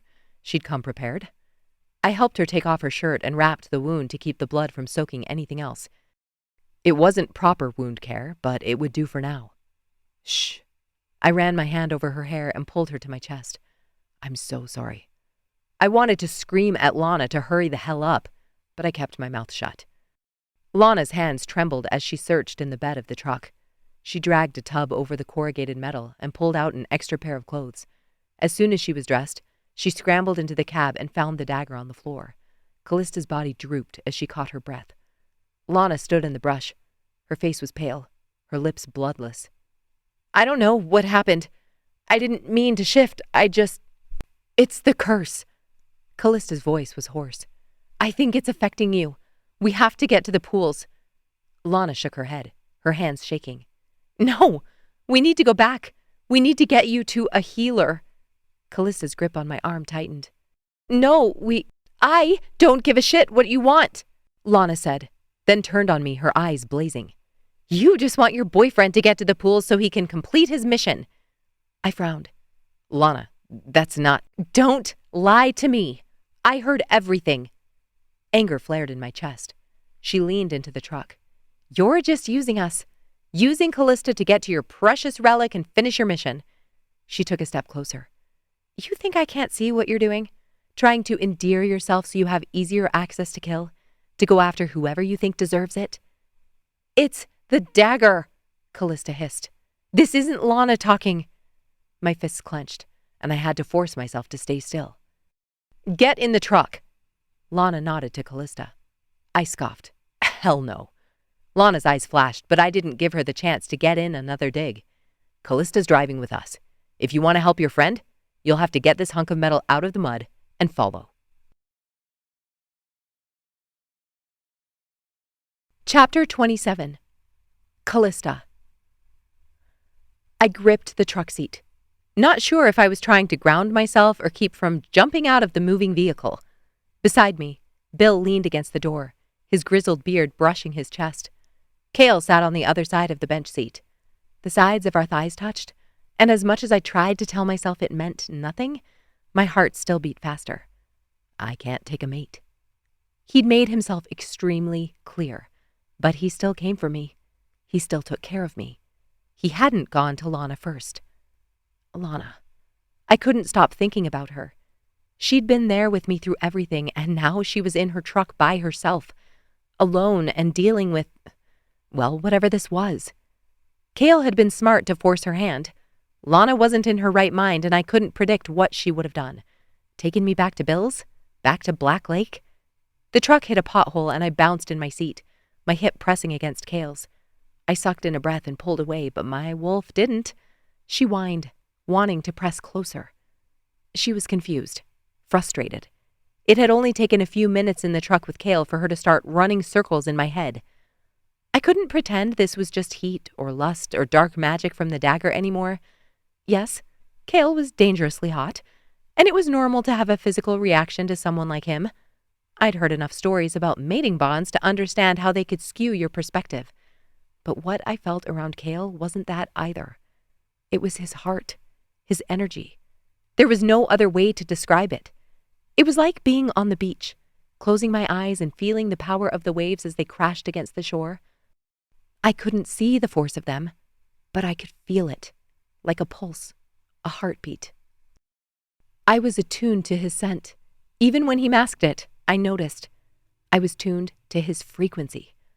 And he couldn't take a mate. It was good, wasn't it? I didn't trust myself to make the right choice where he was concerned. Everything he'd whispered to me on the riverbank was true. He didn't have a pack or any stability. And wasn't that what I wanted? A safe place to live, a place to raise pups. That thought only made me think about Kael delivering Marissa's baby, which wasn't helping. I shifted in my seat and tried to focus on something else. Anything. But the movement of the truck kept jostling me, forcing me to touch him. Every accidental brush sent my wolf into a low-grade frenzy. She craved him. With every bump, it was like she was trying to climb out of my skin and into his.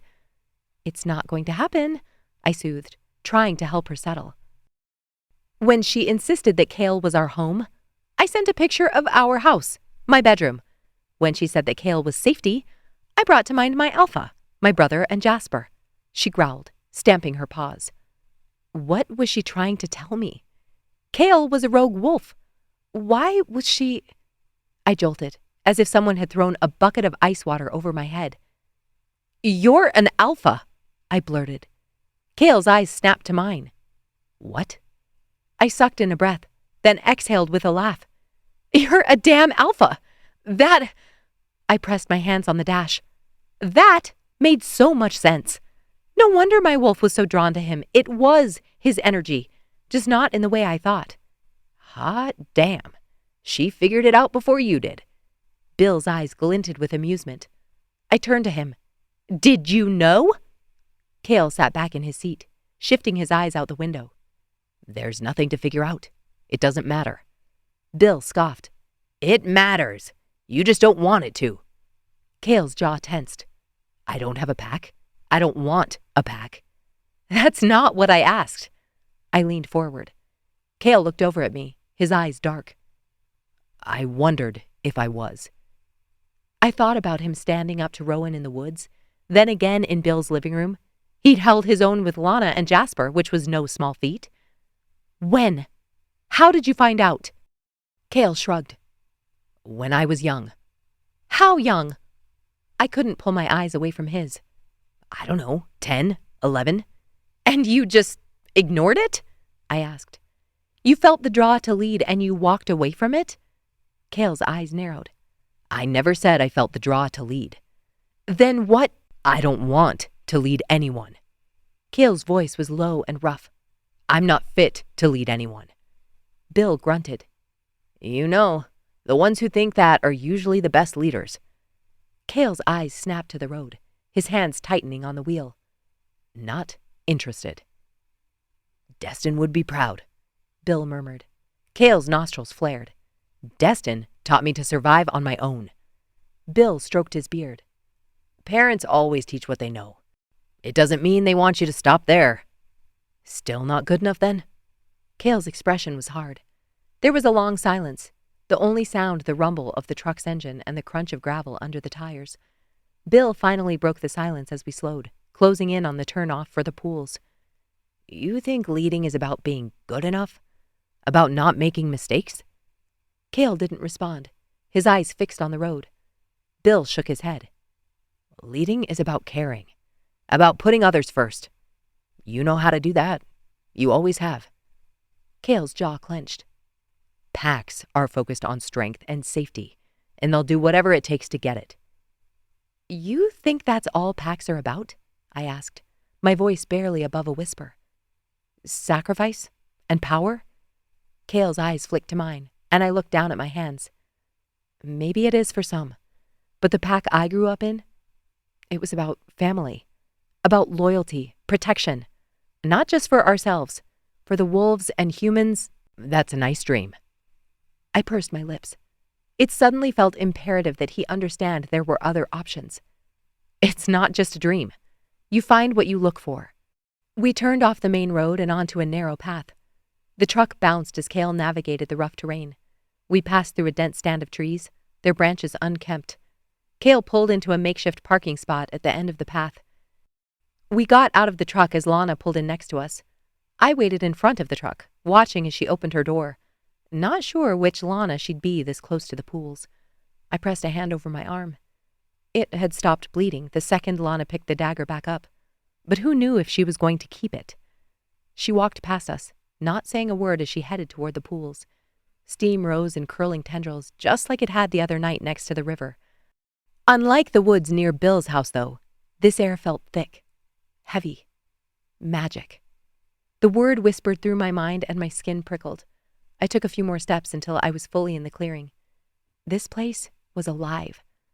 I hadn't been lucid the last time I was here. I'd missed all of this. My wolf paced within me, her ears perked and her nose twitching. She felt it too. The pulse of energy that thrummed just below the surface. Something that made my heart race and my skin tingle. It was familiar, yet foreign. Comforting, yet terrifying. My memories were shards of glass, each piece reflecting a different part of that night Nathan had used me as bait. I remembered the feel of the restraints, the cold bite of metal against my skin. But there were other things too. Things I couldn't quite grasp. The scent of wet earth, the hiss of steam, the way the air had seemed to shimmer, like I was looking through a pane of frosted glass. I took a step forward, then another, drawn to the pool like a moth to a flame. The warmth enveloped me, seeping into my bones and coaxing me to relax. My wolf whined, and I knew she felt it too. The pull, the promise of something more. Kael's hand shot out, gripping my arm. Careful. I looked up at him, my wolf pushing against my skin, urging me to get closer. I have to see it. He hesitated, then nodded. All right, but stay close. I nodded, and we moved together, Bill following a few steps behind. As we rounded the shed, the pool came into view.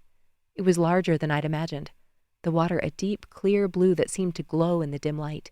Steam rose from the surface in thick, swirling clouds, and the ground around the pool was a mix of wet earth and smooth, slick rocks. I stopped at the edge, my breath catching in my throat. Lana was already there. She'd stripped off her coat and rolled up her sleeves, revealing her bare arms. Her breath came in quick, shallow gasps, and her eyes were wild. She lay down on her stomach and draped her arms over the side, dipping her arms into the pool. The water lapped at her skin, beads of moisture forming and then slipping back into the depths.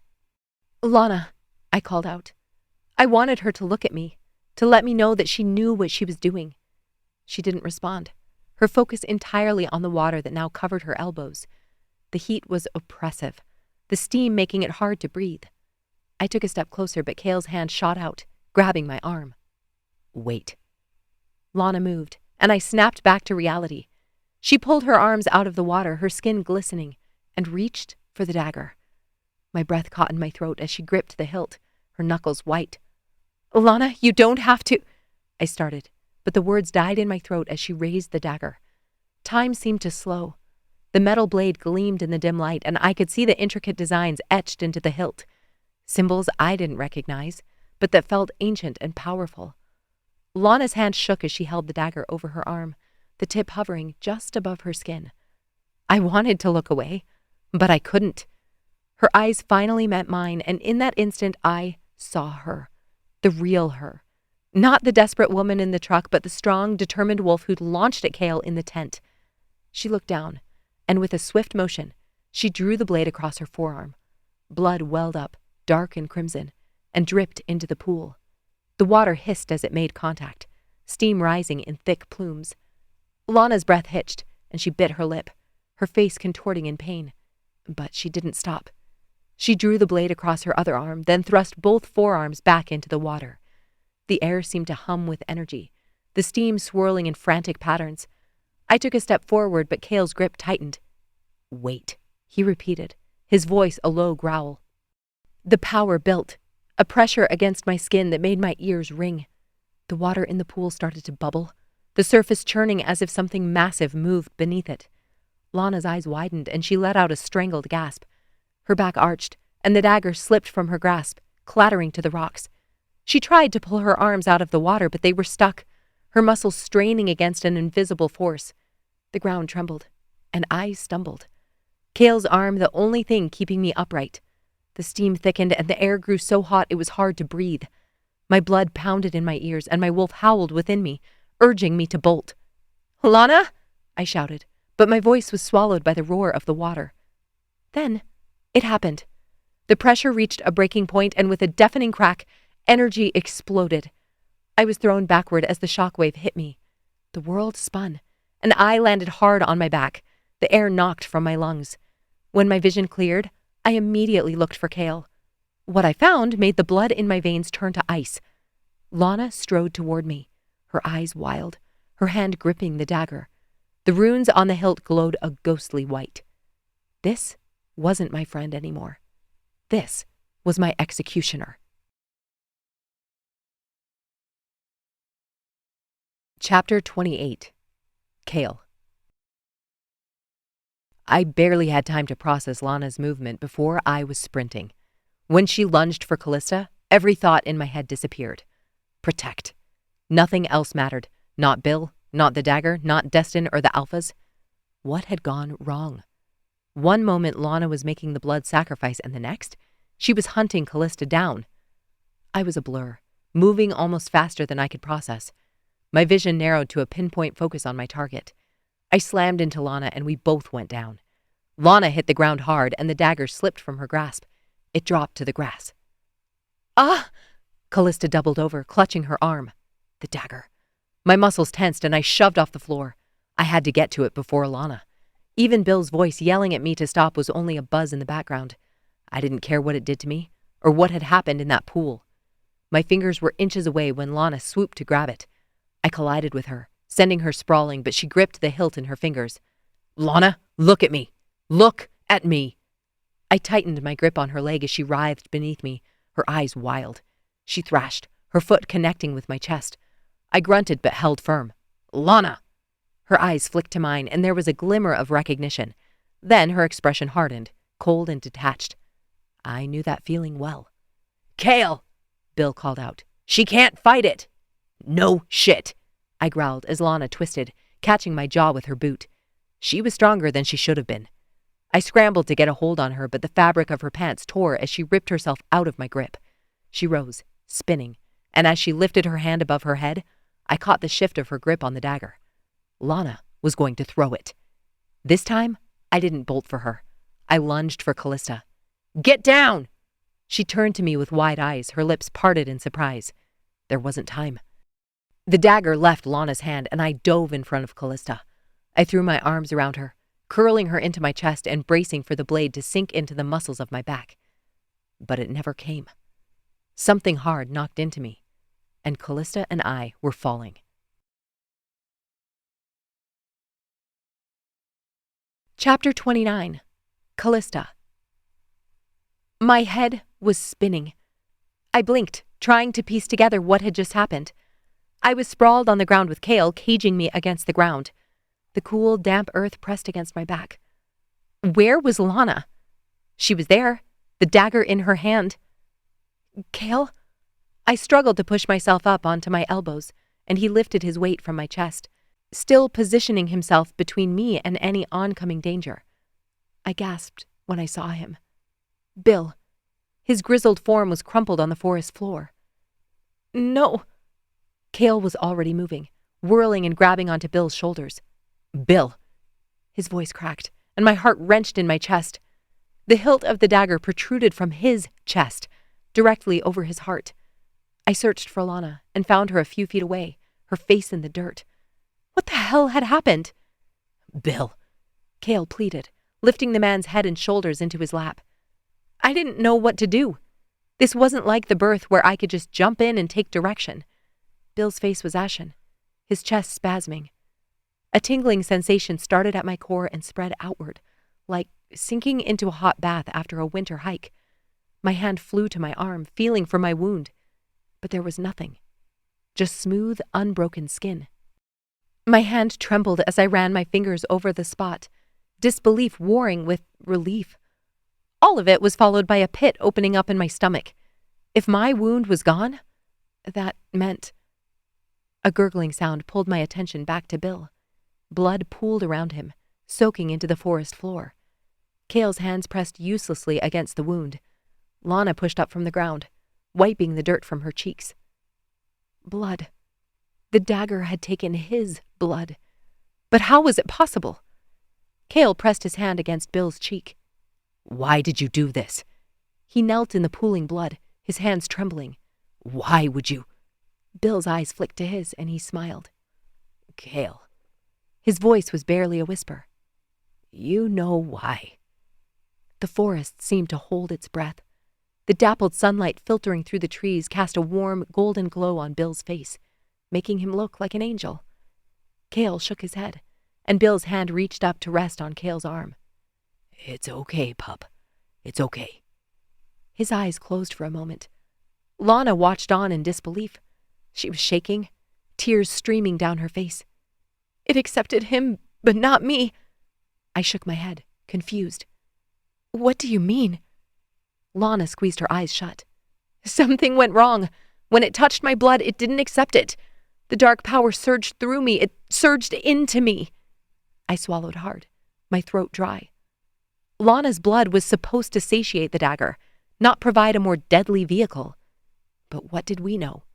We'd based our plan on an elementary understanding of the relics. Of course we'd misunderstood the power it held, the link that Lana had with the Shadow Pack. Lana crawled forward, tears spilling down her cheeks. Why didn't you tell us? She stared directly at Bill. Bill's eyelids shuddered, his breath coming in quick bursts. Lana's eyes locked onto mine. When the dagger touched me, I saw things. Memories that weren't mine. A pack. The Shadow Pack. Her voice wavered. I saw them before the curse, before the relics. And I can see him now. I can see his wolf. I stared at her, my mind racing. Bill. He's Shadow Pack? Lana nodded, her hands clenched into fists. The dagger wasn't satisfied with the taste. It still required a life. If I had given more... Bill coughed, and Lana's head jerked up. She scrambled to his side, her hands hovering over him. I'm sorry. I'm so sorry. Bill turned his head to look at her, his eyes glassy. It's not your fault, Lana. She shook her head, and a sob broke free of her lips. Bill reached up and grabbed her hand. This was my fate. His voice was hoarse, barely more than a whisper. You have to fulfill the legends. You need to reunite the pack. Bill's grip on her hand tightened. The Shadow Pack. It's the only way the packs will be strong again. The only way to protect what's coming. Lana paled. What's coming? Bill's eyes fluttered closed. You have to find the others, Lana. You have to... His grip weakened, and his hand fell to Kael's lap. Lana's breath came in ragged gasps as she watched the life drain from his eyes. Bill, please, please don't go. He didn't respond. His eyes were vacant, his chest still. Chapter 30. Callista. Lana swiped at her cheeks as she pushed up from the grass. Kael cleared his throat. Lana. Don't! Her fingers trembled as she pulled her phone from her pocket and swiped open the screen. She stalked into the trees, and I followed. She didn't seem like she wanted moral support, but she was shaking like a leaf. I glanced back at Kael. He'd shifted so Bill's body was flat on the ground. He was already starting to fade. There was never a need for a burial with shifters. The earth knew where we came from and was eager to take us back. Rowan? Lana sniffed, and I turned, trying to give her space but keep her in my line of sight. She's fine. Yes, I'm fine. I could only imagine Rowan's anxiety with all this. It had been a leap of faith for him to give the task over to Lana. He never would have done it had he not had a new mother and pup to care for. Lana paced. It's done. She paused. I don't know, but it's not going after her. The wound is healed. She glanced up at my arm. I waited as she listened and nodded, then finally hung up the phone. Let's go. Lana's shoulders were tense as we turned and strode back to the pools. The second we left the trees, my heart sank. What the hell? Lana growled. The dagger was gone. Kael was gone. Images of him flashed in my mind. His intense, stormy eyes, the way his lips curved when he smirked, the heat of his body pressed against mine. I could still feel his touch, still hear his voice. I gritted my teeth and ran forward, searching the grass. You didn't take the dagger? Lana shook her head. I couldn't touch it. Kael took it, Lana. I pointed where Bill's clothes lay in a heap. I wrapped my arms around myself, trying to keep my heart from shattering. Lana cursed under her breath. Why didn't you grab it? Are you kidding me right now? I snapped. Your wound is healed, isn't it? Lana pointed at my arm. I rubbed my temples. We shouldn't be fighting.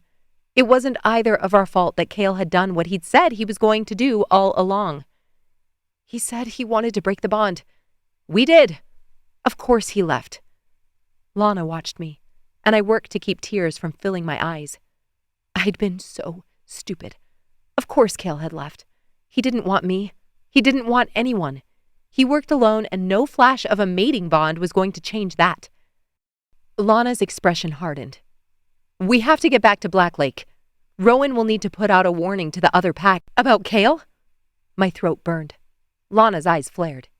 Yes, about Kael. Pressure built behind my eyes as I imagined Kael stalking other wolves. He won't do it. Lana scoffed. He just walked away with the most dangerous weapon in existence, Callista. And you think he's not dangerous? You think he's not going to use it again? I shook my head. He wouldn't. He what? He wouldn't kill another pack member? He wouldn't use that thing against you? Because I'm pretty sure he already did. I opened my mouth, but the words died on my tongue. He wouldn't harm someone unless it was to protect. But that's what he was doing, wasn't he? He'd found a way to avoid hurting me, but the Alpha still held his friend, the closest thing to a father he'd ever had. Lana's expression softened. Callista, I know you want to see the best in him. No, you're right. I struggled to breathe. If Kael kills, the dagger gets more powerful. If the dagger gets more powerful, then the Alpha Alliance gets more powerful. They're the ones who are creating this bloodbath, and they're the ones who are going to win if we don't stop them. Lana blinked. I ran a hand through my hair. He doesn't have a choice, Lana. They have him in a vice. They tell him who to kill, and he does it or his only family dies. He doesn't have a pack. He doesn't have anyone to back him up. I blew out a breath. If they had Blake, I'd probably do the same thing. Who the hell is they? Lana's arms crossed over her chest. My cheeks warmed. Right. I hadn't told her about this. About any of it. You remember that phone conversation you overheard? Lana nodded. Why hadn't I told her about it? Right, because she'd gotten into a yelling match with Kael the second we got back to the house. I ignored that detail and continued. Kael told me about the Alpha Alliance. They hired Nathan, then took someone Kael cares about to force him to come back and clean up the mess. They're forcing him to do this, to kill wolves from other packs and feed their power into that dagger. Lana stared at me, her eyes searching my face. You knew this, and I didn't have time, Lana. You didn't exactly want to chat in the truck on the way here. It was a low blow. It wasn't her fault the dagger had been affecting her. I'm sorry. No, you're right. Lana's brow furrowed. She pursed her lips, then finally nodded. Let's go talk to Rowan. I let out a shaky breath. As we started back through the forest, my mind raced. I had to get to Rowan. We wanted to figure out a way to stop Kael from killing, to free him from the Alliance. But Kael had made it clear he didn't want my help. He didn't want my attachment. What was I supposed to do with that? I slid into the passenger seat and rubbed my arm. Clean. Healed. I could go back to normal life now. I wasn't part of pack leadership. I didn't need to worry about the Alliance or the dangers they posed to the British Columbia packs. I could go back to my regular life if I wanted to. Work, friends, family. Wasn't that what I wanted? The sun dropped low on the horizon as we raced down the gravel road. There was an empty pit in my center, but no matter how deep my breaths, it never seemed to fill. Kael had made his choice. He'd taken the dagger and left me behind, just like he said he would. I can't take a mate. I pressed my hand to my chest, clutching the fabric of my shirt. It would fade, wouldn't it? The bond I felt with him. Tears pricked my eyes because I didn't want it to. He was a rogue alpha, a rejected wolf. He had no pack, no home base. None of it mattered to me. He was good. He was kind. He was strong. My wolf pawed at the ground, pressing against my mind with urgency. You weren't wrong. About any of it, I whispered. She yipped, and though I didn't think it was going to make any difference, I let her do it her way, one last time. Chapter 31. Kael. I gripped the steering wheel. The leather cracked and worn beneath my palms. My truck rumbled like a beast beneath me down the gravel roads. I couldn't lose another friend, not after Bill. The thought of Destin alone in whatever hellhole the Alliance was holding him in twisted my insides. I had to save him. I glanced at the dagger in my passenger seat. Would it still work? My jaw worked as I sorted through all the possibilities. I could take it back, tell them what happened, and explain about the Shadow Pack. That would likely require me to give Lana's name. Possibly not. I could give them Bill's. He was gone, so at least they couldn't hurt him like they could Lana. But would they release Destin for information? Or would they force me into a task that was worse? My mind drifted to the price I'd have to pay, the things they could make me do to get him out of there. My grip tightened even more on the wheel. I wasn't a stranger to violence, to death, but now it was different. If I didn't take the dagger back, I'd have to kill 2 pack members to save Destin. The thought settled like a stone in my gut. I'd have to rip their throats out. 2 men who had probably done nothing but protect their pack. 2 shifters who had mothers and fathers and possibly mates. Did they have pups? My stomach churned at the thought of them waiting for their fathers to come home, only to be told they never would. I passed a small town, its wooden buildings weathered and worn. A couple of cars were parked outside a diner and a few people walked along the sidewalk. It was a simple life, one that I'd never known, one that I'd never wanted. Until now.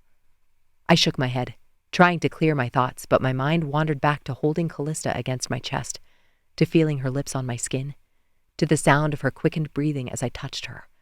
Then to hovering in Callista's tent. I could feel the fabric between my fingers as I pulled it aside. The way the moonlight had shifted, illuminating her sleeping face. She looked peaceful, oblivious to the world outside, oblivious to me standing there ready to take her life. I skidded to a stop on the side of the road and threw open the door of my truck, then stumbled into the ditch and threw up in the grass. My heart beat in my throat. My hands were cold and clammy. I was a different breed of monster now.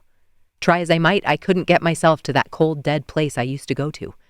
Not after holding Bill in my arms. Not after Callista said I made her feel safe. I couldn't kill them. I couldn't do it. And that meant I couldn't save Destin. I let out a cry of rage that echoed through the trees and slammed my fist into the side panel of my truck. What the hell was I supposed to do? My wolf jumped to attention as a voice suddenly echoed in my head. You don't have to do this alone. My insides liquefied as heat spread through me, warming my fingers and toes. I imagined Callista walking back into the clearing and finding me gone, finding the dagger gone. I assumed she would have hated me, just like my pack. She would have seen my weakness and abandoned me to my fate. But Destin hadn't abandoned me. Bill had welcomed me in with open arms. And Callista. Maybe your wolf is trying to teach you something. I wiped my lips on my sleeve and grabbed my water bottle from the cup holder in my door. After rinsing my mouth, I jumped back onto my seat, threw the truck into reverse, and whipped it around, heading in the opposite direction. I'd been to Black Lake twice before. Once when I'd stalked Nathan Black, and once when I'd stolen the dagger. The houses grew closer as I passed the "Welcome to Black Lake" sign, and I pushed down the nausea. Now that I knew what Nathan had done, how he'd hurt Callista, I wanted a do-over. Rowan's house, where I'd found the dagger, was at the end of an unmarked cul-de-sac. I was almost at the turnoff when I caught sight of him. He was standing outside a mechanic shop with Jasper. I turned off the road, my tires crunching the gravel until they hit concrete, and I parked. I stared at the two men standing in the middle of the lot. The mechanic shop had a worn wooden sign above the garage door. My skin prickled. This could go one of two ways, and I didn't want to get into a public brawl. I pushed open my door and stepped out. Rowan's nostrils flared, and his eyes flicked down to my hand where I clutched the dagger. Kael? The tension was palpable, crackling in the air like static electricity. Rowan's nostrils flared as he shifted his weight. Jasper tensed, his body coiling like a spring, but a subtle shake of Rowan's head kept him in place. I glanced around, a piece of me hoping I'd find Lana or Callista, even though Lana's truck wasn't out front. I stopped a few feet from them and held up the dagger, the polished steel catching the light. I've had a change of heart. I tossed it, and it clattered onto the concrete between us. The autumn breeze rustled the leaves on the trees, and I breathed in the faint tang of oil and metal from the shop. When Rowan didn't speak, I continued. A friend of mine is convinced the Shadow Pack is returning. I saw proof, in Lana. Rowan considered this. How is that supposed to help us? If the Alliance is after our packs, how do you know that? My jaw tensed. Callista. Rowan folded his arms in front of him. She told me I shouldn't blame you for taking the dagger. That they're holding a friend of yours. My chest tightened. I don't know anything that can help you, but I can't do what they've asked. I turned and started back toward my truck. Kael. I stopped at Rowan's bark. Your friend, the one taken by the Alphas? Callista wants to get a group together to find him. I turned, frowning. No, the Alliance is powerful, but that's what you're planning, isn't it? Rowan walked toward me. I didn't answer him, but he knew he'd hit money. Rowan stopped in front of me. I'm sorry about Bill, Kael. The words felt like a punch in the gut. I nodded once. I didn't want to talk about this, but the words slipped out anyway. Is Callista okay? Rowan's jaw worked. No. My stomach twisted. What happened?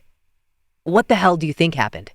She's safe, but she's not okay. My heart started to race. I tried to turn, but Rowan put a hand on my shoulder. He stood on the concrete, which put us at eye level. We're working on building our own alliance.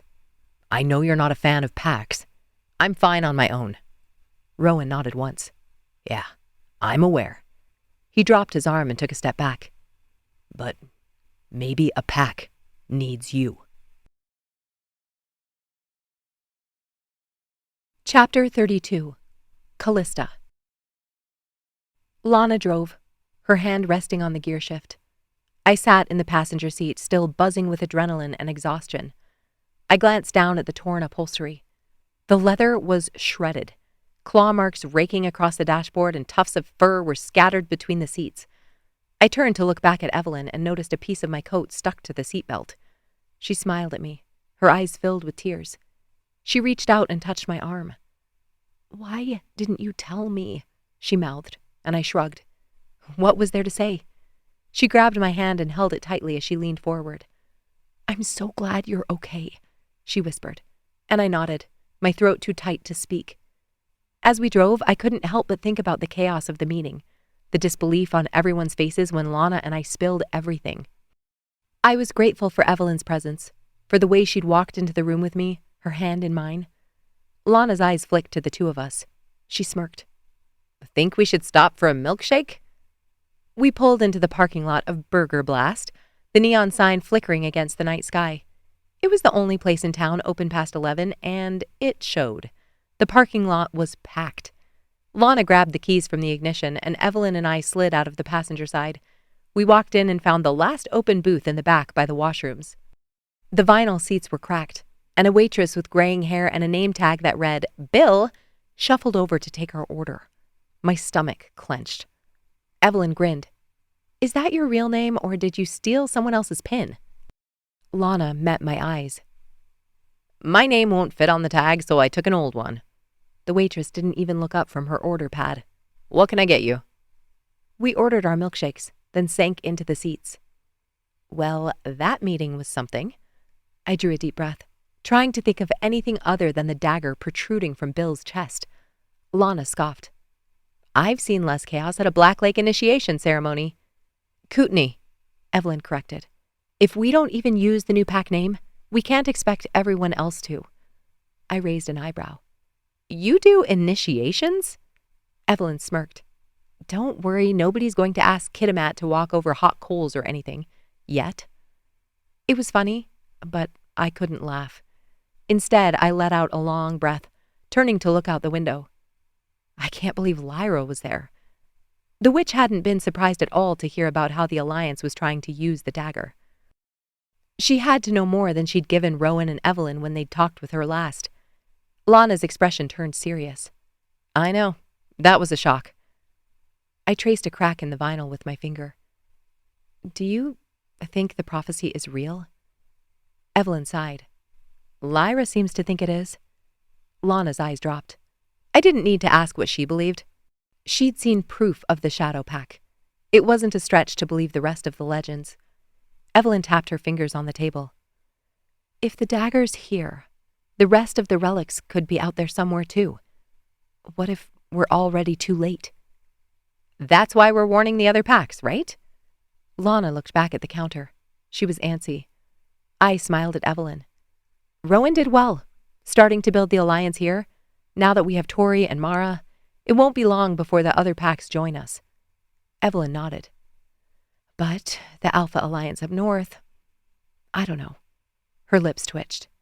The waitress with the stolen name tag brought out our milkshakes, and I took a long sip, the cold sweetness washing over my tongue. Lana licked whipped cream from her lips.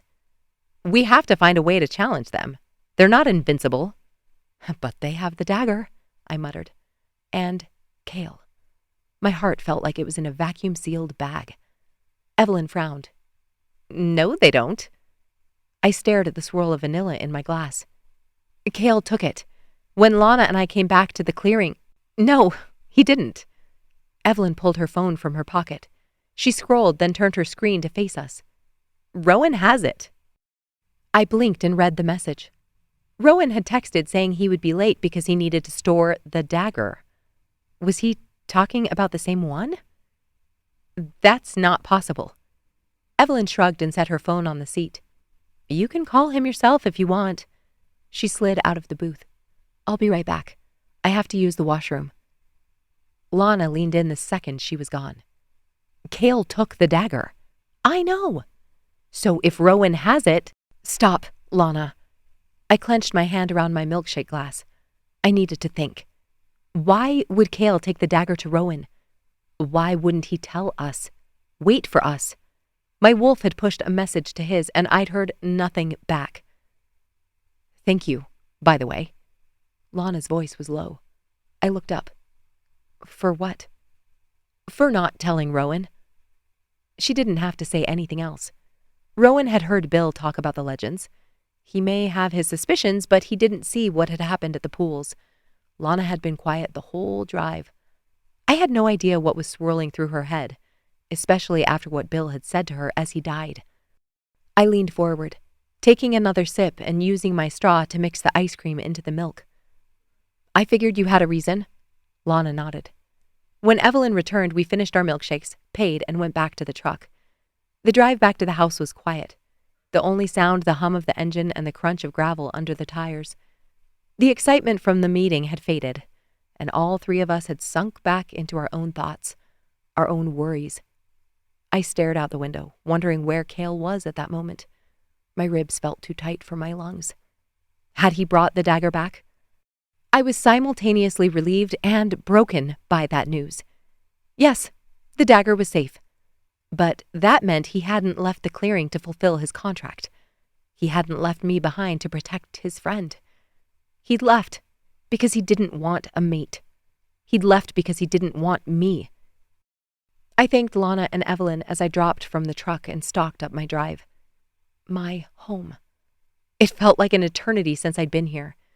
The house was quiet as I walked in, and I dropped my things in the entryway and took off my boots. My bedroom door creaked as I pushed it open, and I stepped inside, closing it behind me. I sat on the edge of my bed, staring at the pile of work files on my nightstand. 1 weekend. I hadn't even missed any work. I nearly laughed out loud. I couldn't even imagine going back to the office and pretending like the weekend had never happened. It was like I'd changed 3 sizes and was trying to put on my old clothes. Nothing fit. How could I go back to this? How could I sit in meetings, sit in front of my computer, make dinner, or sit around and talk with Celeste and Blake? I stood and walked to the window, pulling open the pane and resting my hands on the sill. The forest was a dark silhouette against the indigo sky, the moonlight casting long shadows that danced with the swaying branches. I closed my eyes and leaned forward, letting the cool air wash over me. How could he just leave? I'd seen the good in him, felt it.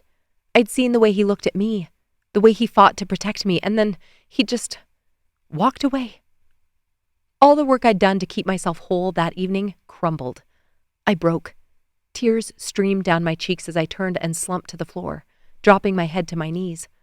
I couldn't do this. I didn't want to do this. I allowed myself a few more minutes in my pity party, then started to undress, pulling my shirt over my head and tossing it onto the chair in the corner of the room. As I reached for the button on my jeans, I heard a noise outside. Had I closed the window? I froze, my fingers hovering over the waistband. It was probably just the wind, or maybe a deer. But something inside me was on high alert. I crept back to the window and peered out, my eyes scanning the darkness. Nothing. I let out a breath and turned back to the room, but then I heard it again. A rustling, closer this time. My heart leapt into my throat and I stepped back, my pulse pounding in my ears. It was probably nothing, but after the weekend I'd had, I couldn't be too sure. I held my breath, listening intently. Then, without warning, a voice echoed in my mind. I need you this time. Chapter 33. Kael.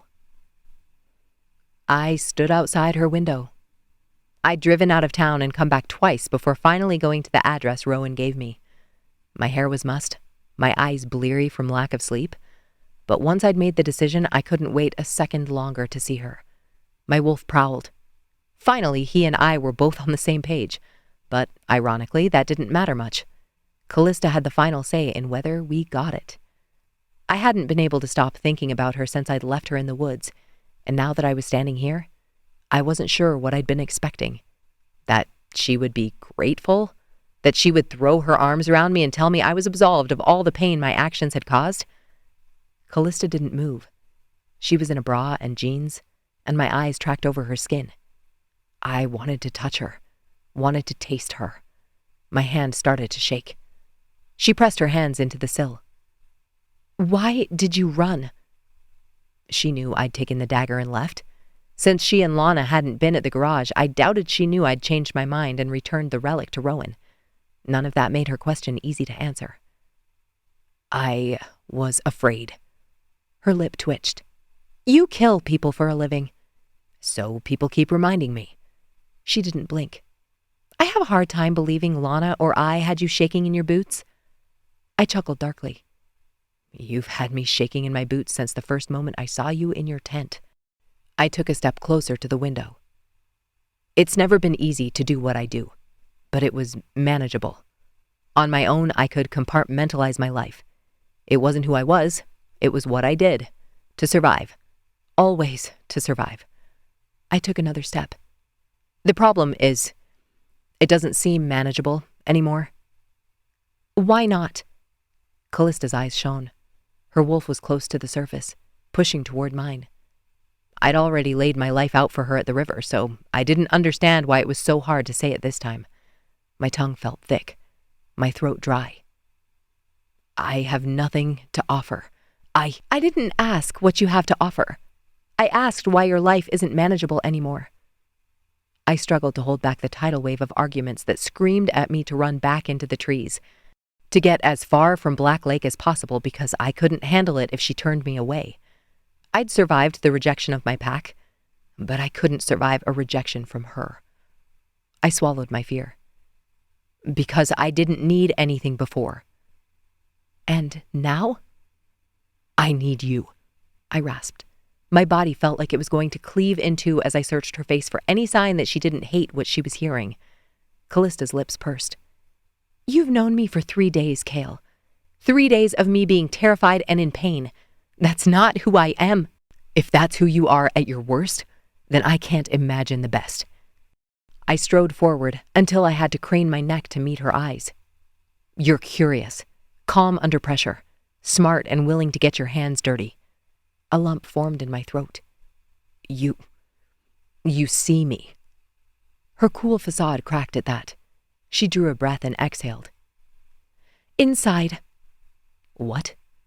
I don't want to have this conversation through a window. Can you come inside, please? My heart thumped in my chest. I reached up for the sill and Callista swatted my hand. Lana isn't sleeping in the hall. You can come in the front door. I nodded once, then jogged to the front of the house.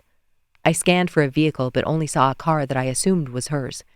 Callista pushed the door open as I took the steps 2 at a time. As soon as I was next to her in the entryway, I couldn't keep from touching her. I dragged my hand over her arm and she smiled. Not here. Blake will be back soon. Just take off your boots. My blood heated. Giving orders again? Callista's cheeks flushed. I set my boots next to hers and followed her down the hall to her room. She walked in and closed the window, then drew the shades. I shut the door behind me. Callista turned to face me. I thought you took the dagger to complete your assignment. To save your friend? I ran a hand through my hair, trying to tame it. I was never going to complete my assignment. I knew that before we went to Swan Lake, or I wouldn't have gone. Because of what we tried to do with the dagger? I nodded. I thought about taking it back to the Alphas. But you gave it to Rowan. Callista took a few steps toward me, and the walls of her room suddenly seemed to press in on me. He told me about your plan. I moved toward her, and we met at the foot of her bed. Her eyebrow quirked. Which one? To put together a rescue group. I slid my arm around her waist and pulled her closer. You didn't know I was coming back with the dagger. Callista arched against me. It didn't matter. Didn't it? She shook her head. They might have others. We need to show them they can't harm our packs or other shifters to cow us into submission. I brushed my lips over her forehead. So, it wasn't just for me? She pressed a hand to my cheek and the corner of her mouth lifted. Definitely not. I leaned into her touch. I need to say it now. All the things I don't have to offer you. Callista laughed, dropping her hand to my shoulder. You've already told me how inadequate you are. I fixed my eyes on her. I'm serious, Callista. She smiled up at me, her eyes glassy. I know who you are. I'm just waiting for you to realize that I don't care where you came from or what you've done. Callista. And it's not because I haven't thought about it. I have. The moment I felt a pull toward you, I listed every reason why it would be a terrible idea. But then I walked back into this empty room and envisioned stepping back into my old life. I ran my hands over her healed skin. It would be different. You wouldn't be in pain. She shook her head. Yes, I would. Callista pushed up on her tiptoes and kissed the underside of my jaw. You're right. We've seen each other at our worst. Maybe that's a gift? My head was thick, the scent of her hijacking my rational mind. How could that be a gift? She pressed her hand against the base of my throat. We have nothing to hide from each other. I worked to catch my breath. I can't give you promises. I don't know what my life will look like, who I'll be. Callista nodded, but she didn't back away. I don't need promises, Kael. I only need one.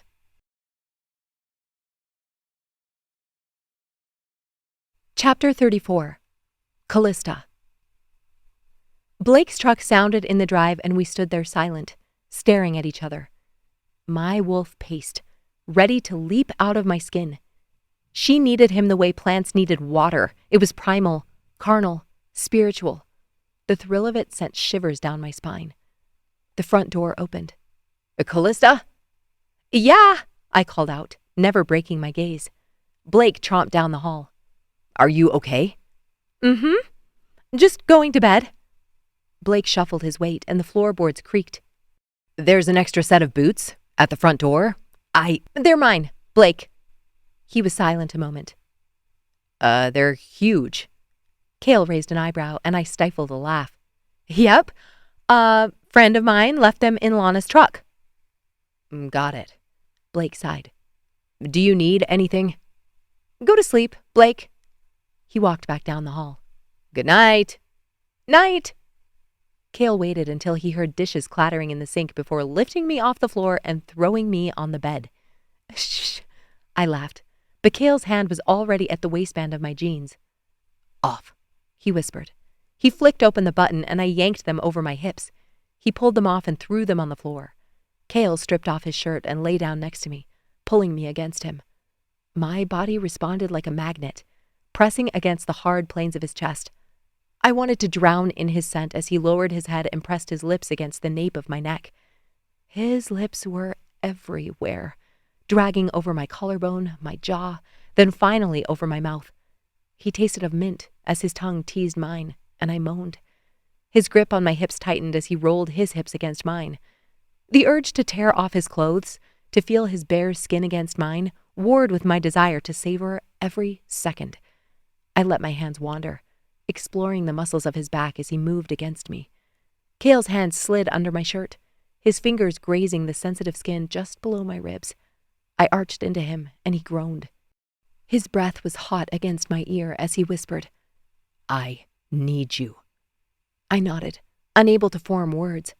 My body was a live wire, every nerve ending on high alert. Kael's hand moved lower, slipping under the waistband of my underwear, and I gasped. He and I both knew this wasn't like last time. This wasn't release. This was what our wolves had known we needed all along.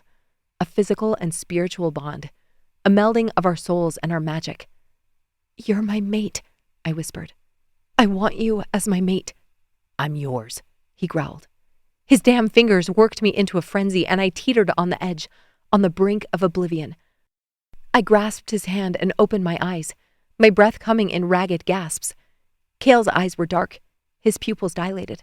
He looked like a man possessed and I was his willing victim. I can't do this again, I whispered, and as his face fell, realized he hadn't understood.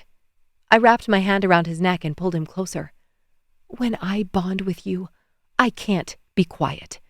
I'm already going to bite through my tongue. Kael let out a shaky breath. I thought you meant... I know. Poor choice of words. I'm sorry. He pulled back and met my eyes, the wheels in his head turning. Then he slid off the bed and motioned for me to stand. When I did, he grabbed the quilt off my bed and yanked open the window. Kael, what are you doing? I whispered, but he didn't answer. Instead, he threw the quilt out onto the grass and jumped after it. I stood there for a split second, dumbfounded, then ran to the window. The night air was cool against my flushed skin. I'm not going to jump, I hissed. Kael reached up, his eyes dancing. Just sit on the sill. I'll pull you out. I did as he asked, supporting myself as Kael grasped my lower half. When my feet touched the grass, I laughed. This feels naughty. Kael grinned. I thought you'd like it. He threw the quilt at me, then crouched and motioned for me to get on his back. I laughed and climbed on. What? No harness this time? Kael bucked playfully as he stood, then took off with only socks on his feet into the trees. Do you know where you're going? I asked. Kael grunted. Far enough that Blake won't hear you scream. My stomach dropped like I'd just hit the highest point on a playground swing and was plummeting back to the earth. You've never heard me scream. I'm looking forward to it. Kael carried me 5 more minutes, then stopped when we reached a break in the trees. He panted as I spread the quilt out on the ground, then turned to face him. The moonlight filtered through the branches, casting a soft glow on his face. I took a step forward, and he closed the distance between us. His hands were on me again, and I melted into his touch. The knowledge that there was no rush, no need to hold back, sent electricity flaring through me. Kael's hands roamed my body, exploring every curve and hollow. He unclasped my bra, finding new skin to suck and tease. My hands fumbled with the buttons on his jeans, and Kael helped me, pulling them off and tossing them to the side. His skin was warm under my hands, his muscles taut and ready. I ran my fingers over his chest, then tentatively explored his second arm, the one that never fully formed. Kael sucked air through his teeth. I'm sorry. Does it hurt? He shook his head. No, nobody ever touches me there. It's sensitive. His eyes were closed, and his skin prickled under my touch. I want to touch you there. I watched his face as I pressed my lips to his skin, kissing my way over his shoulder and down, holding his arm in my hands. You're shaking. This is terrifying. I frowned, nipping at him. Why? He clenched his jaw. Showing you my weakness. Letting you see all of me. I straightened, cupping his face in my hands. I don't see any weakness. I love every part of you. Maybe that part best. Kael huffed a laugh. Best? I grinned. Second best? Kael slipped my underwear off, and I stood before him, completely exposed. I didn't feel an ounce of self-consciousness. Safe. Callista, he growled, and my wolf howled inside me. I reached out. Kael grabbed my hands, pulling me down onto the quilt with him. He positioned himself over me, his body a cage of heat and muscle. Kael lowered himself, his lips brushing against my ear. I want to hear you say it, he whispered, and his breath sent shivers down my spine. I want you, Kael. You're mine, my mate. My voice was barely a whisper, but it was enough. Kael's eyes darkened, and I gasped as our bodies melded into one. We moved in perfect sync, both of us reading the other like Braille. I clung to him, my nails digging into his back, as color and heat swirled within me. My wolf was wild, her energy crackling like electricity.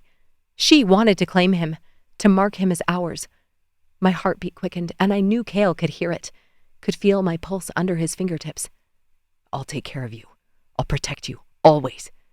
His voice was rough as he sank his teeth into my shoulder, marking me his. A wave of euphoria pulsed through me as our magic, our wolves connected, swirling into one. I returned the mark, biting the side of his neck with his pulse hot against my tongue. Kael! I threw my head back, my body exploding in pleasure as I cried out into the night. Wave after wave crashed over me, my body convulsing with the intensity of it. Kael's grip on my hips tightened. He tensed above me and then collapsed, his body slick with sweat. For a moment, the world was silent except for the sound of our breathing. I gripped him, reveling in the weight of him before he rolled off me, pulling me into his arms.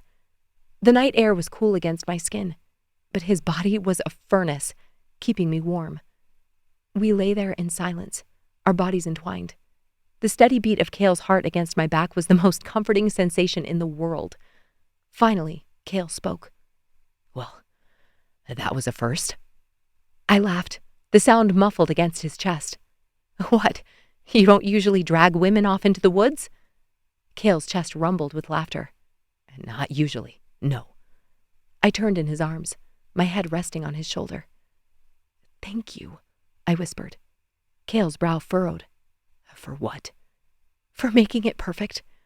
I reached up, tracing the lines of his jaw with my fingers. For making me feel wanted. We lay on the quilt, limbs tangled together, and stared up at the stars. I think your wolf is finally satisfied, he murmured, his voice a low rumble in his chest. I raised my head and grinned. She's been very patient, I'll have you know. Kael chuckled. Patient? That's not the word I would have used.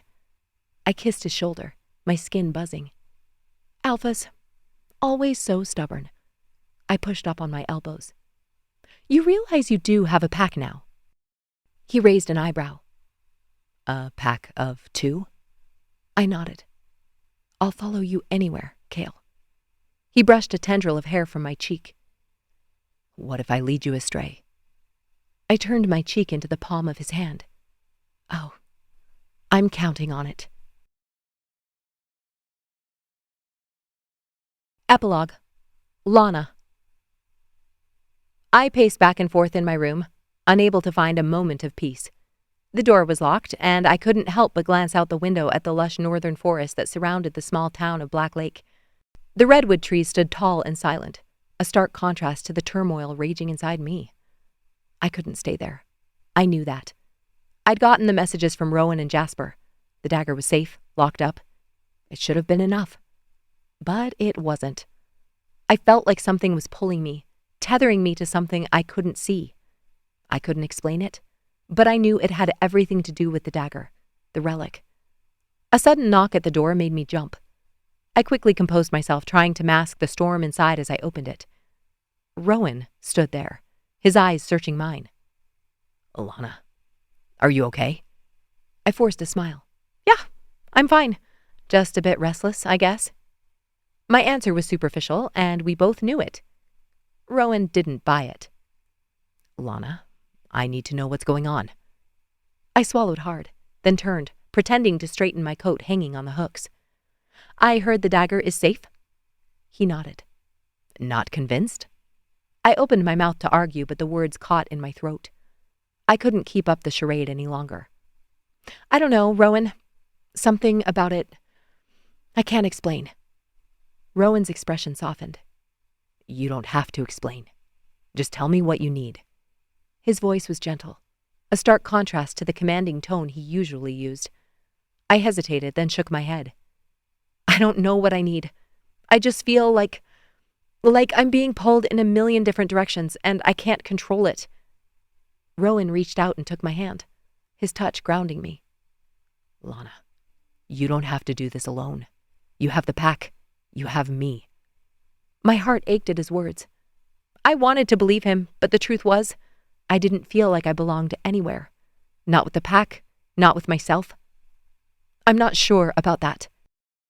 Rowan studied me for a moment, then reached into his pocket and pulled out the dagger.